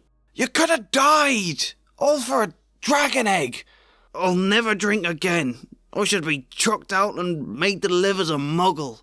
And then he does drink again in the next books and causes other dilemmas through drunkenness, and this is never mentioned again. Basically, I think he should give up drinking. Either he just has stopped by the second book, or we see him on a journey of doing so. I'm not yet sure on that point. But the two things I want to do with Hagrid in this book are give this arc some clear structure and just make him a bit more competent. I always feel sorry for Hagrid. He is consistently terrible at everything, framed as a good person and therefore we forgive it, but I would just like to have him a touch more capable. Some shred of responsibility to a man who was later employed as a teacher. You know, I'd like to get to a point where Hagrid earning that job as a teacher feels like a real progression in him and something we can be proud of. This is arguably not a decision without problems. Some people really loved this idea when I suggested it in the last video. Some people really hated it. They felt it would make the book too heavy, that drink isn't something to discuss in a children's book. It's not fun. One, we should never be afraid to let children grapple with difficulties in the real world. You have to be very careful how you do that, but the idea that they shouldn't exist at all in a children's story, I strongly disagree with. And secondly, just mentioning an idea doesn't make it not fun. It depends on how you do this. I think it still can be fun. I think I'm not doing it in at all a heavy way. In some instances, a problem with what I'm doing here in Hagrid's Drink is that it is so very light and so very simplistic, where it perhaps could be more. But I do think it is kind of fun still. Let's go through it. Let's see what I did. Yes, exactly. I've heard he's a sort of savage. Lives in a hut in the school grounds, and every now and then he gets drunk, tries to do magic, and ends up setting fire to his bed. So this just starts by mentioning his drink a bit more explicitly. I added this mention of a hip flask in the chapter where he first meets Harry. He blew breath through his cheeks, then growled again. "It's not right, you know. How they been treating you? It's not..." Harry noticed his hands were trembling a little. He pulled a flask from one of his coat pockets and sipped at a drink. "I'll be telling Dumbledore about it, you mark my words, Harry. He'll sort this out. He'll set them right." There's then the scene that happens in the original book, the minecart ride to Gringotts that makes Hagrid feel sick, so he asks if Harry will go off to Madame Malcolm's on his own while he pops to the pub for a cheeky pint. "Listen, Harry, would you mind if I slipped off for a pick-me-up in a leaky cauldron? I hate them Gringotts carts." He did still look a bit sick, so Harry entered Madame Malcolm's shop alone, feeling nervous. I made this moment less justified by apparent sickness, highlighted not as the best thing for an 11-year-old on their own in an entirely new place, and then also let it be a moment of Harry showing his compliant side again. "Listen, Harry, would you mind if I slipped off for a pick-me-up in a leaky cauldron? I hate them Gringotts carts." Harry had noticed Hagrid already sipping from his hip flask a few times. He didn't really want to enter on his own, though Hagrid had already been kinder to him than most people. Harry didn't want to spoil that by complaining. As such, he entered Madame Malcolm's shop alone, feeling nervous. I actually like that change in general. I think it creates more dynamic between the two of them. Highlights Harry still not being someone who really asserts his own needs yet. Then we go a load of the way through the book. Harry wins his Quidditch match against Hufflepuff, which is the second Quidditch match, by the way. And in that, it then quite abruptly cuts to Hagrid's hut. Here is the original. Gryffindor had won by 170 points to 6. Harry heard none of this, though. He was being made a cup of strong black tea in Hagrid's hut with Ron and Hermione. It was Snape, Ron was explaining. Hermione and I saw him. He was cursing your broomstick, muttering. He wouldn't take his eyes off you. My version is this. Harry heard none of this, though. He was being made a cup of strong black tea in Hagrid's hut with Ron and Hermione, while Hagrid himself drank fire whiskey from a giant tankard. Just to celebrate. It was Snape, Ron was explaining. That one's a little bit clunky. It doesn't fit quite perfectly into there, but I kept it for reasons of a later scene. We then go all of the way into the scene where they learn about Hagrid's dragon. This is a scene I framed entirely differently to the original. You know, I struggle to believe a gamekeeper who cares deeply about animals and will later become a care of magical creatures teacher would be so irresponsible with Norbert the dragon as he is here. He loves Norbert, but he is not even remotely responsible when he tries to raise a dragon in a tiny hut. A wooden hut, nonetheless, on school premises where, if Norbert grows big, he could easily terrorise and kill students. Keeping a dragon in a hut is cruel to the dragon and dangerous to the students. It serves no one but Hagrid's own desire to raise a dragon, but that's not care, really. That's kind of selfish. And it's fun, don't get me wrong, this is part of the cartoonish exaggeration of Hagrid that we don't want to lose here, but for him to be a believable character, I think when we transition into more serious books, we have to tweak how we do this so that it is more believable and realistic and understandable whilst still preserving the cartoonish fun. As such, in my version, Hagrid does still get the dragon egg because he has always kind of wanted a dragon, but it's not something he'd ever seriously commit to, except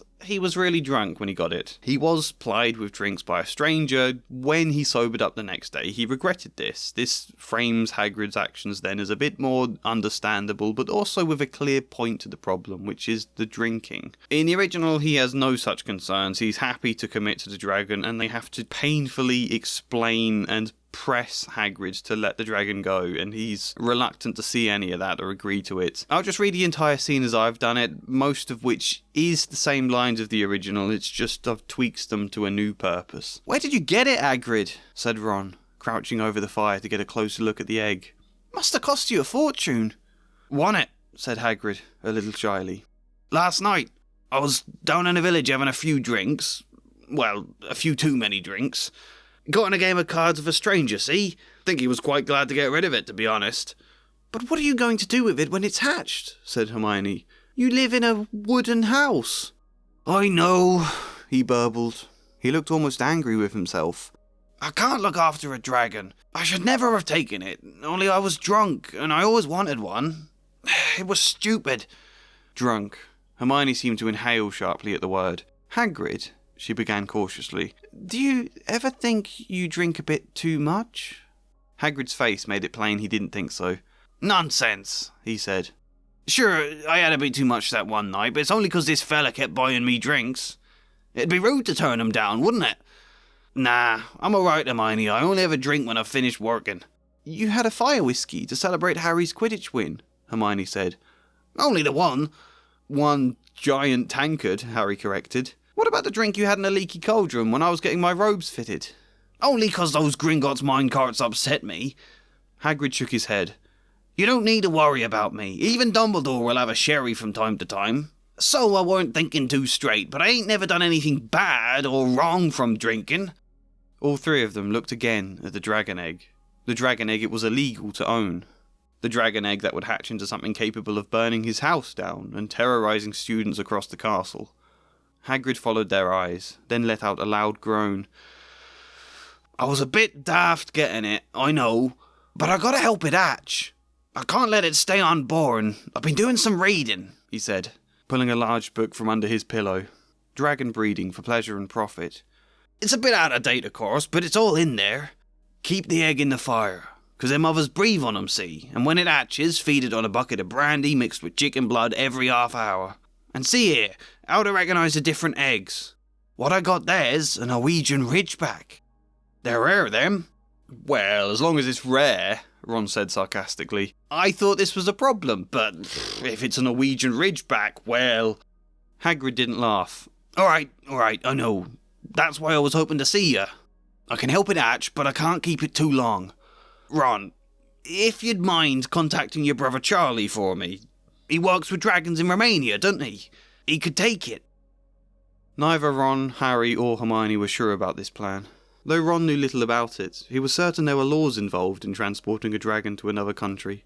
He was sure Charlie would have to alert the Ministry first, which was where the problem occurred. If the Ministry knows I've been keeping an illegal dragon egg, they won't take kindly, will they? Hagrid insisted. I could lose my job. It has to be done secret. I know it's not fair to bother you with this, but you could ask him, couldn't you, Ron?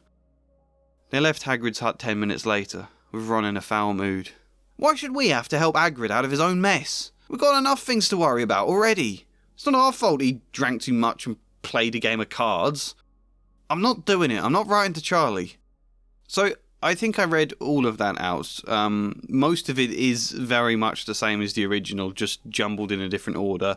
But largely to highlight that it doesn't have to be heavy. In the original, this scene is poking fun at Hagrid's blind denial of the problems with a dragon. I've just made that a blind denial of his drinking this time round, which maybe isn't the most sensitive way to handle it, but I think it works and is more light and fun for a children's book. Anyway, the point is, Hagrid is still irresponsible in my version. Raising a dragon and pressuring 3 children into lying and smuggling it out of the castle on his behalf. It's hard to frame that as a good thing, and it does jar slightly with the way the book continues to present Hagrid as undoubtedly good. In my version, there's slightly more understanding behind it though. It's a bit clearer how Hagrid got into this mess, but also the framing highlights it as bad. Ron has this rant and insists they won't help. Both Harry and Hermione largely agree with him at first. I think that is useful to highlight Hagrid's not exactly being fair, but also it gives us a bit of an arc here. Ron slowly reaching the point where he agrees to contact Charlie. Anyway, then the dragon hatches. There's been no alternatives they've thought of plans other than to tell Mr. Crouch and hope he might help, but that risks Hagrid likely losing his job, and Mr. Crouch hasn't appeared much good at anything anyway. Then, like in the original, Malfoy catches sight of the dragon and that changes things a bit. Here's my version of the aftermath of that. Something about the smile lurking on Malfoy's face during the next week made Harry very nervous.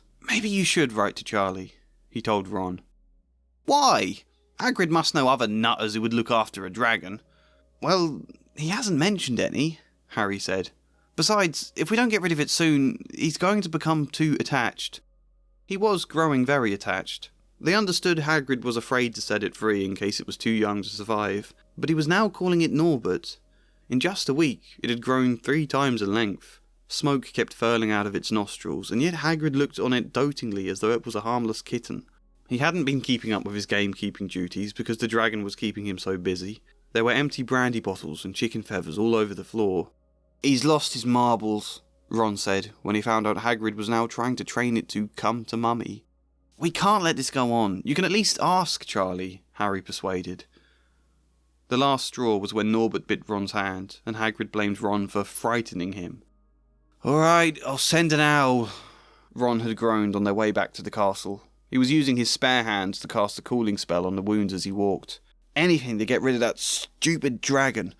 This is again using the same stuff, just reframed a little differently, because most of these lines about Hagrid wanting it to come to Mummy and things are in the original. So all of that cartoonish exaggeration with Hagrid is still preserved, it's just developed into a little more. I think seeing him slowly become more attached when he knows he shouldn't do, I think that works a bit better than just being totally attached and oblivious and in denial from the start. Anyway, they do contact Charlie. He agrees to help, which slightly surprises them, but he does. I tweaked Charlie's letter back to them a little bit, but I don't think I really need to read it. They try to smuggle Norbert out, they then get detention for breaking curfew, and so wind up in detention with Hagrid in the Forbidden Forest. We need to discuss that scene in some detail. Hang you by your wrists from the ceiling for a few days.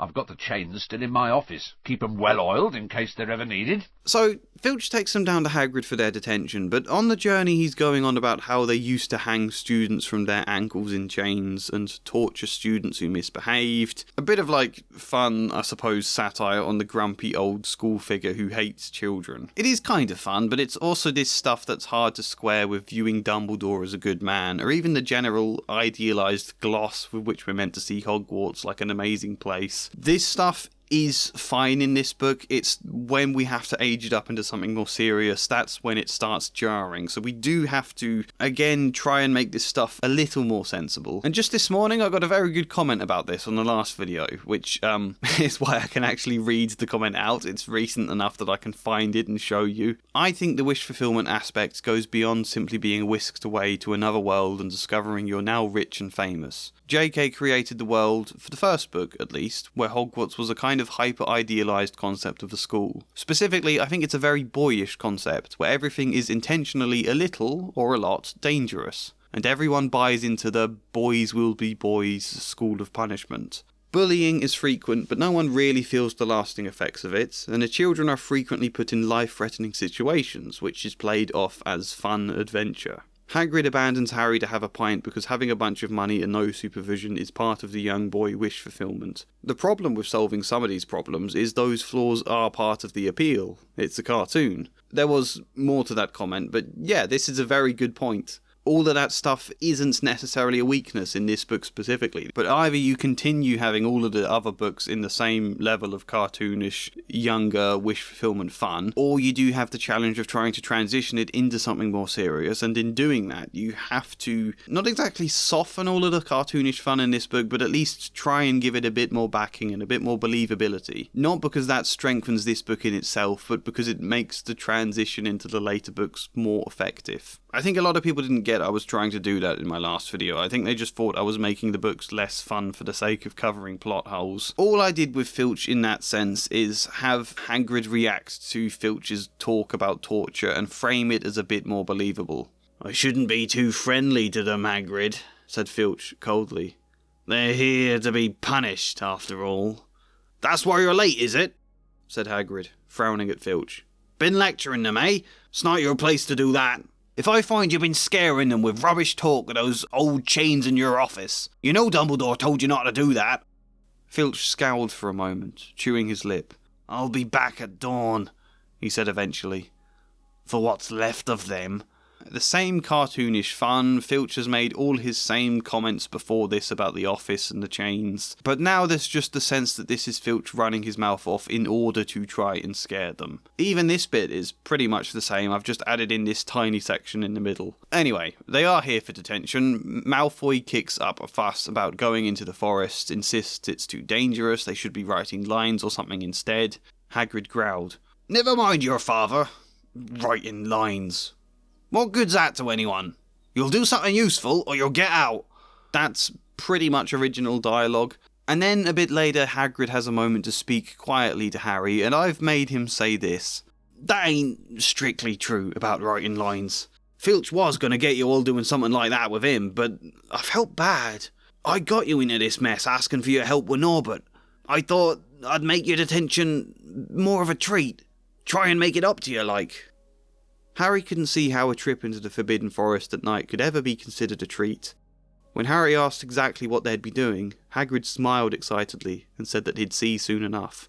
Yeah, in the original, Hagrid says none of this. He tells them they've all done wrong and now they've got to pay for it, and he never makes any mention of the fact he is the entire reason all of them did wrong in the first place. It's all his fault. Therefore, I think he should say this, and I think he should see what they're going to do as a good treat, which is another thing. In the original, they know what they're doing this detention. They're going hunting for whatever has been killing unicorns recently. And I think, why would you send 4 children into the Forbidden Forest, the place Dumbledore literally describes as out of bounds to anyone who does not wish to die a painful death? Why are they sending kids in there? At night, when there's a thing that's been killing unicorns, a thing they don't know what it is. It could be really dangerous. Why also then split them up so 2 kids are left with only a scared dog for protection? What?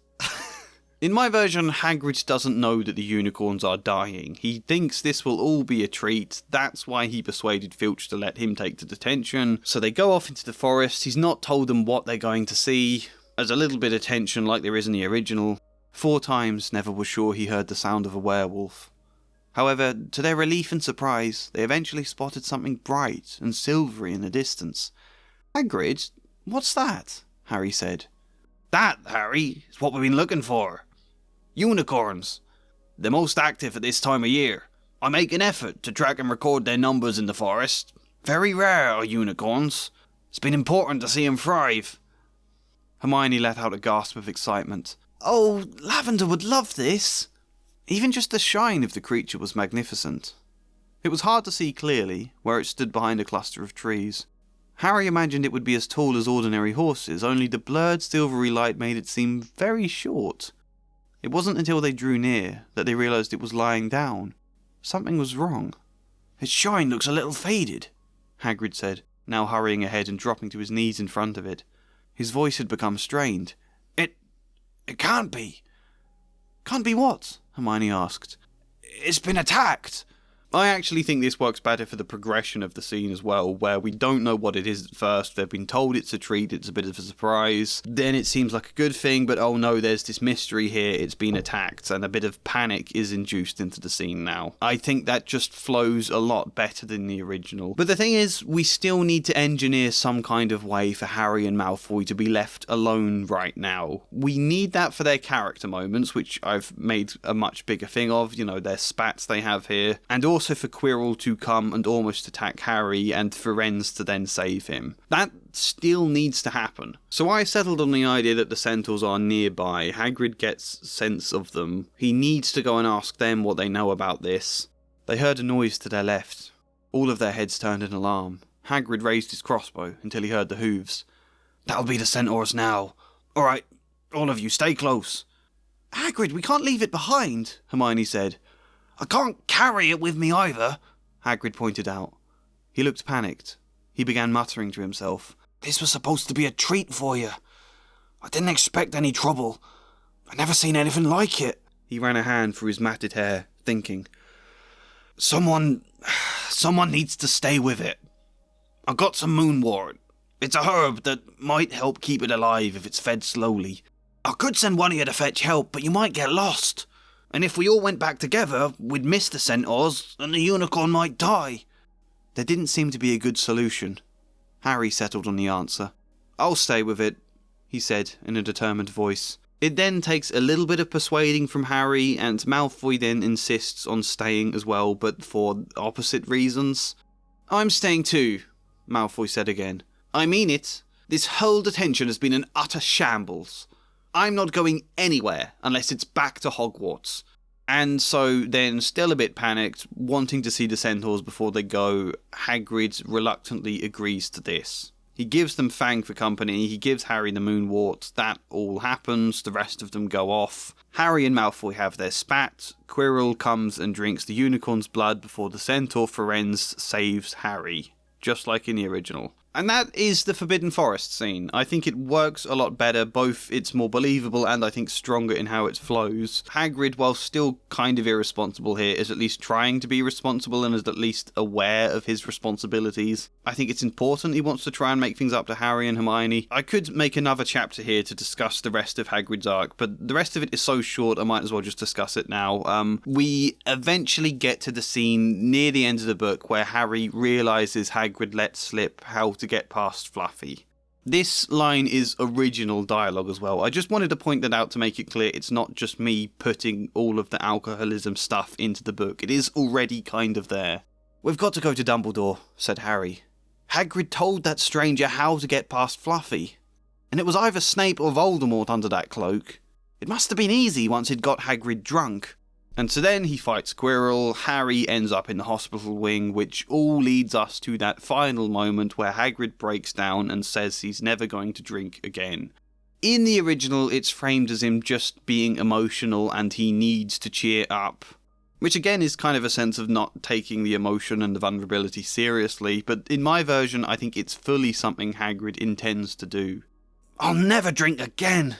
I should be chucked out and made to live as a muggle." "Hagrid," said Harry, shocked to see Hagrid shaking with grief and remorse, great tears leaking down into his beard. "Hagrid, he'd have found out somehow. This is Voldemort we're talking about. He'd have found out even if you hadn't told him." "You could have died," sobbed Hagrid. "I mean it, I'm never drinking again. I'm stopping for good." He thumped a fist down against his shaking knee. "And don't say the name, Harry. It's too horrible to think what could have happened if—" "Voldemort," Harry bellowed, and Hagrid was so shocked that he fell silent. "I've met him, and I'm calling him by his name. Please cheer up, Hagrid. We've saved the stone, it's gone, he can't use it." Hagrid wiped his nose on the back of his hand and said, "You've been kind, Harry, but I still owe you an apology. I never thanked you properly for Norbert, and now all this has happened. I just wanted to say sorry and give you a present." It seemed to be a handsome, leather-covered book, ending the moment I quoted before where Harry opens the book, cries, and is enveloped in a more fatherly hug from Hagrid. I also like that, just let Hagrid be a bit of a father figure at times, rather than always irresponsible and always needing support from Harry. And often Harry being framed more like the adult out of the two of them. Hagrid wiped his nose on the back of his hand and said, "Oh, that reminds me, I've got you a present. It's not a stoat sandwich, is it?" That's pretty much it for Hagrid. I think this change is really sensible and it requires tweaking so little. It makes him deeper, it makes him more realistic, it means he actually gets to grow in this book. The progression is interesting and engaging. I think it does add a bit of humour. I think it also makes the forest scene more tense. And also, I think it is weird in the original how much it does sort of normalise alcoholism in a school system, which I don't think is necessarily uncommon. A lot of teachers do drink a lot of alcohol when they get back after difficult days. My parents certainly did. It's certainly not unrealistic that Rowling, who grew up in the 80s, I think, might characterise teachers as having struggles with drinking. But I think it is odd how it's never framed as a potential problem in these books. It's just something fine and ordinary and we should accept it without any issue. Especially when there clearly is issue in this book. It does cause Quirrell to find out about Fluffy. I think it is worth acknowledging that. As ever, there are lines that could be better written on another draft, but I think this is quite strong. I don't think there are any lessons I learned here exactly, but I will say this, that just thinking about what's most fun for a children's book isn't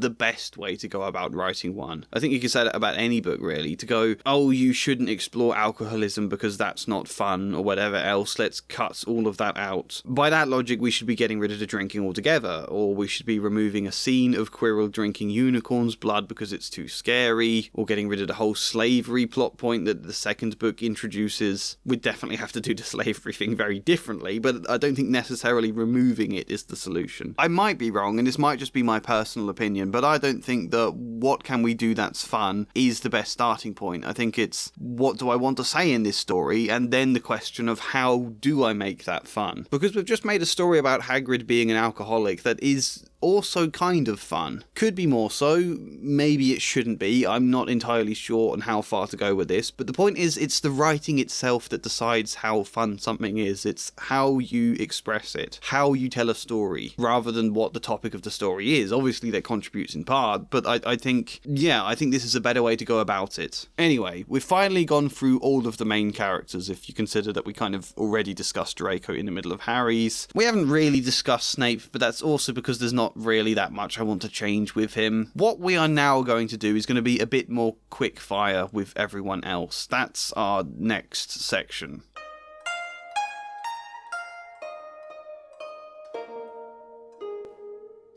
Dumbledore is fine as he is. He has a very distinctive voice, and we've already talked about his purpose in the story via a discussion of Harry. There were a few world-building elements I wanted to factor in, largely around what it actually is he does in his job, what he's trying to achieve as a headmaster, but I think it's more natural to include that stuff in Book 2 when the Board of Governors enter the story. So, any of those things you may remember from my last video that I was planning to include didn't find space here. There are 2 points to mention though. First is the Mirror of Erised scene. Dumbledore explains he knows what the mirror showed both Harry and Ron, and we get, "And it showed your friend Ron himself as head boy." How did you know? "I don't need a cloak to become invisible," said Dumbledore gently. "Now, Can you think what the Mirror of Erised shows us all? I find that just a little creepy. The headmaster sneaking about invisible to spy on people. I changed it to this. How did you know? Paintings don't sit idly in their portraits, Harry. He pointed to a framed painting of a small man standing upright on a floating broomstick. They travel from frame to frame, all with stories to share. Now, can you think what the Mirror of Erised shows us all? And the other thing is the hospital scene with Harry at the end. The original book suggests that Dumbledore feels very positively about what Harry did and that he was hoping it would happen. Well, I got back all right, said Hermione. I brought Ron around, that took a while, and we were dashing up to the Owlery to contact Dumbledore. When we met him in the entrance hall, he already knew. He just said, Harry's gone after him, hasn't he? And hurtled off to the 3rd floor. Do you think he meant to do it? Said Ron. Sending you your father's cloak and everything. Well, Hermione exploded. If he did, I mean to say, that's terrible. You could have been killed. No, it isn't, said Harry thoughtfully. He's a funny man, Dumbledore. I think he sort of wanted to give me the chance. I think he knows more or less everything that goes on around here, you know. I reckon he had a pretty good idea we were going to try, and instead of stopping us, he just taught us enough to help. I don't think it was an accident he let me find out how the mirror worked. It's almost like he thought I had the right to face Voldemort if I could. Yeah, Dumbledore's barking all right, said Ron proudly. Listen, you've got to be up for the end-of-year feast tomorrow. It's a tricky point, because on the one hand, this is absolutely mental. You can't be doing that, Dumbledore. You can't be encouraging 11-year-old children to fight their parents' murderers with the argument he deserves a chance. You can't. But on the other hand, this is a book about children. They need to do heroic things, and it would be a boring book if they didn't. It would also be a pretty kind of killjoy if Dumbledore just had a go at him about it and said, you shouldn't have done any of that. Don't act on your own accord again. So it is difficult, but what I did was to mostly remove this entire conversation we just witnessed. I showed you the start and end points of it before so that you can see how I've mostly cut out the middle. Well, I got back all right, said Hermione.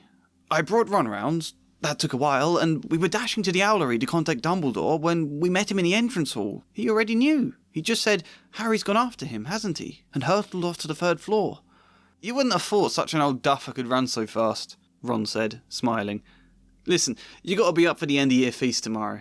Secondly, though, I had Dumbledore say something about it to Harry in the hospital wing. There's a bit in that conversation where Dumbledore explains that he gave Harry the cloak. Well, Harry asks him if he did, and he says, your father happened to leave it in my possession, and I thought you might like it. Dumbledore's eyes twinkled. Useful things. Your father used it mainly sneaking off to the kitchens to steal food when he was here. Conversation goes away after this, and I just kind of used it as a little point to include this extra bit that I hoped would sort of balance it fairly well. Your father happened to leave it in my possession, but it was always yours to own. Dumbledore's eyes twinkled. Useful things. Your father used it mainly for sneaking off to the kitchens to steal food when he was here. I did not expect you to put it to quite so great a use. He then cleared his throat gently, as though he had come to an important point. Harry, what you, Miss Granger, and Mr. Weasley did was both very dangerous and incredibly brave. It deserves both praise and a word of caution. The Hogwarts rules are designed to keep you safe, you understand. This event with Quirrell has demonstrated that some situations are so desperate it becomes necessary to break rules, and essential to risk safety. However, I hope this won't need to become a habit. No, Professor, Harry said, and was then relieved to see a smile on Dumbledore's face. I think that just about works. I don't know, I'm still not entirely convinced. I'm not quite sure how you get this kind of balance right. I think it could be done, I'm just not sure how. It's also very creaky here. It feels so much like that bit at the end of a kid's show where the announcer says, these stunts were performed by professionals, do not try this at home. It's got a bit of that flavour to it. That's what I tried with Dumbledore though. I don't think we're going to spend ages evaluating rating it. I think we should move on. I said this was a quickfire round. Ah, has Ickle Ronnie got something on his nosy? Said one of the twins. So at the end of my last video, I finished with a section of me being deliberately opinionated for a half joke as I shared some pet peeves I had about the books, and I said one of them was that Fred and George are often incredibly lame. That I like the idea of them, but I think a lot of their dialogue reads like a middle-aged person's idea of a rebellious child. That's what I said, and I think I was being a bit unfair. You know, I got to their dialogue in this book and I decided not to really change it, and I think as my own award-winning dialogue about coating the broom with butter can attest, I decided to try and preserve the Rowling style and voice. I decided to try and imitate that as much as I could. I think some of the lines I wrote for Fred and George are still a bit lame, but to an extent I think they should be when this is a young children's book. Like, you can't have them swear, for example, because of what this book is, and maybe it's not the case in the later ones when things do age up, but certainly for the first book, they have to be a bit sort of squeaky clean and a very clean version of what a rebellious child is. But there were two changes I made. One is cutting them out saying stuff like this. The youngest boy tried to jerk out of the way, but she grabbed him and began rubbing the end of his nose. "Mom, get off!" He wriggled free. "Aw, has Ickle Ronnie got something on his nosy?" said one of the twins. And a bit later on, "Great idea though, thanks Mum. It's not funny. And look after Ron." "Don't worry, Ickle Ronnykins is safe with us." "Shut up," said Ron again. I don't know if it's me, but I always cringe at the use of Ickle in these books from Fred and George. It's the thing I find the most lame. However, I do have good reason to change this beyond me personally finding it lame, and it's that Petunia says this stuff a lot too. Aunt Petunia burst into tears and said she couldn't believe it was her Ickle Duddykins. He looked so handsome and grown up. And there's all of the dinky duddums and stuff like that. Peeves says this a lot too. "Oh," he said with an evil cackle. "Ickle firsties, what fun." Now, I think it suits Peeves. I think this pathetically childish poltergeist who I always imagine looking like a Victorian child for some reason, or like Pinocchio, I don't know, that might just be me. I even got this sense as well, and this isn't something I would write into the story, but I always got just the sense of him as a child who died very young, and trauma has somewhere left him emotionally stunted in a permanent state of behaving overly childish. That's not the case, that's not something I want to write in, but I always feel that with him, you know? I think this style of speaking suits him because of that feel, because it feels particularly young and perhaps outdated as well. It doesn't, however, suit Fred and George, and also I think it does confuse their voices. I said earlier that what was good about Ron was that he felt quite distinct. I think so does Dumbledore. But if Fred and George talk like this, if Petunia talks like this, if Peeves talks like this, then there isn't distinction. There isn't anything unique about it. So I've cut out all of the phrases of Fred and George speaking like this and replaced them with just ordinary alternatives. "It's not funny, and look after Ron." "Sure thing, Mum. We'll hold his hand, read him a bedtime story." "Shut up," said Ron again. There's a lot of different situations where I've just put something in like that that's slightly banal, but not as odd. Also, I am just curious what other people think about this as well, this Ickle stuff. Does anyone, it might just be me, does anyone know people who would speak like this? I've not really heard this before. Is it the thing from Rowling growing up? Is it an 80s thing? I can't imagine being at school and ever talking like that and people not just looking at me and going, "What the fuck are you doing?" What are you saying? Down in the stands, Dean Thomas was yelling, "Send him off, ref! Red card!" I wouldn't say I've given Dean an arc. He's too minor to need one, but I do use him as a vehicle to set something up in the world. Early on, the books have a quote about Dean being a football fan. Ron had already had a big argument with Dean Thomas, who shared their dormitory, about football. Ron couldn't see what was exciting about a game with only one ball, where no one was allowed to fly.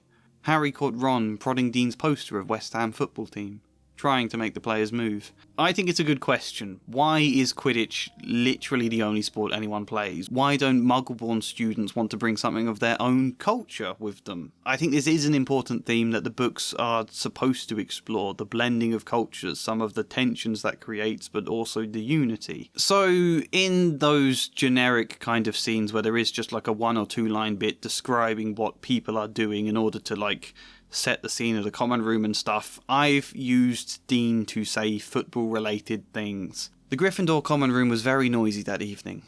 Hermione sat with Lavender, talking passionately about her love of animals. Lavender had a pet rabbit back home called Binky that she shared pictures of.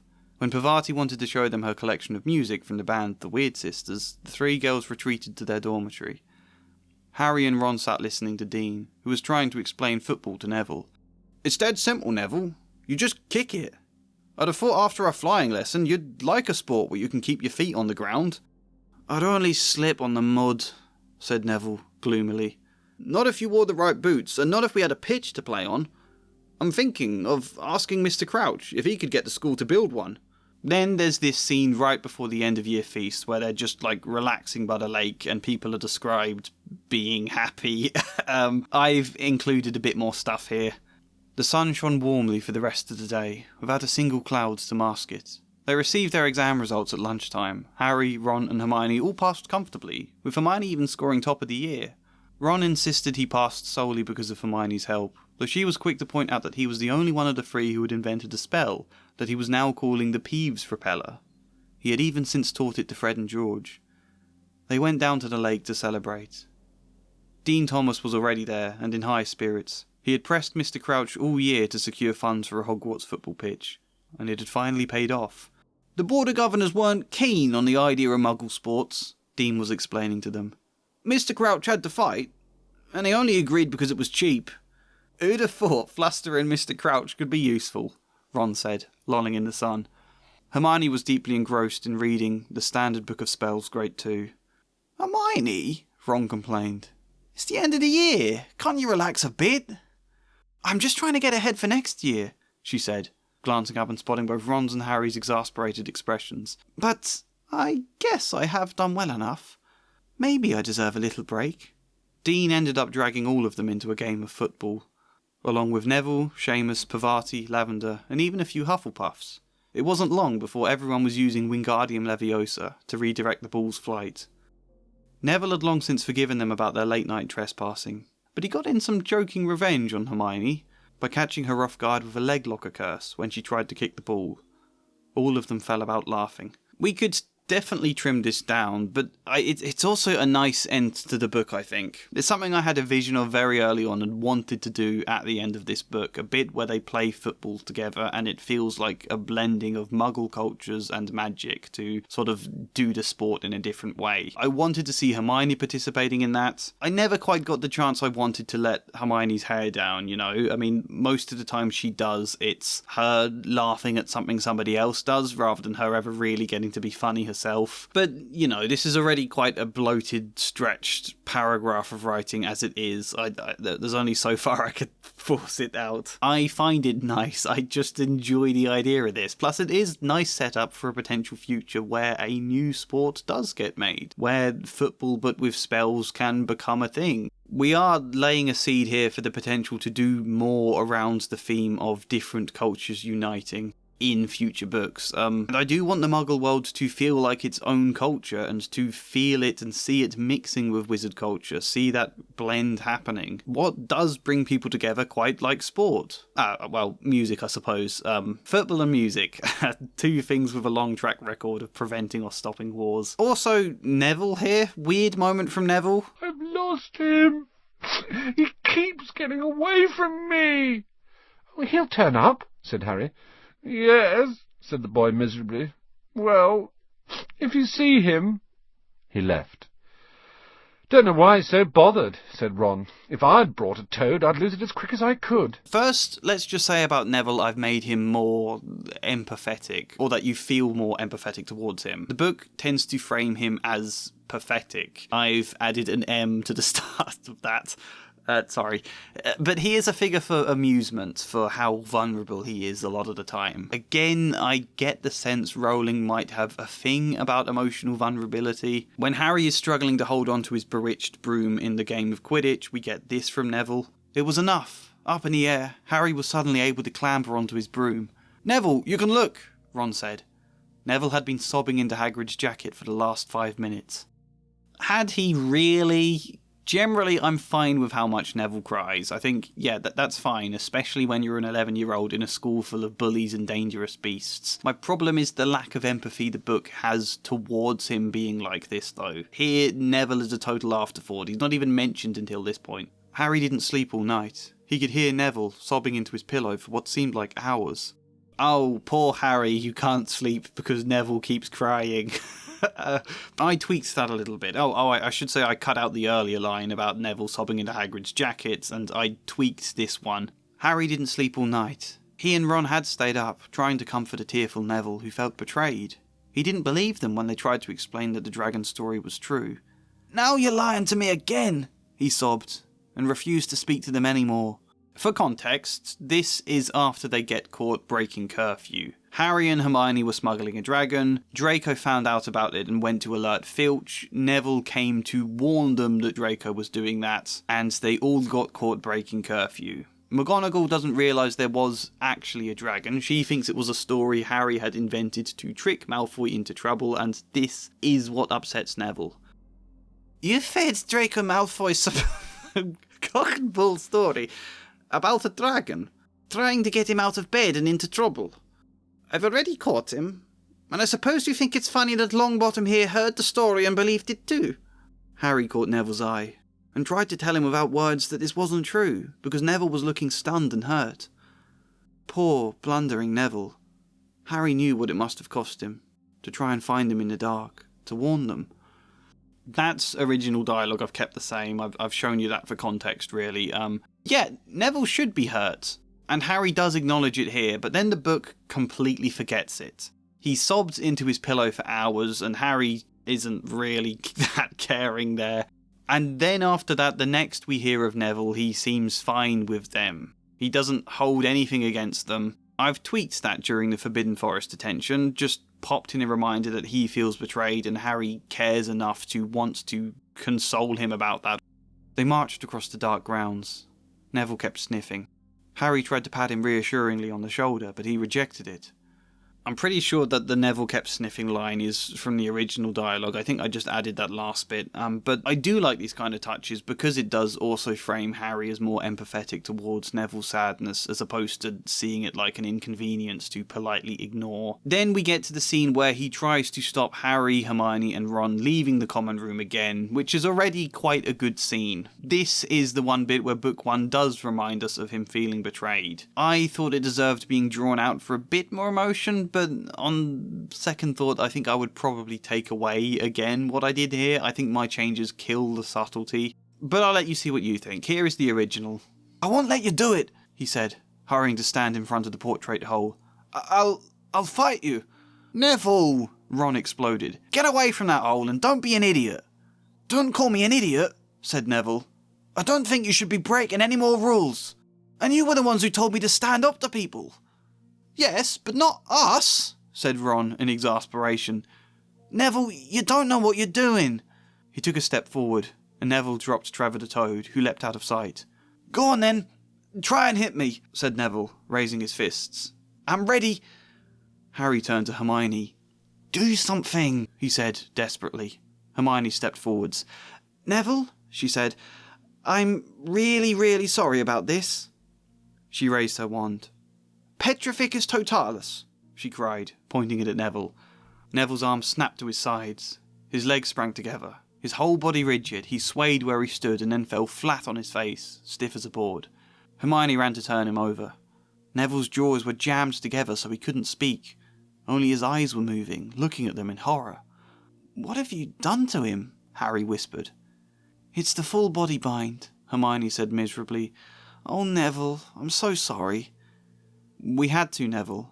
No time to explain," said Harry. "You'll understand later, Neville," said Ron, as he stepped over him and pulled on the invisibility cloak. I get they're stressed, but it does make it feel a bit like they don't respect Neville. "Neville!" Ron exploded. "We can explain later. We really don't have time right now." "You're lying!" Neville shouted. "Like you lied about the dragon. You're just trying to get Malfoy into trouble again. I won't let you."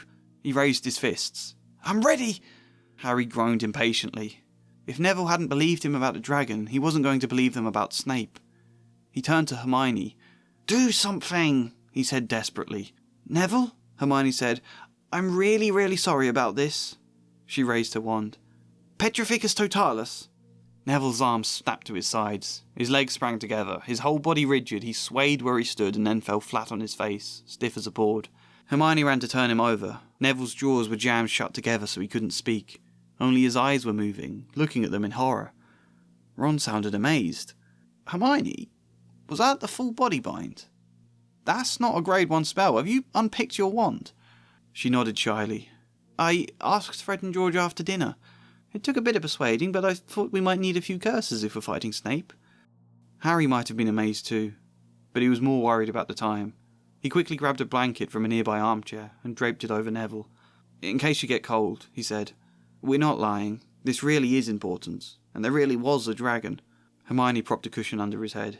Neville, we'll be back as soon as we can, and we'll explain everything. I think the cushion and the blanket are definitely a bit too much, but I think I just wanted to factor in that Neville did feel lied to by them, and that is still a hurt he's carrying. Either way, the point was Hermione did use the full body bind on Neville. It's not a spell he knows, but there was a moment way earlier in the books where Malfoy put Neville in a leg locker curse. I think it's then kind of fun for Neville to get some sort of joking revenge on Hermione. It sort of highlights that the air has been cleared between these characters. Neville has forgiven them. We don't really ever get any moment where Neville suggests that in the first book. They step over him on the way out to fight Quirrell, and then the next we know of him, he's being clapped on the back for earning 20 points. You know, I do think Dumbledore's comment about taking far more courage to stand up to your friends, I think that is a great ending for Neville. It's a really strong, succinct point. So that's not my problem. I just don't think that on its own does enough to clear the air between these characters, or suggest that Neville matters, that he's had reason to be upset that they petrified him and presumably left him on the common room floor all night. I don't think the fact that Harry, Ron and Hermione were actually going off to fight Quirrell and that they earned a load of house points as a result, I don't think that in itself resolves Neville's hurt, for which I could have added a moment where they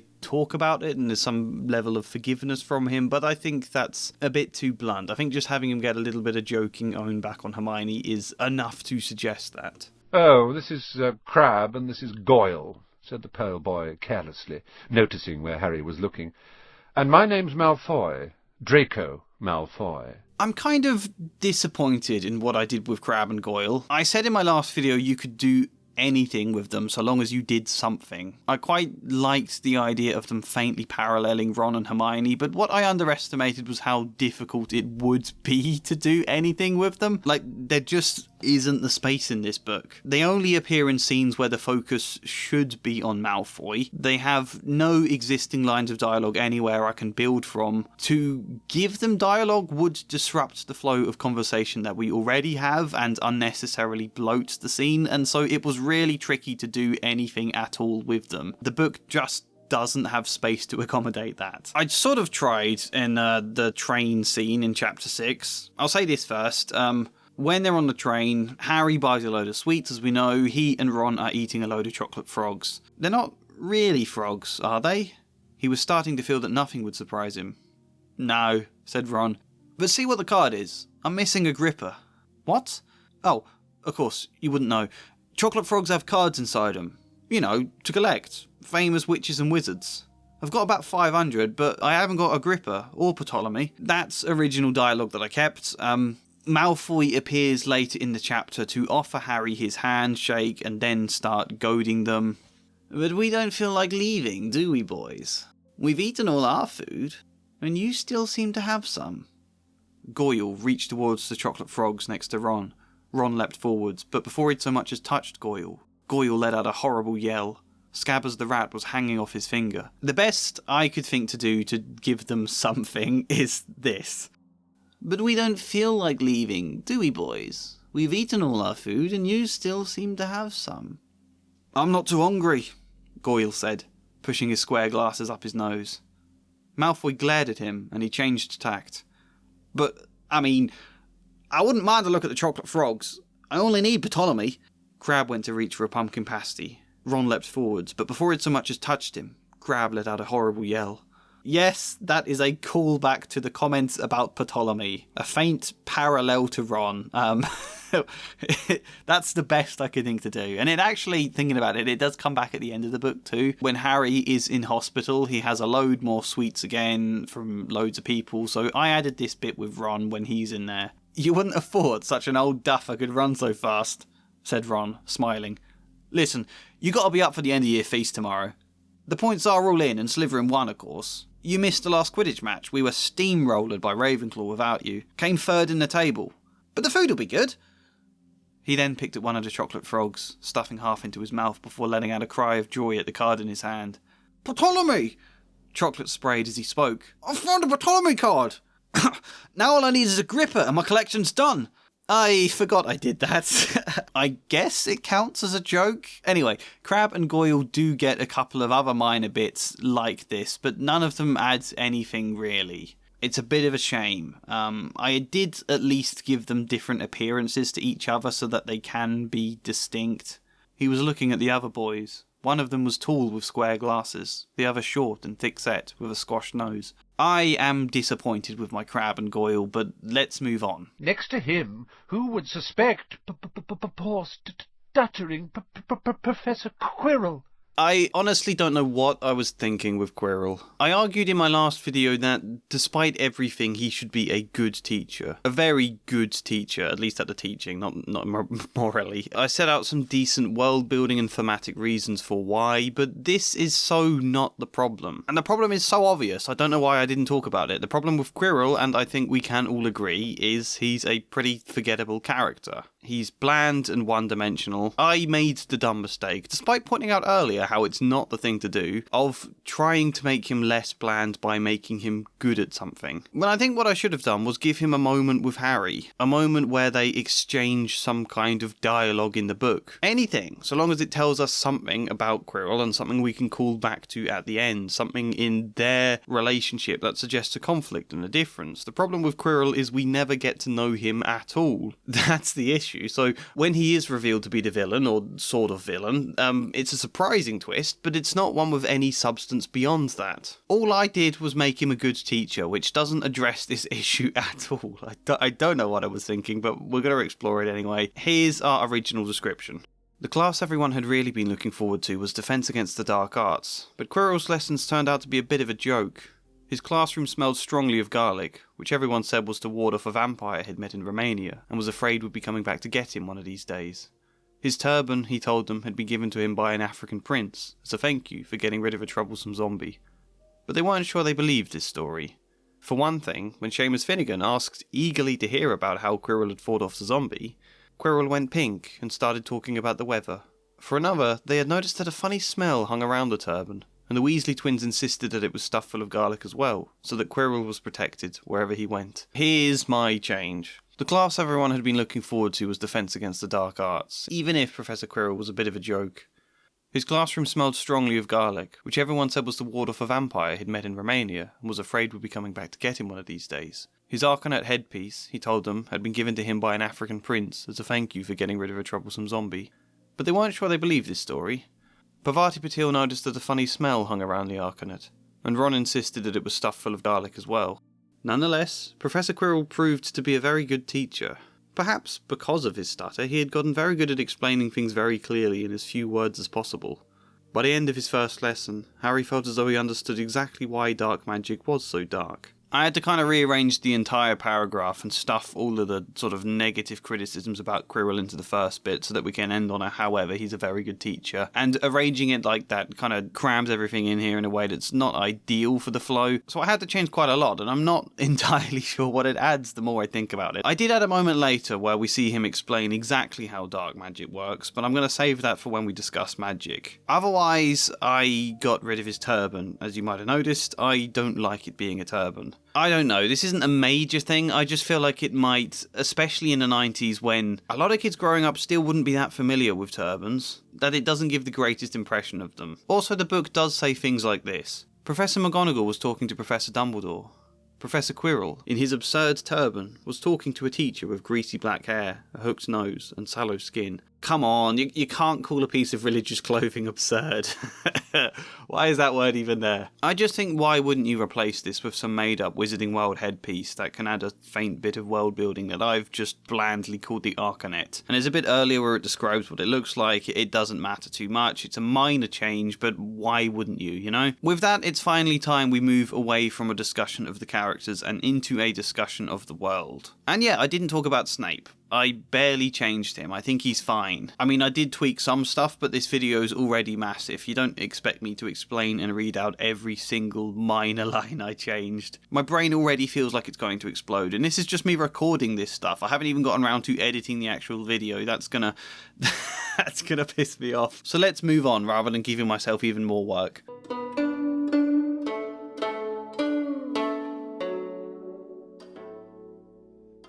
So I said we would discuss this idea, didn't I? It's another one people either really loved when I suggested it in the last video and considered their favourite idea, or one people thought would spoil the fun. I think it's an interesting idea that makes a lot of the world building more sensible, but crucially I think it adds story, as now there can be all sorts of humour and escapades around people trying to unpick their wands. Fred and George are typically very good at it, but the challenge was meant to be that it's different each year. Every year they have to take their wands back to Ollivander or an equivalent, who applies the new ministry designed locks, because every year the old locks start to get broken, and then it's a whole challenge trying to break them all over again. And you break the locks on your wands either by a case of figuring out what the counter curse is that the teachers will know, because there may be lessons where they need to remove the locks in order to practice something more advanced, or it's a case of inventing a new counter curse that you come up with yourself, or just inventing entirely new spells that the ministry won't have known to lock. This is again where Ron's growing ability to invent spells might be handy in the later books, but crucially there isn't a single counter curse to unlock everything. This is all my world building. It's not stuff we actually really explain in this book. I'm just trying to. There's tons of different locks on the wand. Unlocking a few basic things like the full body bind or the leg lock or curse, that's not too difficult. Unlocking the really dangerous spells though, that takes incredible wizardry and is another testament to how talented a young Tom Riddle was. I wrote this in because it makes a lot more sense that spells would be blocked. You can't give children at 11 years old weapons capable of pretty much ruining anyone's life. In the second book we see Gilderoy Lockhart attempts to obliviate Ron, which backfires and leaves Lockhart permanently struggling with his memory. He spends the rest of his life in hospital, as we see in one of the later books, and they can't cure him. The idea that any child could use Obliviate on anyone at any point if they just get in a bit of a fight, that's scary. I think it makes sense there would be locks in place to try and prevent a lot of this stuff, but also that kids would consistently find creative ways around the limitations. I think it's a great underground thing that might be really good when you get to the fifth book with Umbridge there. I think on the surface you can say it ruins the fun because no one can do anything anymore, but I think actually it adds more fun because we do get all sorts of creative ways of people working around it. Both what was good and bad about putting locked wands into the story though was that I didn't have much space to do anything with it at all. I did want to have a lot of fun with this. I think you can have a lot of fun with this, but there just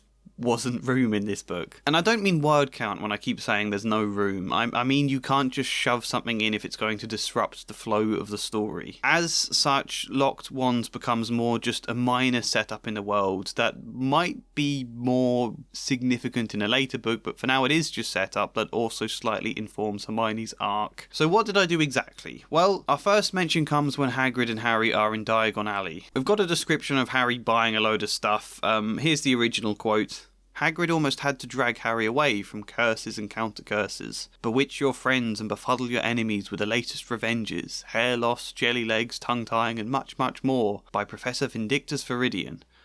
I was trying to learn how to curse Dudley. I'm not saying that's not a good idea, but you're not to use magic in the Muggle world, except in very special circumstances, said Hagrid. And anyway, you couldn't work any of them curses yet. You need a lot more study before you get to that level. I changed Hagrid's line to this. I get why you'd want to, but you're not to use magic in the Muggle world, except in very special circumstances, said Hagrid. And anyway, you couldn't work any of them curses yet. You need a lot more study, and a lot less locks on your wand before you get to that level. Locks? That's right. To stop younger wizards casting anything too dangerous. You'll only have your grade 1 spells for your first year.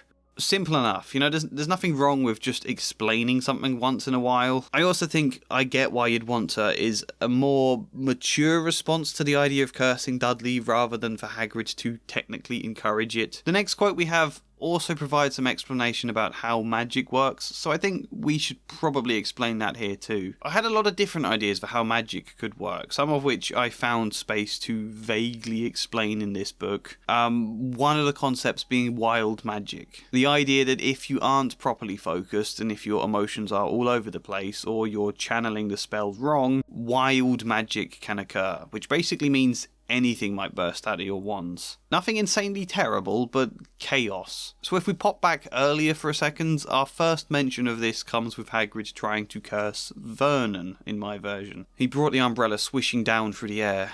There was a flash of violet light, a sound like a firecracker, a sharp squeal, and the next second Dudley was dancing on the spot with his hands clasped over his face. He was howling in pain. Only the howl twisted in sound, until it was more of a moo. When Dudley removed his hands, Harry saw that his nose and mouth had stretched and transformed into a cow's thick muzzle.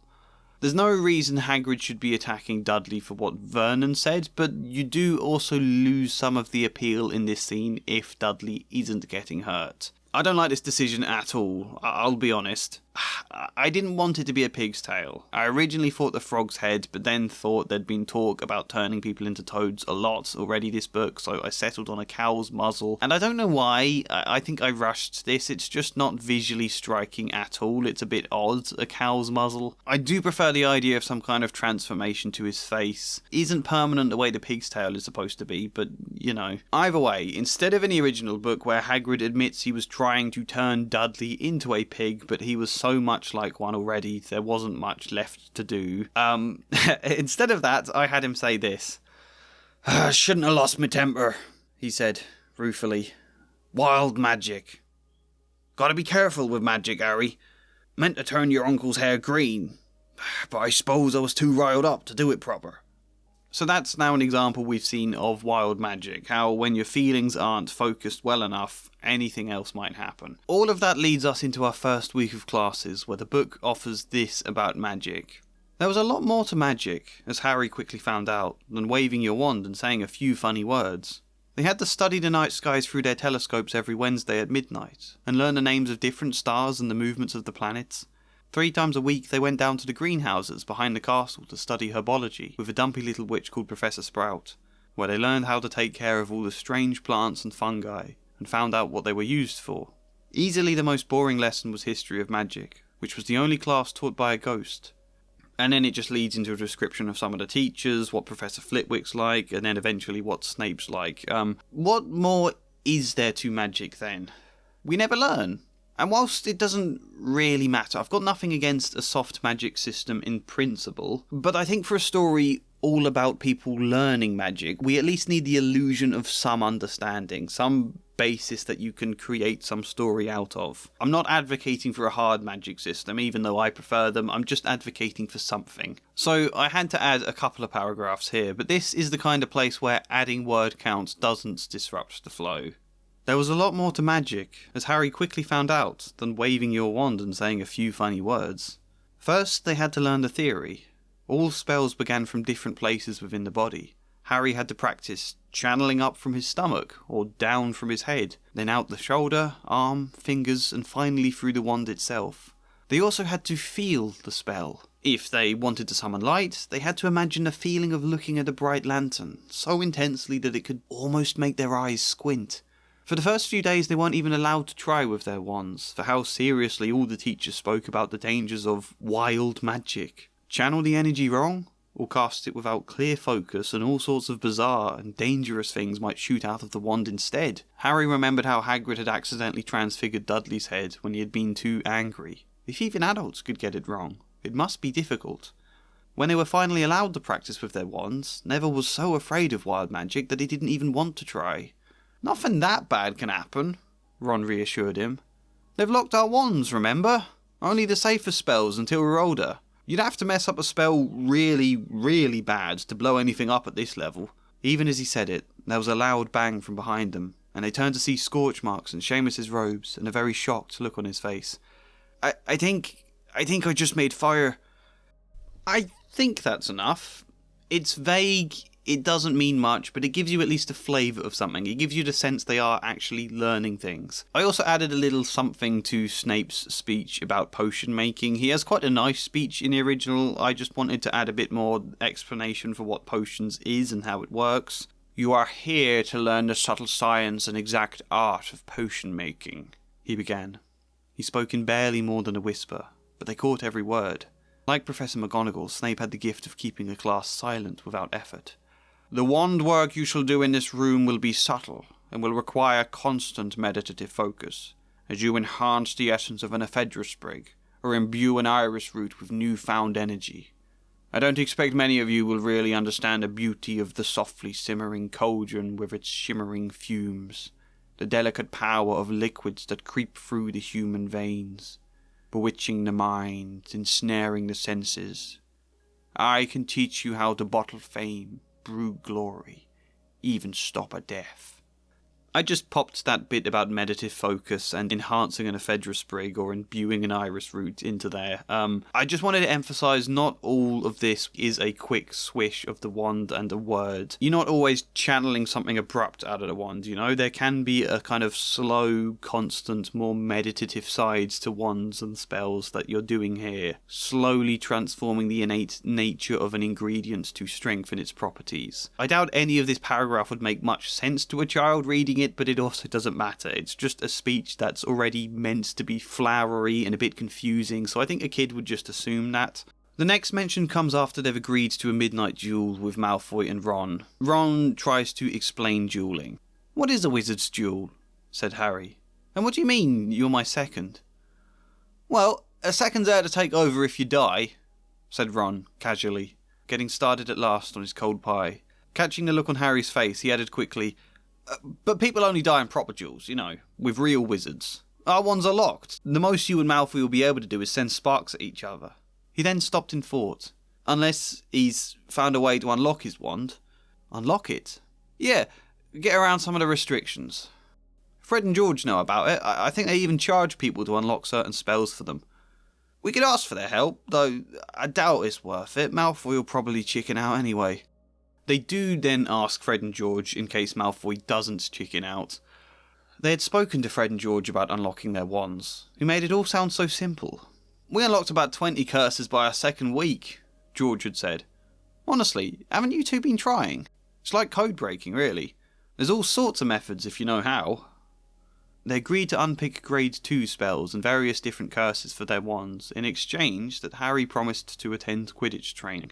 It had been a worthwhile deal. They spent the rest of the evening anxiously waiting until midnight.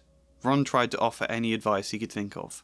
You may notice that I've started to get a bit confused here. The wands are locked. I think that's a good, simple word to describe what this means. But unlocking the wands, unlocking certain spells, it makes me think too much of like unlocking stuff in a video game. So I started referring to this act as unpicking a spell or unpicking your wand, but technically that should be picking, I think, because you pick a lock, not unpick it. But pick doesn't sound right either. It's all very confused and inconsistent, and I go back and forth between using the different terms all of the time, and it just shows how rushed I was writing this script. We then have another mention about wild magic that comes in the Wingardium Leviosa lesson. We get this in the original.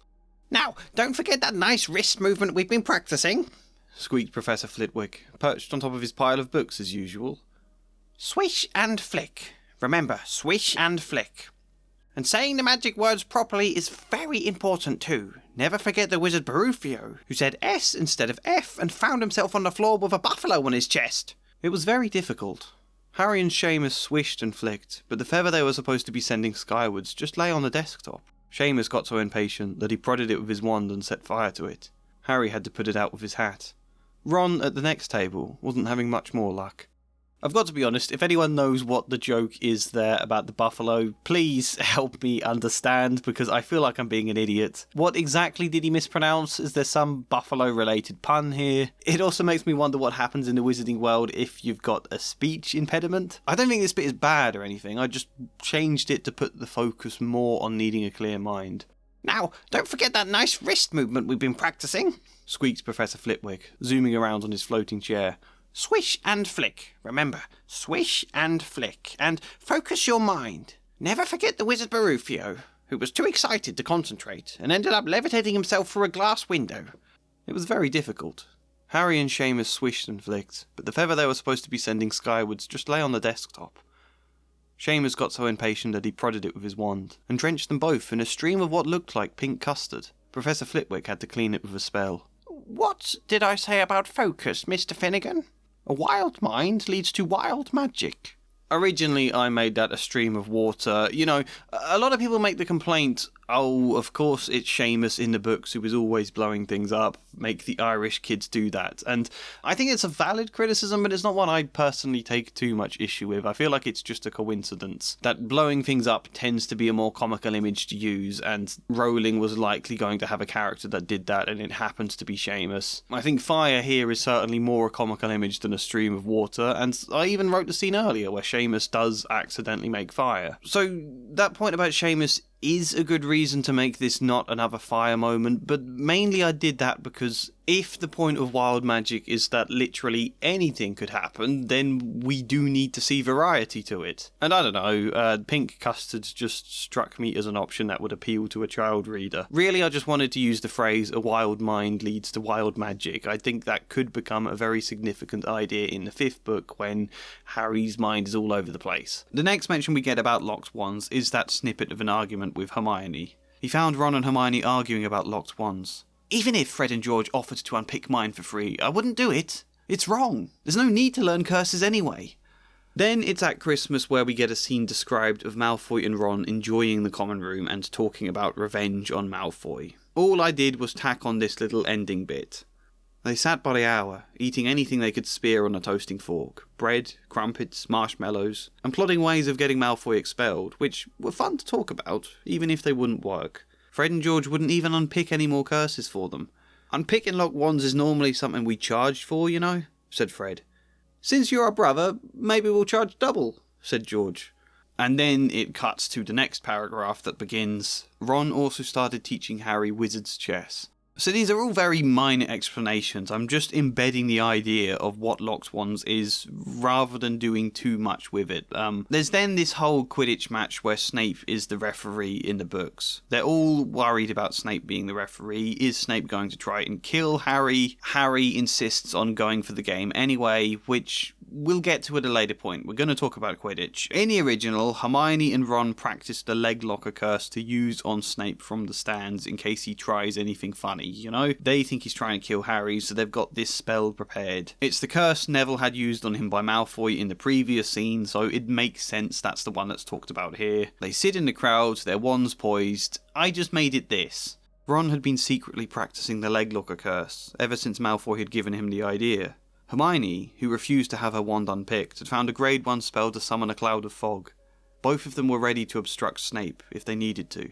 Just tweaking that to suit Hermione's arc. The next thing I changed is a speech from Quirrell. I said I did give Quirrell some vague moment, but I didn't show it before. It comes from this moment in the original after they're worried Snape is pressuring Quirrell about the stone.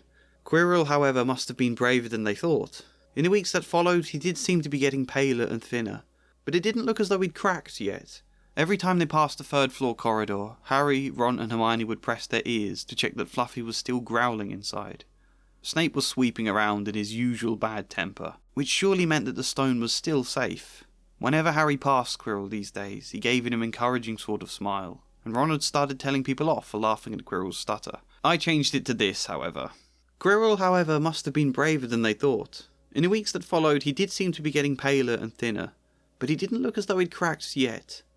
He continued to be an engaging teacher in their lessons, and even gave so passionate a lecture on the dangers of dark magic that his stutter temporarily disappeared.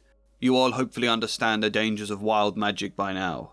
Well, rather than practicing a clear mind in order to ease it, dark magic thrives on harnessing the chaos of wild magic, amplifying it into something altogether more powerful and destructive.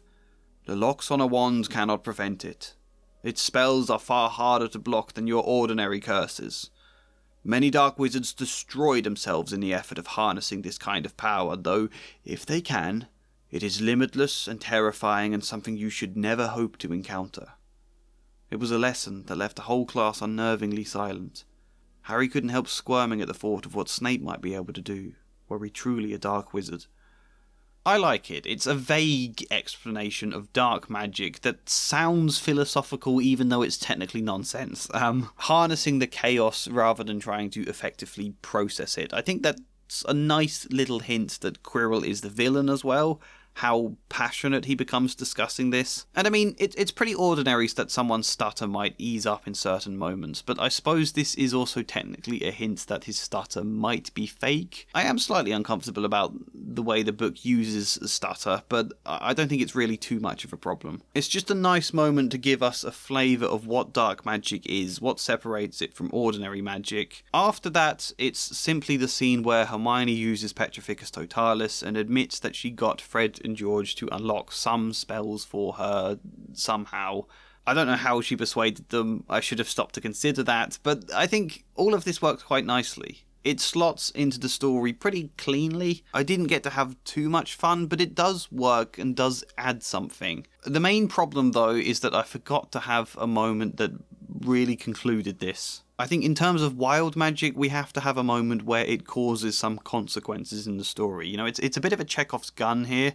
I've established the dangers of wild magic, I've set that up, but then nothing ever happens with it. That's a problem, you know, that wasn't intentional on my part. I was just bombing through this so quick I completely forgot. I had two possible candidates for a moment when wild magic has consequences. One was during the troll fight, when Ron is trying Wingardium Leviosa but getting wrong and becoming frantic to begin with. Rather than, like, the reason he can't do that spell being he's not pronouncing it clearly, I thought it could be to do with wild magic coming out of his wand instead. He's not focusing right. It causes something chaotic to happen that makes the fight even worse for them. I don't know what that would be. I quite like the idea he accidentally makes the club grow to double the size and become even more destructive. Or accidentally makes the troll grow. I don't know. The other candidate, though, I think the better option was with Quirrell. Harry goes to fight him, and I think at first have Harry try to kind of stupidly just curse Quirrell, but Harry's so worked up about Voldemort and his parents, and he's so angry here that it all just goes wrong. Chaos erupts out of his wand and he injures himself. Voldemort then laughs at him for this. Maybe even attempting a curse, the wild magic causes Harry to lose his wand in the fight. It's thrown away from him, which would then better explain why he then has a physical fight with Quirrell. I think that would give us proper conclusion to this element, the awareness that wild magic is a problem. I just forgot. Let's move on, though. Nobody in my family's magic at all. It was ever such a surprise when I got my letter, but I was ever so pleased, of course. I mean, it's the very best school of witchcraft there is, I've heard. It's perhaps a bit late to be bringing this to the table, but the true art of world building is knowing how much to explain in your story, and when to explain it, and how to explain it. Having loads of ideas and information is great, but you've got to somehow convert that into an actual story, and that's the tricky, important bit to get right. And it's late to be bringing it to the table because this is one of the main reasons I wanted to make this video in the first place, because you know, I suggested in my last video a load of different world building ideas, one of them being that there should be other wizarding schools in the UK, and I set out a lot of good reasons for that. I set out a lot of different things you could do with that. However, like sort of some of the limitations with locked wands and wild magic and various other points, a lot of that isn't in the book one I've got here. Most of what we're doing is just vaguely setting up world building for a later book. You know, sometimes there's nothing wrong in just taking a moment to directly explain things, but at the same time, you don't want to be adding a ton of exposition and information if there's not really place in the story for it to be doing anything. I wanted to make this video because I had these ideas, sure, but what do they actually mean? How can you write them in? That's what I wanted to figure out, and I've tried, and this is what we got in terms of schools. I think Hogwarts should be a private school. It already looks like one and feels like one anyway, and I think that should be the case, but then there are a handful of state schools in Britain as well. Ones that inevitably won't be as well funded as this hundreds of year old traditional pillar of the wizarding world culture. And not to say that state schools are worse necessarily, I'm a strong advocate for state education, but definitely worse funded. And that, combined with Hogwarts' history and many notable alumni, means Hogwarts continues to be seen as the best place to send students. And to be fair, in the original script, Hermione sort of hints this. Nobody in my family's magic at all. It was ever such a surprise when I got my letter, but I was ever so pleased, of course. I mean, it's the very best school of witchcraft there is. I would guess, on retrospect, she's supposed to mean in comparison to Durmstrang and Beauxbaton and things, but I think this line works better if there are other British schools. And to an extent, I think J.K. Rowling wasn't entirely sure on this herself, whether or not Hogwarts is the only school, or if it's just the only, I can't think of the word, certified school. I think there's a little bit of ambiguity there, but regardless, if there are other schools that do exist in the UK, then surely they would have been mentioned at some point in one of the books. Surely in the giant wealth of this, we would come across them. Look, we're not really going to go too much into why the hell I've made this change, because I talked about it far too much in my last video, and again, it's not really anything that would do much to this book at all, apart from set up for later stuff. The first is this change with the letters Harry is sent for Hogwarts. He finally gets to read one when he's with Hagrid, and it reads like this in my version. Dear Mr. Potter, we are pleased to inform you that you have a place at Hogwarts School of Witchcraft and Wizardry. Please find enclosed a list of all necessary books and equipment. Term begins on the 1st of September. Should you intend to pursue your education at another wizarding institution, we kindly ask that you send an owl by no later than the 31st of July. Yours sincerely, Minerva McGonagall, Deputy Headmistress. This is almost exactly the same as the original. That one suggests that they await his owl by the 31st of July. I've just popped in the line, should you intend to pursue your education at another wizarding institution. Just to make it clear, there are other ones that he doesn't necessarily have to go to Hogwarts. Kind of hinting how enrollment might work, I suppose. That Hogwarts sends letters to all the students who have a place by default. In this instance, Harry's parents went to Hogwarts, so he automatically gets a letter. Whereas Hermione wouldn't. She would receive a letter from the Ministry about her local state school, with the mention that should she wish to enrol at a different school or send an application to Hogwarts, to let the Ministry know. Not that I actually explained that either, but it's just enough here to hint that maybe this is how it could work. Hermione got an ordinary letter from the Ministry about going to a local state school, but Hermione being Hermione, she started reading as much as she could about the wizarding world, found out about Hogwarts, and then wanted to go there. And I should add why it's important we don't actually explain Hermione's enrollment this book. Partly because it undermines the wish fulfillment, yeah, but secondly, I said the art of world building is how and when you introduce your ideas. Often doing so when it's most relevant and most impactful for the story. Book 2 is all about the idea of muggle-born wizards being seen as inferior. That would be a great time for Harry and Ron to find out Hermione had to write an application where there was a bit of hassle in securing her place at Hogwarts. Harry, who didn't know any better than his own experience, and Ron, who has only seen things from the wizarding world perspective, just presumed Hermione got the same letter they did. And it's then a bit of a surprise to realise, oh yeah, obviously she wouldn't have done. The world building is then directly relevant to the story and themes around pureblood status and superiority. Muggle-born students aren't guaranteed a place at Hogwarts. The application process can be difficult. Perhaps under many previous headmasters, the application process was incredibly tricky and designed for them to struggle at, and it's only since Dumbledore that the criteria for accepting Muggle-born students has been made less rigid. Therefore, highlighting that whilst all the pureblood Chamber of Secret stuff is mostly conducted by the very obvious evil villains, it is still something at least partly ingrained in the general culture. That, if things were fair, pureblood students wouldn't be guaranteed a place at Hogwarts, and Muggle-born students wouldn't have to struggle so much to secure one. Although when you think about it, this issue is a bit more complicated than that, but either way, Hermione in the books goes on to become Minister for Magic, and as a Muggle-born witch, I wonder if this might be the sort of thing she'd have hopes to change in the world. Yeah. Change. The thing that barely happens anywhere in the story apart from the baddie being removed from the world, If this is supposed to be a story about children burdened with the responsibilities of a flawed adult world, then that should involve the children questioning things about the world, having aspirations to change it, often achieving that change or discovering why it's so difficult in the first place. The next mention is the following chapter with Hagrid. Best be off, Harry. Lot to do today. Gotta get up to London and buy all your stuff for school. And pay your tuition fee, mind. Yep, this is all an original line except that final mention of tuition fee. I'm just suggesting that they do exist at Hogwarts. So then they get to Harry's vault in Gringotts. Hagrid helped Harry pile some of it into a bag. The gold ones are galleons, he explained. 17 silver sickles to a galleon and 29 nuts to a sickle. It's easy enough. Right, that should be enough for a couple of terms. Got your school fee to pay as well, but that's halved because your parents went to Hogwarts too, see? We'll keep the rest safe for you. You can probably tell which bit of this paragraph I added in. Harry's parents went to Hogwarts, therefore his tuition fee is halved, which is quite a big discount, really. But we need to make it fairly believable that the Weasleys could just about afford to keep sending their kids there. The Weasleys would be entitled to scholarships too, but that's another point. Then there's this from Malfoy. Think my name's funny, do you? No need to ask who you are. My father told me all the Weasleys have red hair, freckles, and more children than they can afford. I'm surprised they could stump up the funds to send you here at all. Which, yeah, I just added the final line there, and I think that's a good point. It's something I considered doing in this book, but I think it's better for a later book, which is the fact Ron almost didn't get to go to Hogwarts. That's my canon for this. The Weasleys have been entitled to various scholarships and grants, and their cost is halved because they're a traditional wizarding family, because they went to Hogwarts themselves. That's helped them be able to afford sending, Bill, Charlie, Percy, Fred and George to Hogwarts.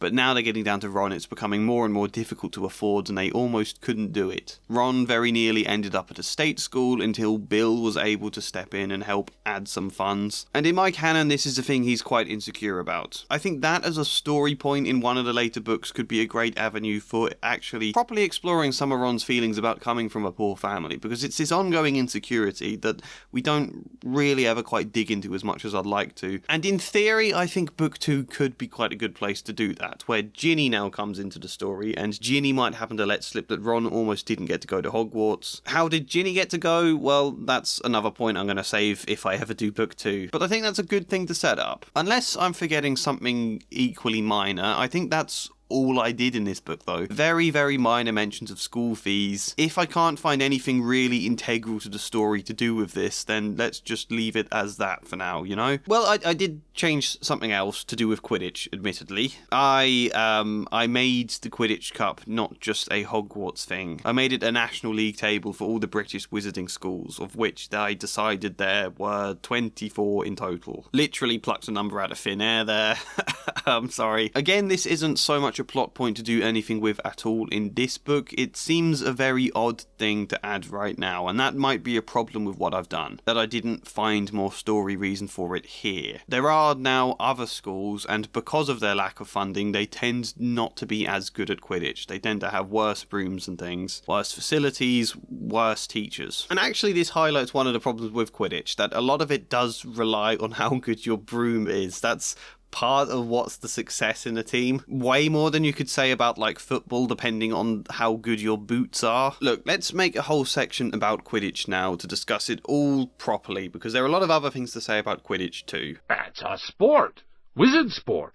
It's like football in the Muggle world. So before we mention the schools themselves, in my previous video I made 2 criticisms about Quidditch. One, that the rules make no sense. You know, when you catch the snitch you win 150 points and ends the game. That makes almost everything all the other characters are doing entirely redundant, unless on the off chance a team is winning by such a vast amount that catching the snitch and winning 150 points won't be enough for the other sides to win, which is what happens in the Quidditch World Cup match we get in the 4th book. But realistically, how many games would have one side getting battered by that much, making 12 of the 14 players completely pointless unless one of them is absolutely miles ahead. Secondly, my criticism was that there's zero tactical understanding to the game, and I fully accept this point might just be me.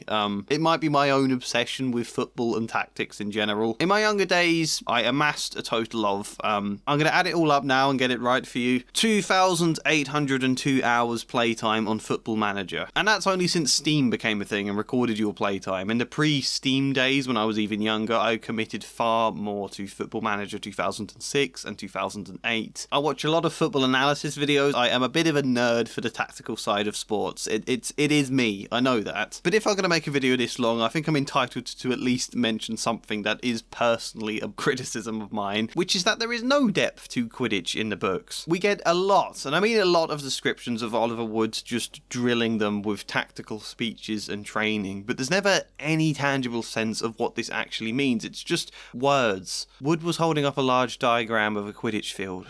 on which were drawn many lines, arrows, and crosses in different coloured inks. He took out his wand, tapped the board, and the arrows began to wiggle over the diagram like caterpillars. As Wood launched into a speech about his new tactics, Fred Weasley's head drooped into Alicia Spinet's shoulder, and he began to snore.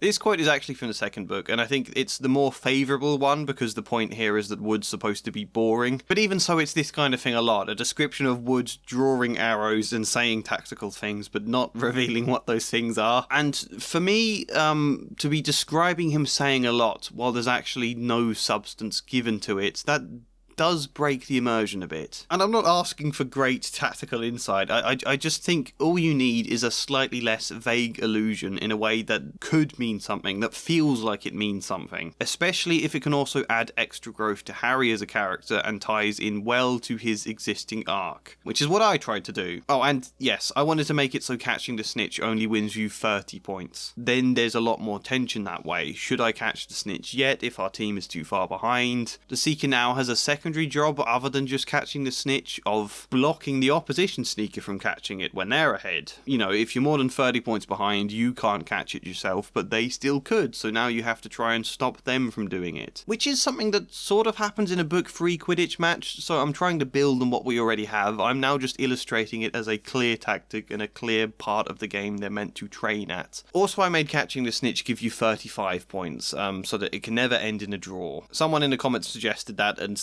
yeah, it makes perfect sense. So let's go through all of this in order, and you'll see where the different schools come into it as well. We start with Harry's first flying lesson. Harry glanced down at his broom. The wood was scratched, and most of the twigs stuck out at odd angles. Ron's looked even worse. "Well, it's still better than the ones we'd get in a state school," he said, trying not to moan. "Is it? What are their brooms like?" Harry asked. "From what I hear, half of them can barely fly 5 inches. Then, you know, there's the bit where Harry catches the Remember-All and he's led off by McGonagall to meet Wood, and they have this conversation in the original. "He's just the build for Seeker too," said Wood, now walking around Harry and staring at him. "Light, speedy. We'll have to get him a decent broom, Professor. A Nimbus 2000, or a Clean Sweep 7, I'd say." "I shall speak to Professor Dumbledore and see if we can't bend the first year rule. Heaven knows we need a better team than last year. Flattened in that match by Slytherin. I couldn't look Severus Snape in the face for weeks." I did this though. "I shall speak to Professor Dumbledore and see if we can't bend the first year rule. Heaven knows we need a better team than last year. Flattened in that match by Slytherin. Let's not even mention the incident with Yorkshire Hollow Academy." "We still won that game, Professor," Oliver Wood tried to say. Professor McGonagall silenced him with a stern look, before turning it on Harry. I have no idea what happened with Yorkshire Hollow, but I referenced this a couple of times in the script. Some unspeakable incidents that makes Gryffindors groan the mere mention. I quite like the idea of leaving that as some unexplained thing. However, this does now inevitably detract from McGonagall's rivalry with Snape. I've replaced it with this comment instead, which, characterization-wise, isn't a terrible thing. It makes McGonagall appear a bit more professional, as her uptight character is supposed to be, if she's not, like, personally in a rivalry with Snape. But it does still detract from how we're meant to look at Slytherin in this book, and we're meant to see them as a rival as the audience, so it's not ideal. In general, though, I did want to add story to Quidditch, because apart from maybe using the scenes as a plot moment to cast suspicion on Snape as a bad guy and giving Harry a triumph, there isn't much story purpose to the Quidditch scenes. It's another nice vignette for Harry doing something that's entertaining but ultimately means little else. We've already discussed Harry's arc, and we got to saw how it means more to him in terms of how he views himself and how he feels about other people around him. We've kind of touched on that, but if blocking tactically is established as a clear part of the Seeker's job, it's now something Harry can be bad at in my script. He's quick, he's agile, but also at the beginning of my book, he's been a bit hesitant with confrontation. His tendency is to dodge and run and hide, to be quiet and reserved, not to face things head on. Metaphorically, I think it then makes sense he would be bad at blocking opponents. So I altered the first Quidditch match. In my version, Slytherin go ahead in points early on so that Harry now can't catch the snitch. It would end the game and cause the Slytherins to win. Both Seekers spot the snitch, and in the original, Harry goes to catch it, but Flint gets in the way. In my version, Harry now has to block their Seeker. A murmur ran through the crowd. A flash of gold passed Katie Bell's left ear. Harry saw it. A great rush of excitement shot up the back of his neck until he realised the score. If he caught it now, Gryffindor would end the game with 55 points. Slytherin would win. Their seeker, Terence Higgs, was streaming across the pitch from the opposite side. Harry dropped his head low and shot forwards. The wind whipped against him. He was faster. All he had to do was get in front of Terence and block him from catching the snitch. Harry swerved into his path, but Terence was bigger than him. They were going to collide. Fear took hold, and Harry yanked the broom upwards, away from the impact. He glanced the side of Terence's shoulder, but it wasn't enough to put him off. His hand was outstretched. "Higgs is close! He's going to get it!" Lee Jordan was yelling in panic. He's... Just then, a bludger came hurtling forwards. Like a cannonball, it hit Terence Higgs square in the stomach and sent him careering away. "You okay, Harry?" Fred said, holding his club high. He had saved them. "Don't pull out of a block if you can help it. Wood won't like that."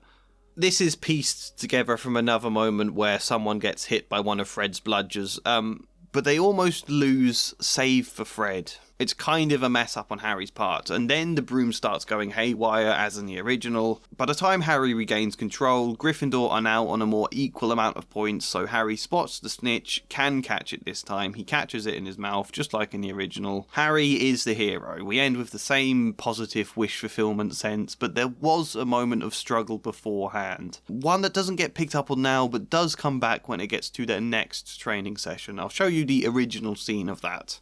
Wood was working the team harder than ever. Even the endless rain that had replaced the snow couldn't dampen his spirits. The Weasleys complained that Wood was becoming a fanatic, but Harry was on Wood's side. If they won their next match against Hufflepuff, they would overtake Slytherin in the House Championship for the first time in 7 years. Quite apart from wanting to win, Harry found that he had fewer nightmares when he was tired out after training. I added quite a lot to this. It does bloat things slightly too much. I'm not entirely happy with this bit. Wood was working the team harder than ever, and especially Harry. As pleased as he had been about Harry's spectacular catch against Slytherin, it hadn't escaped his notice that Terence Higgs had almost caught the snitch earlier in the game. "You're terrific at seeking, Harry, but you need to get better at blocking," he insisted. "You need to learn not to flinch away from impact. You need to face things head on." He had Harry running endless drills of blocking Fred and George on their brooms, or deliberately flying directly into moving targets. There were ways of doing so that reduced the pain of impact, but it was still difficult not to swerve away at the last second. The Weasleys complained that Wood was becoming a fanatic, but Harry was on Wood's side. He wanted to improve, and he found he had fewer nightmares when he was tired out after training. They played several matches against teams from other wizarding schools in the country. Hogwarts was the only private school in Britain, and far better funded, to the point even the most battered of Hogwarts practice brooms looked like a Nimbus 2000 compared to their best. Winning was easy. Harry almost felt sorry for Brackenfall School of Sorcery when they flattened them 345 points to 10. Blocking their Seeker had been simple, but that was only because her broom moved so slow. The upcoming match against Hufflepuff would be the real test. I think this mini-arc about facing things head-on in a setting of Quidditch is a good metaphor for some of the growth we've already discussed in Harry this year. It's kind of similar to the don't ask questions approach being replaced with the daring to do so. And again, obviously we've got mention of other schools there, the sense that Harry has been playing matches against them. I wanted to keep it as short as possible. In the above scene, we then learn that Snape will be refereeing their next match. Harry, Ron and Hermione are concerned this is an excuse for him to attack Harry again. They want Harry to back out of playing the match, and of course, Harry doesn't. We need him to go ahead with the match for the sake of the story, and I tried to add a touch more motivation to Harry just deciding to run the risk of playing this match where he thinks Snape is trying to kill him. "I'm going to play," he told Ron and Hermione. "If I don't, all the Slytherins will think I'm just too scared of Snape. It's like Wood said, I've got to face things head on. It'll really wipe the smiles off their faces if we win." "Just as long as we're not wiping you off the pitch," said Hermione. You know, it's still not the best motivation, but there's just a touch more than the original. It's an improvement. There's then a short paragraph that illustrates the importance of Gryffindor winning this game. I used this as a sort of organic place to explain a bit more about the other schools. Here is the original. As the match drew nearer, however, Harry became more and more nervous, whatever he told Ron and Hermione. The rest of the team weren't too calm either. The idea of overtaking Slytherin in the House Championships was wonderful. No one had done it for nearly 7 years. But would they be allowed to, with such a biased referee? My version is this. As the match drew nearer, however, Harry was becoming more and more nervous, whatever he told Ron and Hermione. The rest of the team weren't too calm either. The Quidditch Cup was based on a league table of all the 24 Wizard School teams in Great Britain. It was almost guaranteed each year that the 4 Hogwarts House teams would take the top 4 places. However, Slytherin had sickeningly won the Cup 7 years in a row. Could that all change? If Gryffindor won today, they'd overtake Slytherin at the top of the league. But would they be allowed to, with such a biased referee?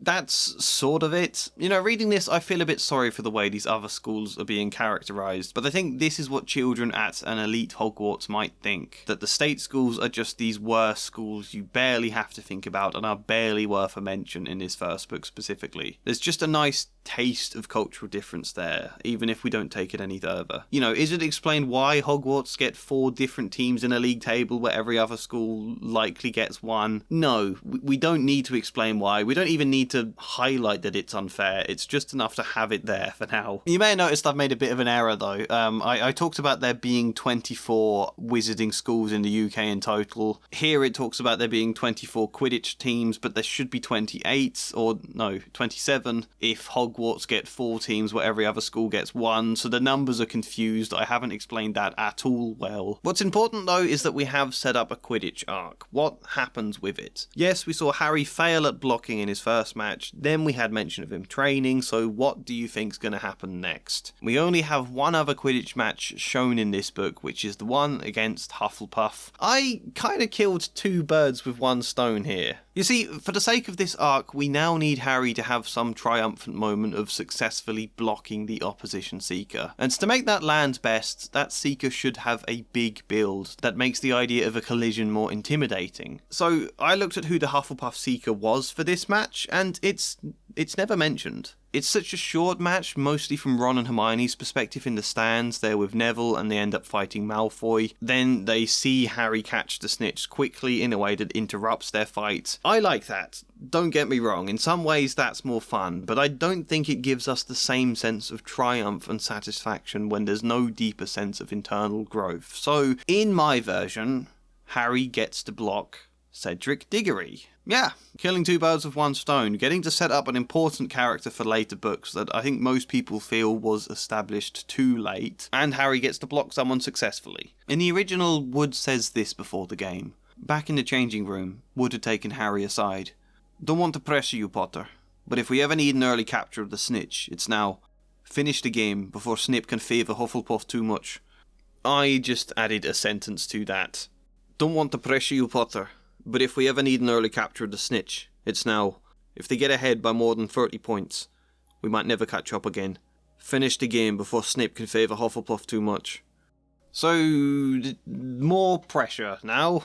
In the original, the only real pressure is the danger of Snape, but that dissipates even before the match begins. "Dumbledore," he said, dashing to the door to make sure. Fred was right. There was no mistaking that silver beard. Harry could have laughed out loud with relief. He was safe. There was simply no way Snape would dare try to hurt him if Dumbledore was watching. So, that pressure's gone, and there could have been a pressure about Harry having to catch the snitch early, but because we watch from the stands and the focus isn't on seeing Harry really doing anything, we're watching an argument between Neville and Malfoy, all of the tension is gone. So the original here is a nice quick scene of Harry succeeding, which is nice, but I don't think it's anything more than nice. So in my version, Hufflepuff do get given a load of unfair penalties, and they do end up 30 points ahead. Get another 10 and they'll become out of reach. The pressure is then upped. His chance came only moments later, when a blur of gold flashed over Alicia Spinet's head. She didn't see it. For a moment, it looked as though no one had spotted it, but Cedric Diggory had. The 2 of them were charging towards it, at a 90-degree angle from each other. Harry put his head low. He was streaming as fast as he had ever flown, yet Cedric had been nearer when they first dived. Harry was gaining on him, but not quick enough. Fueled by sudden instinct, he took a sharp swerve to the left and sent his broom pelting straight towards Cedric instead. It was less distance to cover. "Don't flinch," he thought. "Don't flinch, don't flinch." He would get there in time to block Cedric, but it would mean a full-on collision at full speed. "Don't flinch." He closed his eyes. He was seconds from impact, and then nothing. He opened them. He was flying harmlessly into the open air, while Cedric... Did he have to snitch? Was it over? Harry's eyes darted backwards. Cedric didn't have it. The sight of Harry's charge had caused him to pull out of his dive. He had dodged Harry, but lost sight of the snitch in the process. It wasn't over. No, it was even better. The snitch appeared again, just 50 yards away. Harry and Cedric were at an equal distance this time, but Harry had the advantage of speed. He shot forwards and... I don't believe it, Lee Jordan cried. I do believe it. The Slytherins will hate it. Harry Potter has the golden snitch. The stands erupted. Hermione and Parvati were dancing. Seamus and Dean were hooting. Ron, out of sheer relief, was now using the leglocker curse on himself in celebration. You may remember from earlier that this scene had Ron and Hermione poised to curse Snape should he try attacking Harry. I don't know why I've got Ron using the curse on himself now. There are problems here. I think for one, a lot of the wording of the description here sounds very similar to the first match. I didn't change enough, it makes it feel quite repetitive. Secondly, I don't think this logically makes any sense if they're at a 90-degree angle that it would be less distance to cover to then start flying straight at Cedric. I also think after the collision with Cedric, it's then rushed for Harry to spot and get the snitch too quickly. It's not a well-written piece, this, I don't think. It's down to whether or not you like the idea, and yeah, again, there is that problem that we've added so much length here, and it does shift the perspective to Harry, where in the original we see everything from the stands, and as a result we do need to cut out all of the stuff with Ron and Neville. This stuff. You know how I think they chose people for the Gryffindor team? Said Malfoy, loudly a few minutes later, as Snape awarded Hufflepuff another penalty for no reason at all. It's people they feel sorry for. See, there's Potter, who's got no parents. Then there's the Weasleys, who've got no money. You should be on the team, Longbottom, you've got no brains. Neville went bright red, but turned in his seat to face Malfoy. I'm worth 12 of you, Malfoy, he stammered. There's a load of this stuff that builds into a fist fight that I suppose Hermione just politely ignores while watching the game until she spots Harry catch the snitch and then she interrupts them. It is an important moment to see Neville stand up to Malfoy and even try taking him on, as Ron tells Harry after all the celebrations. Harry, where have you been? Hermione squeaked. We won! You won! We won! Shouted Ron, thumping Harry on the back. And I gave Malfoy a black eye, and Neville tried to take on Crabbe and Goyle single-handed. He's still out cold, but Madame Pomfrey says he'll be alright. Talk about showing Slytherin. You know, after the scene before where they told Neville he needs to stand up to them and that he's worth 12 of Malfoy, I think this is a good bit. I don't like to cut it, but we do need to for the flow of this, and I still think it works without it. Technically, this after-the-fact explanation from Ron is enough. We just frame it like all of this stuff happened after the match, happened while Harry was in the changing room and then flying about spying on Quirrell, as happens there. Yeah, there's a scene where he overhears Quirrell and Snape talking. That's why he gets back late to the castle. Harry, where have you been? Hermione squeaked. We won! You won! We won! Shouted Ron, thumping Harry on the back. Malfoy was furious. He tried to pick a fight, and I gave him a black eye. Neville tried to take on Crabbe and Goyle single-handed. He's still out cold, but Madame Pomfrey says he'll be alright. Talk about showing Slytherin. The point is, Harry has learned to face things head on. I forgot to mention the quote, but in the immediate aftermatch of catching the snitch, there is Wood cheering to him, shouting a blocker and a seeker, or something like that I wrote. This is his arc now. Harry has learned to face things head on, and I think it informs him going after the stone. Because that is a real decision of choosing to face things head on instead of, just hoping Dumbledore resolves it. And it definitely informs his showdown with Quirrell. I mean, how does Harry win that fight with Quirrell? He can't outperform Quirrell with spells, he's 11, and if I'd have remembered, Harry would have messed up his spells from wild magic and lost his wand in the process. But either way, Harry can't use spells to win this fight. He can't run or dodge or hide either. He does have to face Quirrell head on in a very literal physical tussle. Harry touching Quirrell hurts him. It burns his skin, so we can use that here. Seize him! Seize him! Shrieked Voldemort again. This time, Quirrell raised his wand. Harry knew he had no chance countering dark magic, nor could he easily dodge. Something about Harry had physically hurt him, however. Something to do with his scar. If Harry was to stand any chance, he'd have to charge Quirrell head on. He lunged. It took Quirrell by surprise, who gripped his hands to Harry's neck even as they both fell to the floor. Harry's scar was almost blinding him with pain. yet he could see Quirrell howling in return. Master, I cannot hold him! My hands! My hands! They rolled. Quirrell pinned Harry to the ground with his knees, but he had let go of his neck.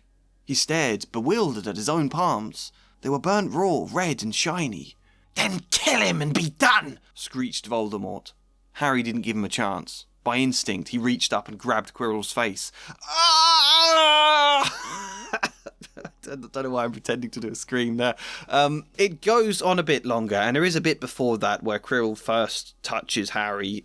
Most of this is exactly the same as the original. I've just added a bit of explanation to Harry and made it so he is charging Quirrell in that moment rather than attempting to run in the original. Which is another question I have, really. Why did Quirrell try grabbing Harry in the first place? Surely you'd magic up some rope or something, use a spell to stop him. As such, in my version, that's what Quirrell is about to do. He raises his wand to immobilize Harry or something, and Harry recognizes that and lunges at him before he gets the chance. I think this works. I think it's a great ending to his arc here. Harry flinched away from impact with Terrence Higgs because he was worried about the pain. Now he lunges directly at Quirrell in spite of the scar-splitting pain. It's a nice little thing that ties well into his general arc of becoming someone more daring and makes Quidditch matter in the story. The addition of other schools doesn't really matter in this book. I'm not entirely happy about that, but it will matter in the future. It's time to discuss the thing I'd deliberately been leaving until last, though. The thing that might be the most controversial, Mr. Crouch. Mr. Crouch, said Percy breathlessly, sunk into a kind of half-bow, which made him look like a hunchback. Would you like a cup of tea? Where do I start with this one? It was an idea I originally thought of technically to fix a few plot holes. Why doesn't Dumbledore just fire Quirrell the second Snape tells him he's after the Philosopher's Stone? Why does he hire Gilderoy Lockhart in Book 2 if he clearly thinks he's incompetent? Why isn't he ever concerned about how much a death trap Hogwarts is, or all of the other problems with it? We do kind of get answers to most of these questions, but I don't think they're particularly great answers, and they don't add much to the world. What's the point in just explaining away a plot hole if the explanation doesn't add story or intrigue or anything? Technically, I thought of this idea because I wanted to resolve those kind of problems that, don't matter too much in Book 1. The weird dissonance between framing Hogwarts as this wonderful place where danger is fun works no problem at the moment, but the deliberately cartoonish feel is a problem by Book 4 or 5. I felt the addition of a character could help blend some of that dissonance, add a lot of theme, and most importantly, be fun. So, why does Dumbledore in Book 2 hire a man to teach students who he knows will be terrible? Well, maybe he doesn't. Maybe the Ministry hire him because Dumbledore had previously hired a teacher that turned out to be a Voldy-loving murderer. Why didn't Dumbledore fire Quirrell in the first book? Maybe because he can't. Maybe it needs approval from the Board of Governors who all like Quirrell and thought he was a great teacher. Why is there an obvious hypocrisy there? Well, because that's the system. Yeah, the system. That's kind of the thing I think Book 5 in particular wants to poke a lot of fun at and be a little bit satirical towards. Why not add a character in now that can make all of that a lot easier? So I wanted to add in what I gave the pretty dull name of a student welfare representative. Someone from the Ministry whose job it is to listen to the students and fight their corner. Both using the default seat this person is awarded on the Board of Governors for Hogwarts, and also reporting to the Ministry, who may intervene where necessary. If a character like this exists, then there's less need for the good, benevolent Dumbledore to seem contradictory every time he does something that's not good or benevolent. And I know, Dumbledore isn't perfect. We're meant to question him in the later books, but we're not meant to in the early ones. We are meant to see him as unequivocally good, and he's not. He does things that aren't good.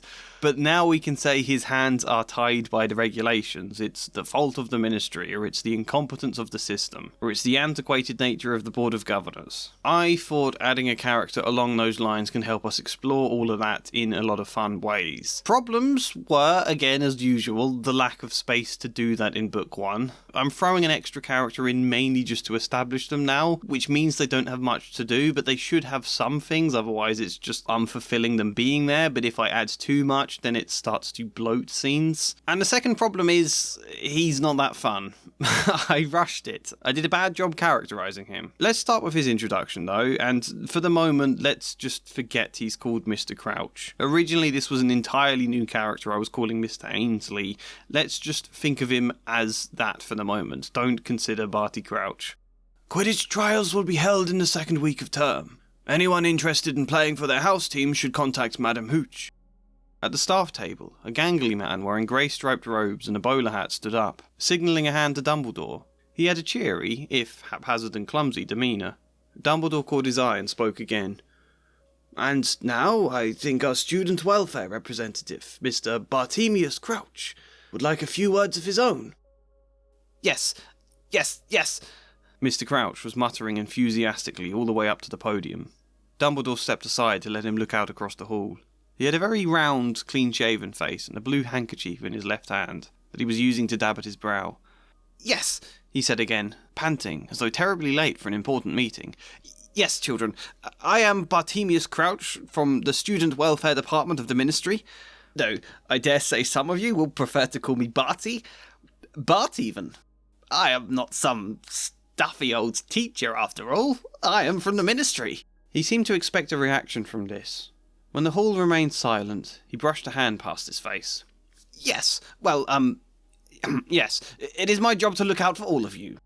Your safety, your happiness, your well-being is of the utmost importance to me, so if there's anything you need, consider me your confidant. Yes, your friend even. No, I shouldn't say friend. He mopped at his brow with his blue handkerchief, thinking, your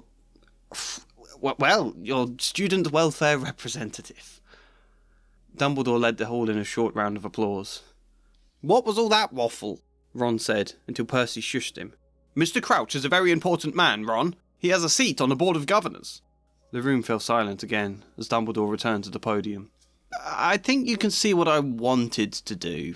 The caricature of a government official who tries very hard to seem relatable to kids, yet never truly understands or listens to them like he says he does. It's a fitting caricature, and actually one where I think you can get away with the cartoonish whimsy a lot easier than other characters because of the function this guy is serving in the story. Nonetheless, I just don't think he's well written, and even if you can get away with more whimsy here, this is still a big problem, right? I have made him Mr. Crouch, the famously cold and meticulous figure who sent his own son to Azkaban. He is nothing like this Mr. Crouch, and that's a huge problem getting to book 4. Can I manage the transition from this to that? I think I have an answer for that when we do get to book 4. But it is still an issue I've created for myself. Why make Mr. Crouch this over the top when I know what else he's supposed to be? I should probably try to answer that question. I did it for 2 reasons, really. One is I didn't particularly want to invent completely new characters when this isn't my world, it isn't my story. Mr. Crouch is a government official already, obviously in a different capacity, but it could be interesting to set him up a bit more across the books, give him a little bit of an arc, even if it would require changing him a fair bit. Also, his death in book 4 would suit the trajectory of this student welfare representative and open the space in book 5 for Umbridge to enter the fray. I can kinda see it fitting together, and if it's possible to slot him in like that rather than having to jam some completely new person into the story, then I think that would feel more organic. It's more difficult to do, it's more risky, but I think it could work better. The second reason is my own stupid excitement at the challenge of it. I do this sort of thing a lot in my own writing, and it's a really, really bad habit I've got to stop. Half deliberately writing myself into a corner for the fun of trying to creatively get out of that. And, you know, it's not like this is a book we're actually publishing or anything, it's a dumb little exercise for the sake of a video, so I might as well give it a shot. I think I have a decent idea of how to transition this Mr. Crouch into a book 4 Mr. Crouch, who obviously isn't quite the same as the original, but can still fulfill the same function in the story for the Goblet of Fire, and hopefully be more compelling too. I do have something of a theory for how that could be done, but we would save that for a later video if we ever got that far. So yes, I think that could work, but it's still a problem that I've made needlessly difficult for myself. Let's go through his scenes in this book anyway. Harry, Ron and Hermione come across Fluffy the three-headed dog. Hermione thinks they should tell Mr. Crouch, to which Ron has a go at her. It'll get them into trouble, but then she tells him anyway. And we get that scene I read out ages ago. I'll read a quick bit of it in case you've forgotten.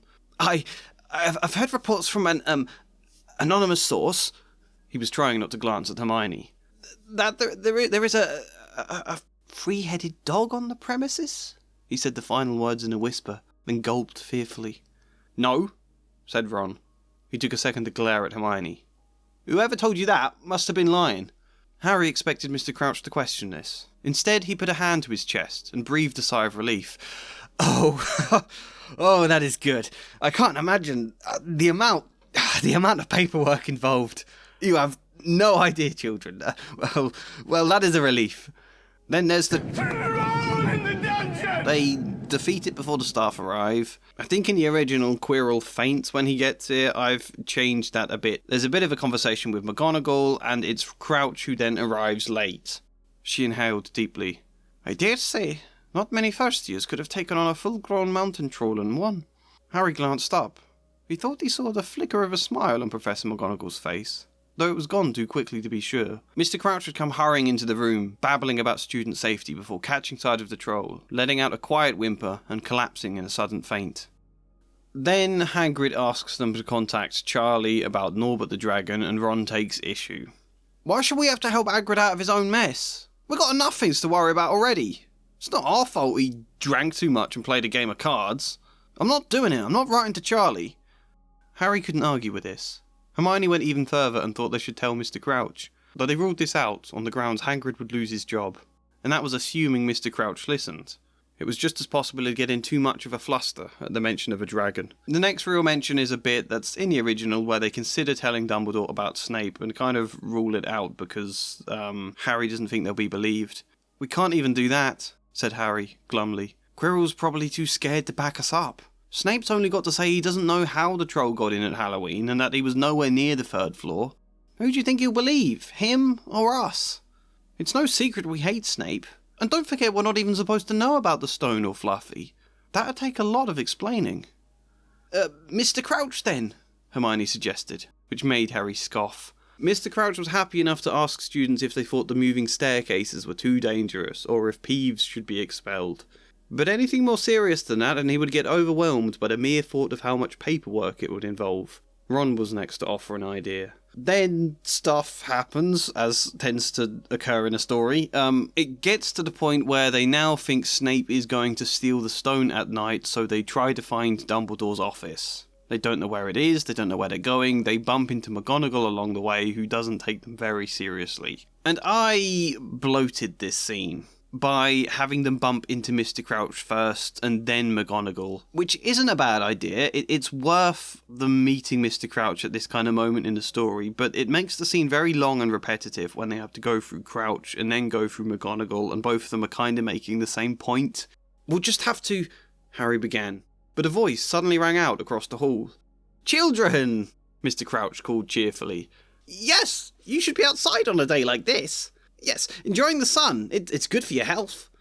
For once, with the hottest weather of the year so far, Mr. Crouch wasn't mopping his brow, nor did he look flustered. Mr. Crouch, could you show us where Dumbledore's office is? Certainly, it's just this... Mr. Crouch stopped abruptly, looking concerned. It's not something wrong, is it?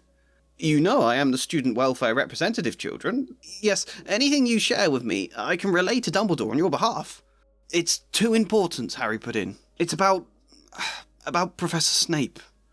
Rather than alarm Mr. Crouch, this seemed to relieve him. He waved a dismissive hand. Oh, not more of this nonsense, children. I've already squashed the problem.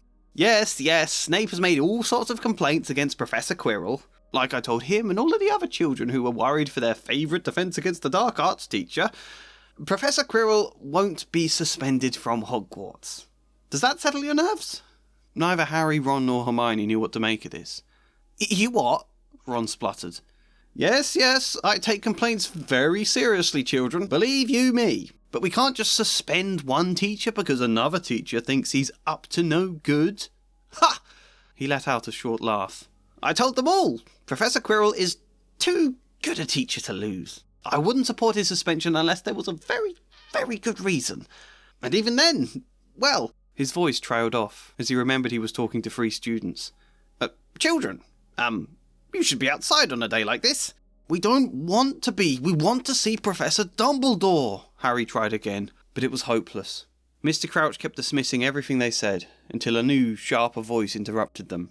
"I'll deal with this, Mr. Crouch," said Professor McGonagall. She strode up, carrying a large pile of books.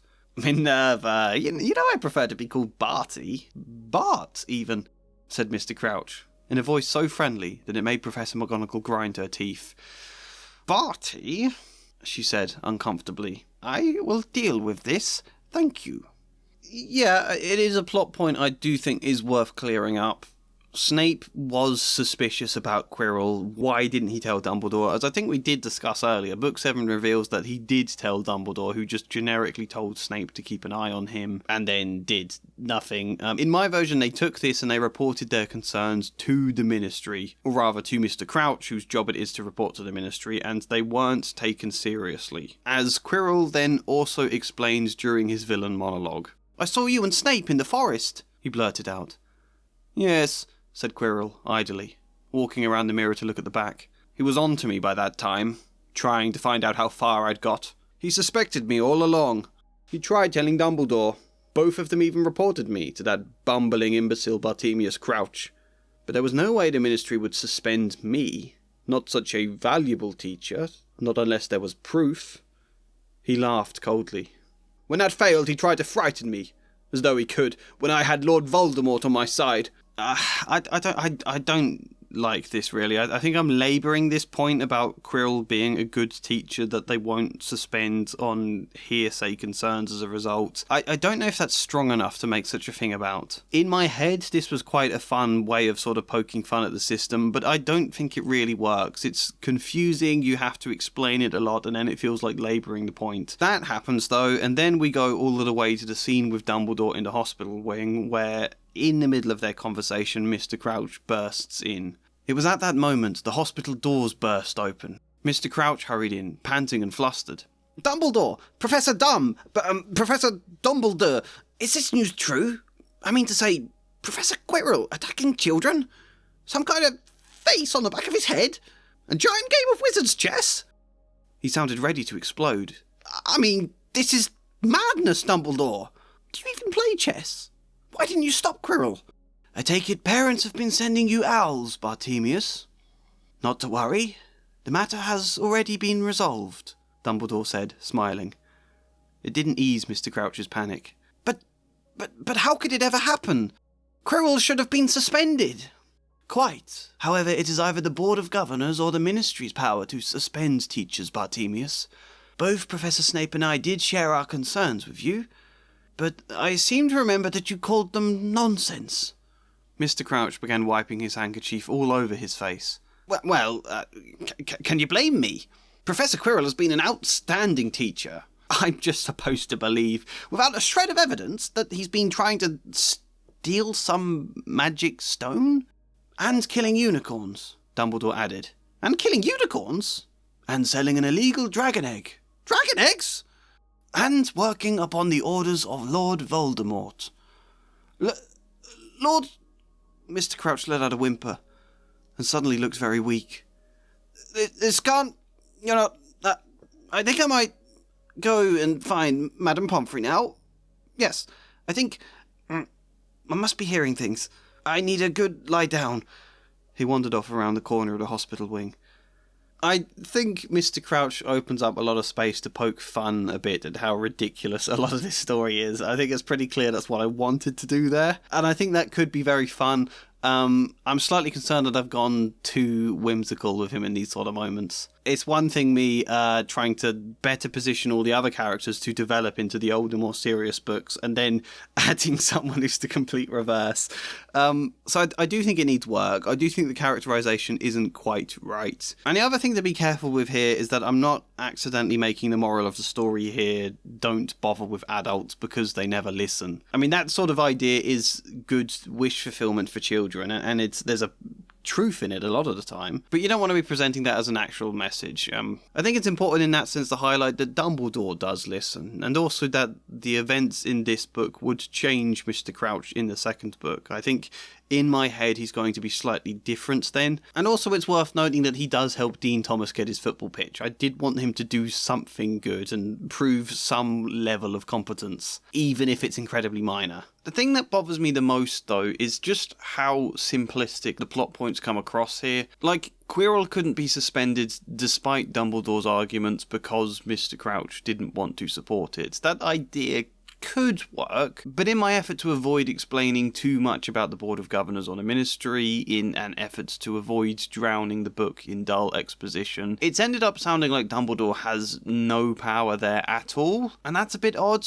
And again, I don't think simply that Quirrell is a very good teacher is a solid enough reason on its own for Crouch to dismiss these concerns. And it is just one of those, like, blatantly obvious points that you just don't seem to consider for some reason. I should have stopped to realise this. I wrote something a bit dumb that needs more work. You could convey some sense of amicable relationship between Crouch and Quirrell, some shared interest that might blind Crouch. That could be more motivation for dismissing the concerns. You could emphasise that these are Snape's reported concerns about Quirrell, the man who openly wants Quirrell's job. That could work quite well if you emphasised a bit more general dislike between Snape and Quirrell. In fact, I think that point was something I did mention in the previous video, but I then, I guess I must have just forgot. The point is there are multiple solutions that might be worth trying out to add more motivation to Crouch here. What we've got at the moment is far too weak, and it means you end up just repetitively having dialogue point out Quirrell is a good teacher over and over, because that's the only point I've written in that they can express to explain it. It's so not enough. In my head, Mr. Crouch was a great idea. In reality, it's an incredibly difficult balancing act that I'm yet to get right. He needs to be very fun in order to make up for how much he interrupts the flow of conversation, but if he becomes too whimsical, then what happens with him in book 4 becomes impossible. There's one last point to make before the conclusion proper. I said Mr. Crouch was going to be the last point, but I forgot there was another point, and maybe there's another point after this one I've forgotten. This video has been so big, and I've been working at such a breakneck speed that it has become a bit all over the place. I'm sorry about that, but this point is really, really short. Well, their main job is to keep it from the muggles that there's still witches and wizards up and down the country. I think the Statute of Secrecy, the law that all magic should be kept from the muggles, makes no sense. Well, it makes some sense. If it was introduced because of the witch trials, that makes sense. And I can see a lot of reasons people would argue for it. Also, it's a big part of the appeal in these books, the fantasy of a secret world out there. I'm not saying we shouldn't have all of that, but I am saying this generally universal opinion in the wizarding world that the Statute of Secrecy is an unquestionably good thing, questioned only by Voldemort and only because he wants to torment muggles. That's odd. There are so many arguments against the Statute of Secrecy that nobody ever really makes. Not to mention it's a thematic problem. The idea that different cultures need segregating, that they can't coalesce and unite in spite of their differences. Even that muggles who are already deemed inferior to some degree, that they don't get the right to know. Why should wizards have the right to decide what muggles know and don't know about the world? Why don't they get the right to magical healthcare and things that would at least theoretically make their lives better and could save a lot of innocent lives? Sure, merging the two would cause a ton of problems, but why does no one get the right to try? Why is erasing innocent muggles' memories all of the time they find out about anything at all? Why is that better than trying? And as I say, there are some arguments against this as well. There are some arguments for the Statute of Secrecy, but because no one's ever questioning it, you don't even get to make those arguments. All we get in book 1 is this quote where Harry asks what the Ministry of Magic does. Well, their main job is to keep it from the muggles, that there's still witches and wizards up and down the country. Why? Why? Blimey, Harry, everyone will be wanting magic solutions to their problems. Nah, we're best left alone. a bit of isolationism, I suppose. I think Hagrid is possibly touching on a deeper point that could be a relevant argument, could be expanded in a later book at some point. That, for example, if wizards existed, I could see the military in various governments wanting to utilise them for war and wanting to kind of treat them like dogs or weapons in order to achieve power. On the flip side, they might very much fear them, and whilst they obviously aren't capable of magic, muggles do have a lot of firepower and a lot of technology and a lot more people. You know, this isn't an argument to really be raising in book one, but I think this becomes relevant later in the story. This one quote from Hagrid is not enough on its own to just wash aside this whole big question. Because it is the one time Harry asks, and he's never given any response, and there's no further thought, and the scene just moves along. Hagrid says that, and Harry goes, oh, okay then, that's it. So I've added this response to what Hagrid says. Nah, we're best left alone. That struck Harry as strange, though he then thought of his aunt and uncle, and how much they seemed to hate magic. Maybe wizards were best left alone.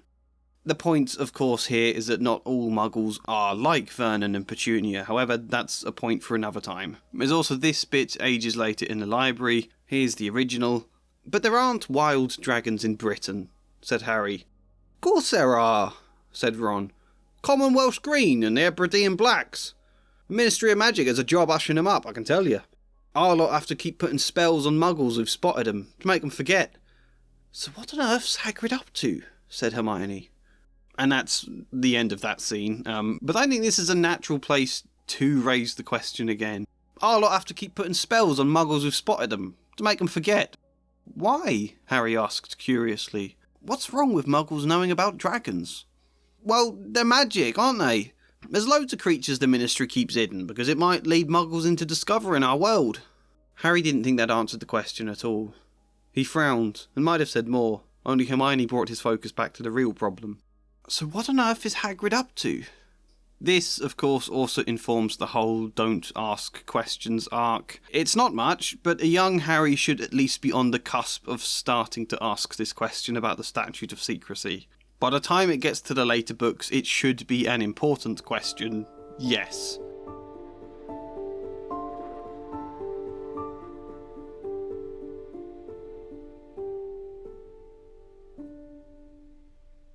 We're finally here. The conclusion. How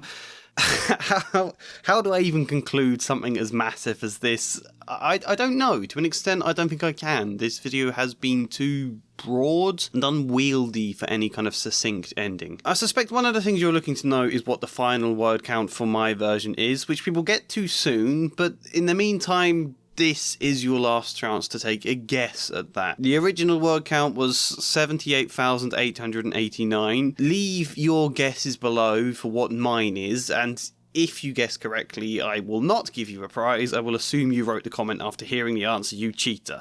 Right, look, when I think about all the reasons I wanted to make this video, or have made it now, not all of them are great reasons. I made the previous video partly as my goodbye to Harry Potter, but also with the contrary sense that it might make for a good series of videos to do a lot of them, so it's then not exactly a goodbye, and a lot of you did want more. I got a lot of good comments, and obviously there was a lot of views on that last video, so I thought to follow it up with what I would change in book 2. However, it wasn't as straightforward as that, because a plan for book 2 depends on knowing exactly what my vision for book 1 is, because it has to grow out of that. So then I had to conjure up with more detail and clarity what my version of the Philosopher's Stone would look like, for which I decided why not just go ahead and edit the script. I thought that could be quite fun. I thought, okay, I can do that for a video, but as long as you do it quickly, you know, I don't want to spend weeks on this when there's other stuff I want to make too, and I want to work on my own novel or that poetry collection I'm supposed to be releasing, and also to follow up the last video before it loses all momentum in the algorithm. I depend financially upon YouTube going well to pay my bills. It's not my only income, but it is the main one, and I'm not yet big enough a channel to not have to worry about things like momentum and views. We're hoping to try and get a mortgage on a house at some point. We're not quite able to do that yet. So that kind of stuff was one factor for why I made this video, and it meant pushing myself more than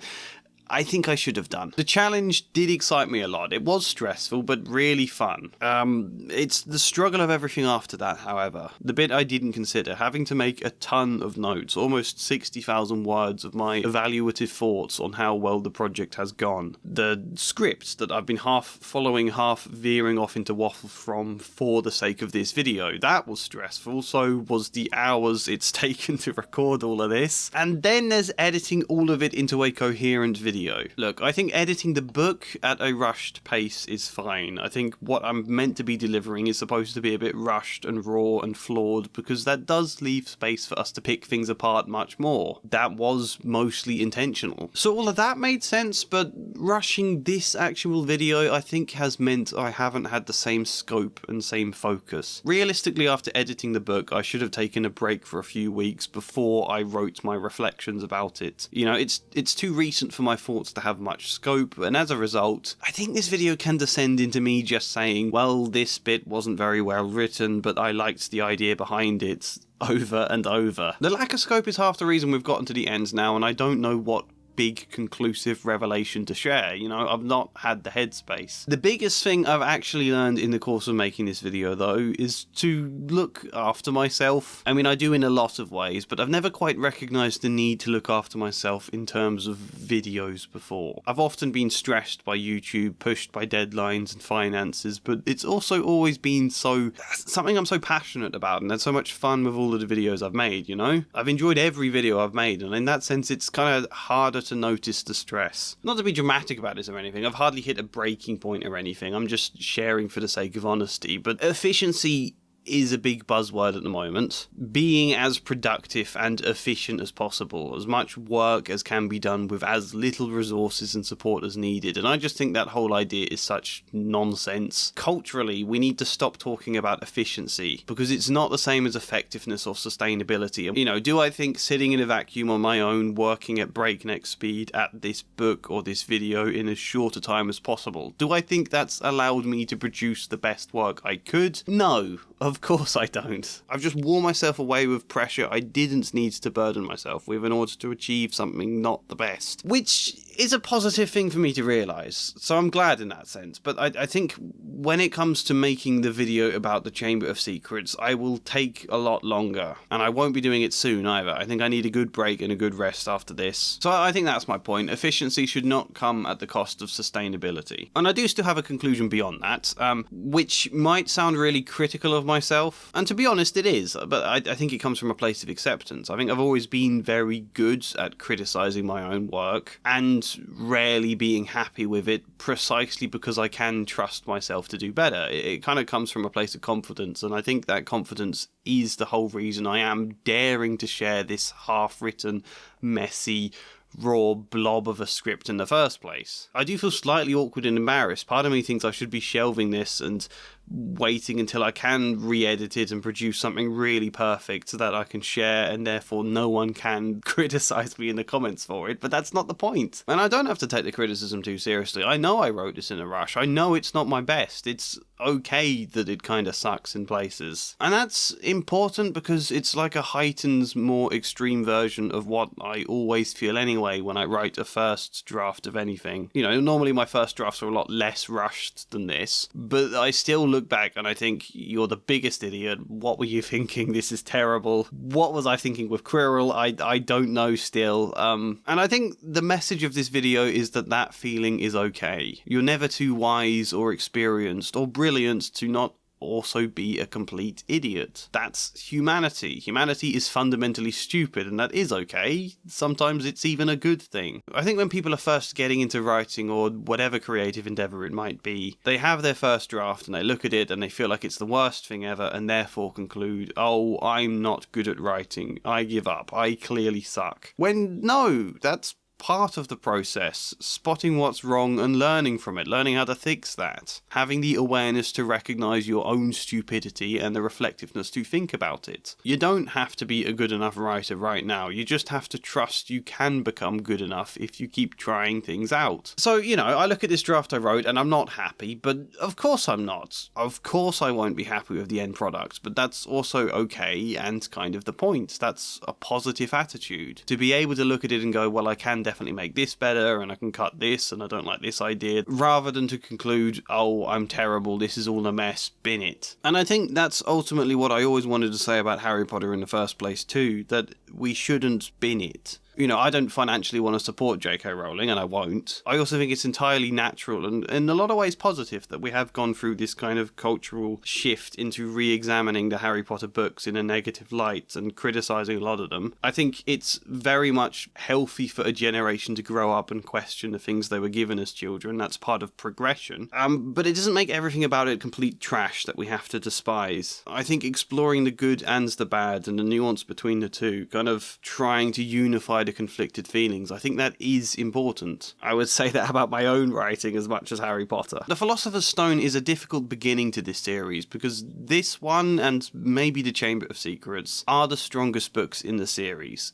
Easily the strongest. Most of my changes have been less about improving this book itself than better laying the foundations for the future of the books. And also, they are already very heavily edited books. You can see all of the work that went into them. I wanted to talk about this more this video. You know, it has a lot of this tight, succinct flow that suits the breezy quality the books need to have. A lot of that is already there, and it therefore makes editing it quite difficult. But then you get to the later books where JK started using editors a lot less, and you feel the difference. This is speculation, but you feel her maybe not being critical enough with her own writing, not fixing the faults, not grappling with the doubt, and instead falling on the reassurance that she's writing something great, and so suddenly the quality of the writing dips. Doubt is important to prevent that, I think. Do I think my draft is better than the original? Well, that's a difficult question. I'm glad I asked it.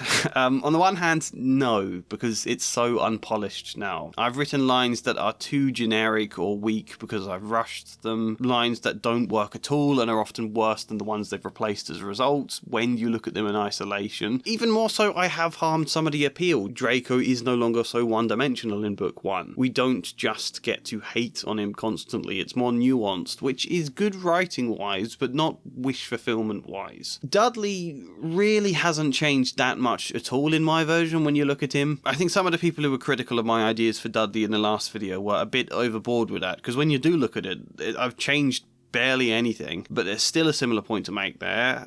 Harry in my version no longer begins brilliant at everything, and I think in terms of the appeal in that sense, even if my version was like perfectly polished, it still wouldn't hypothetically sell as well as the original. Of course it wouldn't. There's that question again about what makes a good book. Sales is obviously a factor, marketability, appeal, but as Superhands once said, people like Coldplay and voted for the Nazis. You can't trust people. People once voted Mrs. Brown's Boys the best British comedy of the 21st century. Perhaps the clearest example where I've hindered the appeal is in adding more schools. This was something I intended to address earlier on. In adding more schools, kids reading this wouldn't get to as easily imagine their own letters arriving with a place for Hogwarts, whisking themselves away to a fancy castle. Because now they have to think, what if my letter is for a state school instead? What if I can't afford to go to Hogwarts? If you saw my original video, you know I talked about Key and Peele's Inner City Wizarding School sketch, and the idea a child might read this and imagine themselves ending up there instead of Hogwarts just isn't as appealing. So I think this is a difficulty you encounter whenever you try to make any story better, or whenever you adapt it into a film or other art forms or whatever. In all change, you lose something. There's always some kind of loss and gain, and I think that's what can make editing so difficult, because sometimes you write a bit that you love in isolation, but it needs to be cut to serve the story better as a whole. Yeah, there was always a good and a bad, and we have to grow at trying to evaluate both of them in order to mitigate the bad as much as you can. For example, I did do very, very little with the other schools here. All of this is from Harry's perspective. Nothing leads him to question the whole state school, private school thing at all. If Ron almost didn't get into Hogwarts, we don't mention this in book one. If Hermione had to apply for a place and there was a lot of hassle getting in, we don't even really know that. We can challenge that stuff later on, once people set into the series and have found the appeal, but not this soon. And I think in not doing that, we mostly mitigate the loss in appeal. But yeah, that is to say there is stuff that will be lost in my version. There's also all the stuff I've let slip, there's a lot of typos and inconsistencies, and I forgot to write in my conclusion for Wild Magic. It's also noticeable that I talked a lot about the potential for diversity in my last video, but I haven't really done any of that here. In a lot of ways, I wasn't intending to. I just raised it as a talking point in the last video because I thought it was worth raising as a talking point. In other ways, I do have ideas there that I've saved for later down the line, but there has been a curious lack of discussion about it, hasn't there? The only two things I did here was give Parvati a bit more voice, and although it doesn't show consistently because I went back and forth on the idea and I couldn't do the accent, I wanted to make Neville Scottish. I even really wanted to make the Weasleys Welsh because it personally annoys me there are 0 Welsh characters in the story. Somehow people always forget about Wales. But I decided to wait and let the Creevey brothers be Welsh and another character later on down the line. The reason we didn't have a section discussing diversity here is precisely because I've done so little to devote an entire section of discussion to. And depending on your feelings, that's either a disappointing thing or a good thing. On the other hand, to all of this stuff, I think yes, generally my ideas are stronger than the original. I think the characters are now less flat. I think what we lose in wish fulfillment of Harry being brilliant at everything from the beginning, we gain in a sense of satisfaction that comes from watching him grow, from feeling ourselves grow alongside him. Even knowing if we aren't too brilliant at everything from the beginning, that's okay. We, like Harry, can get better. To put it another way, what we lose in wish fulfillment, we gain in actual fulfillment. Not to mention pacing and tension and narrative progression are all stronger. So I'm not exactly happy with the script as it is. I only think it's better than the original in some ways, but were I or someone to spend a lot longer refining it until it is actually finished, yes, then I think it would be better. Then I'd be happy. I have the confidence that could hypothetically be achieved, and for me, I think that's enough. I think there's even this strange kind of self-belief you can find when you dare to share some of your stupidity with the world. So, with that in mind, you can have access to read my full version of the script exactly as it currently sits, including all of the typos, all of the inconsistencies, all of the weird formatting that occurred when I converted it into a Word document. The formatting is all over the place, like sometimes there's 2 different people's lines of dialogue now on the same line, and all of these highlights as well. I tried to highlight all of my changes in green just to keep track of them, but a lot of the times I forgot to do that, so it's completely inconsistent. Don't trust the highlights completely to see all of my changes. I was also planning to highlight things in red that could theoretically be cut, even if I wasn't cutting them, but I forgot to do that apart from like twice. There are also some highlights in other colours. I have no memory of what those colours mean. But if you wanted to read that document in all of its mess and all of its glory, if you'd like to see how well it all flows in ways I can't convey when I just read small quotes in isolation, and to see all of the other little changes I didn't even mention this video, you can have a downloadable PDF of my script. However, and this is a bit unfair, admittedly, I've put it on Patreon. Even then, I've gone against one of my core principles, which has been everything I've ever put on Patreon has been available for as little as $1 a month. I still like that principle, and I am always a bit shy around the idea of paywalls, but this has been a big project, and this video has eaten up time I could have spent making a lot of smaller videos or just living my life. So, as a result, this script is available to anyone who joins Patreon at the $5 tier, and you can then do whatever you want with it. I don't think I'm going to do anything more with it. After this stress, I don't even really want to look at anything Harry Potter related again for at least like a month. Probably longer. So, the word count. The original was 78,889 words. My script, as it currently sits, clocks in at 83,528 words. So that's gone up 4,639 words, which, if you consider I was giving myself the power to add things in, but not the power to cut stuff out, unless there was like a very important reason for cutting it. You know, no trimming words or sentences here and there for the sake of word count, and also the context that all of my editions are a first draft. Much of them would inevitably be cut down too on revision, because, like, my writing always starts out a bit bloated. With that in mind, roughly 4,500 extra words isn't bad.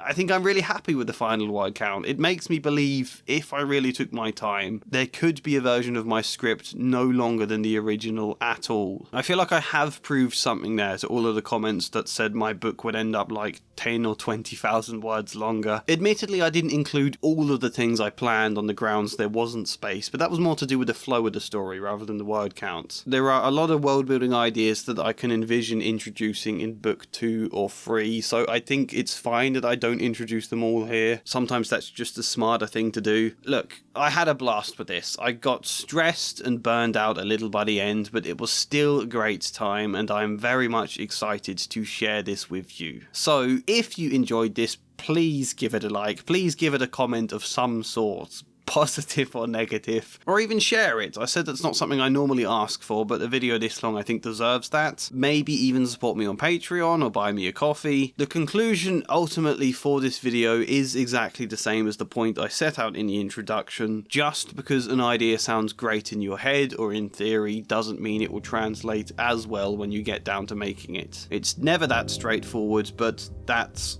okay, that's normal. That's just a part of the process we have to get good at tolerating. So now, if you'll excuse me, I want to lie down. And as ever, a special thank you goes to Flying Spider, Kellyanne Davidson, Luke Orr, Michael Gallagher, Benry, Joshua C. Follier, and Chad Bramwell. Thank you.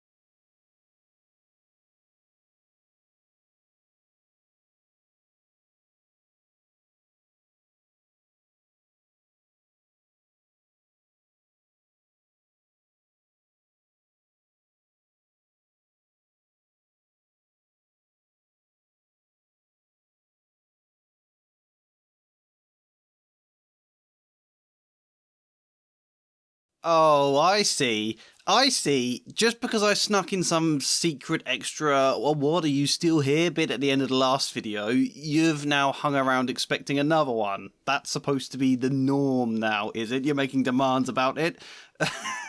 I don't know. Again, you've just left the video running while you were cleaning and you've accidentally gone on to this. I shouldn't pretend. Fine. We'll talk about some more deliberately opinionated pet peeves like I did last time. I haven't thought of that many more, but I do have a few, and I think one of this next one actually is particularly in relation to reading the 5th book at the moment. Number 1, beaming.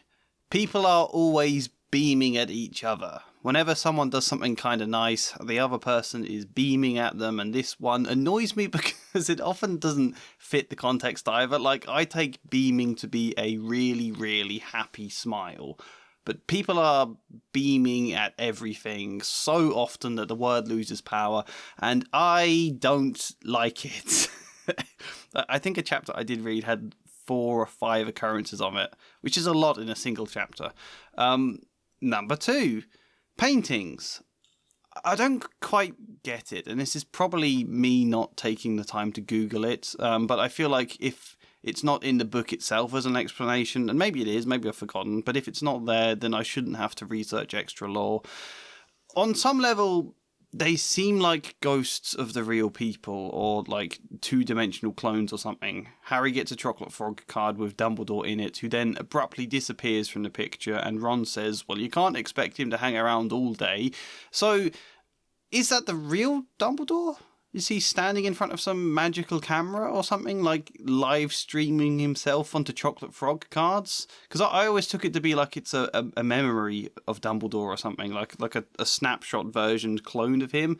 But wouldn't that one be available to hang around all the time because it's the real Dumbledore who's busy, not this painting version of him. I don't know.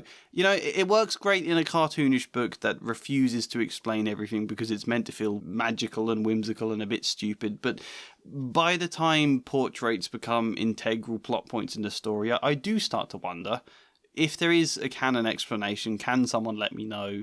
And especially if it is ever explained in the books rather than just like something Rowling later talked about. Number 3. Why are there so many fist fights? Like, this applies to most of the books. I think even Arthur Weasley and Lucius Malfoy have a fist fight at the start of book 2. People have wands. Why do they keep getting into cartoonish tussles where there's clouds of smoke type thing, you know? I mean, I suppose that probably is the reason why, because it's a classic cartoonish thing, but scenes where they do use spells for their fights, I think are always stronger than just the random fist fights that keep breaking out. Number 4. Should we criticise the fact we never get to meet Nicholas Flamel? Nicholas Flamel. I have such a hard time saying his name. Should we criticise that? You know, he's supposed to be a big part in this book, and yet he's also entirely absent. I don't know if that's a problem. I don't know if he should be popping up in the hospital scene at the end to say, hello, thank you. Probably not, actually. But, you know, it feels a little bit like if there was a murder mystery where you learn absolutely nothing about the victim other than his name, his age, and the fact he has an expensive MacGuffin that the killer wanted. That's kind of all we have of Nicholas Flamel. Number 5. There isn't a number 5. Ha ha! April Fools. If this video is released on April Fools, if I don't get it out by then, April Fools on me. Look, I used most of my pet peeve points up in the last video. I'm really surprised you've made it all this far. 6 hours, 6.5 hours maybe we're at. God knows. Thank you for still being here. Should I be concerned for your well-being? You basically committed 6 odd hours to a bloke waffle on about the time he didn't quite write fan fiction, he didn't quite fully edit a novel, he didn't completely fix Harry Potter either. He didn't do much other than talk. It's like one of those council meetings where people talk for hours, only nothing is ever achieved. If you made it this far, I'll let you in on a secret. I have avoided using the word fat phobia for the entirety of this video until now. I used it when discussing my thoughts on Dudley in the first video. I was saying, like, I get the contrast between him being visually overweight, where a neglected Harry is very skinny. It makes sense and can work, but the way JK frames the narrative and how extreme it goes with not just a lot of the descriptions, but the total lack of humanity towards Dudley, I think that feels a bit fatphobic. Not to say J.K. Rowling necessarily is, but I think she wrote something that was, and I got inundated with comments shooting me down for this. There were a lot of things I expected people to disagree or get angry about in that video, but I didn't expect so much about this one. Well, I expected people would disagree. I think there are some grounds to disagree, but not the intense anger at the idea of me suggesting fat phobia. Like, people were really riled up by that comment, which is interesting. Like, so in that sense, I am curious to see what happens if I make all of the same points about Dudley again in this video, but without using the word fat phobia. Does that change people's reaction? You know? That then can serve as an interesting lesson in how, whilst labels might bring some clarity to what you're talking about, perhaps they're also not necessarily the best depending on the situations, that they can come charged with a lot of, like, predetermined emotion that could turn people off and stop them listening. I'm curious to see if that's the case or not. I will also tell you the poetry book still isn't quite sorted, and basically because I spent so long working on this. You need something new to comment at the end of this video, though, to prove that you have watched this far. I think you deserve, like, just a medal for endurance if you're still here. I can't give you that. Last time the phrase was "get back to work, Roger," that people were commenting to show they'd watched it this far. My name's not Roger, I should say again. We need something fresh, though, something unique, something daring. Right, okay, yeah. You all have to write a positive comment about something that doesn't even exist in the video. Like a character who's not like Grawp or no. Let's make up someone altogether. Clavicus. No, the Elder Scrolls. Clavicus Vile. Clavicus Patch. That does sound like a Harry Potter wizard name. If you've watched to the end, write a comment saying something like, "I love what you did with Clavicus Patch," or "That Clavicus idea was great. That was genius."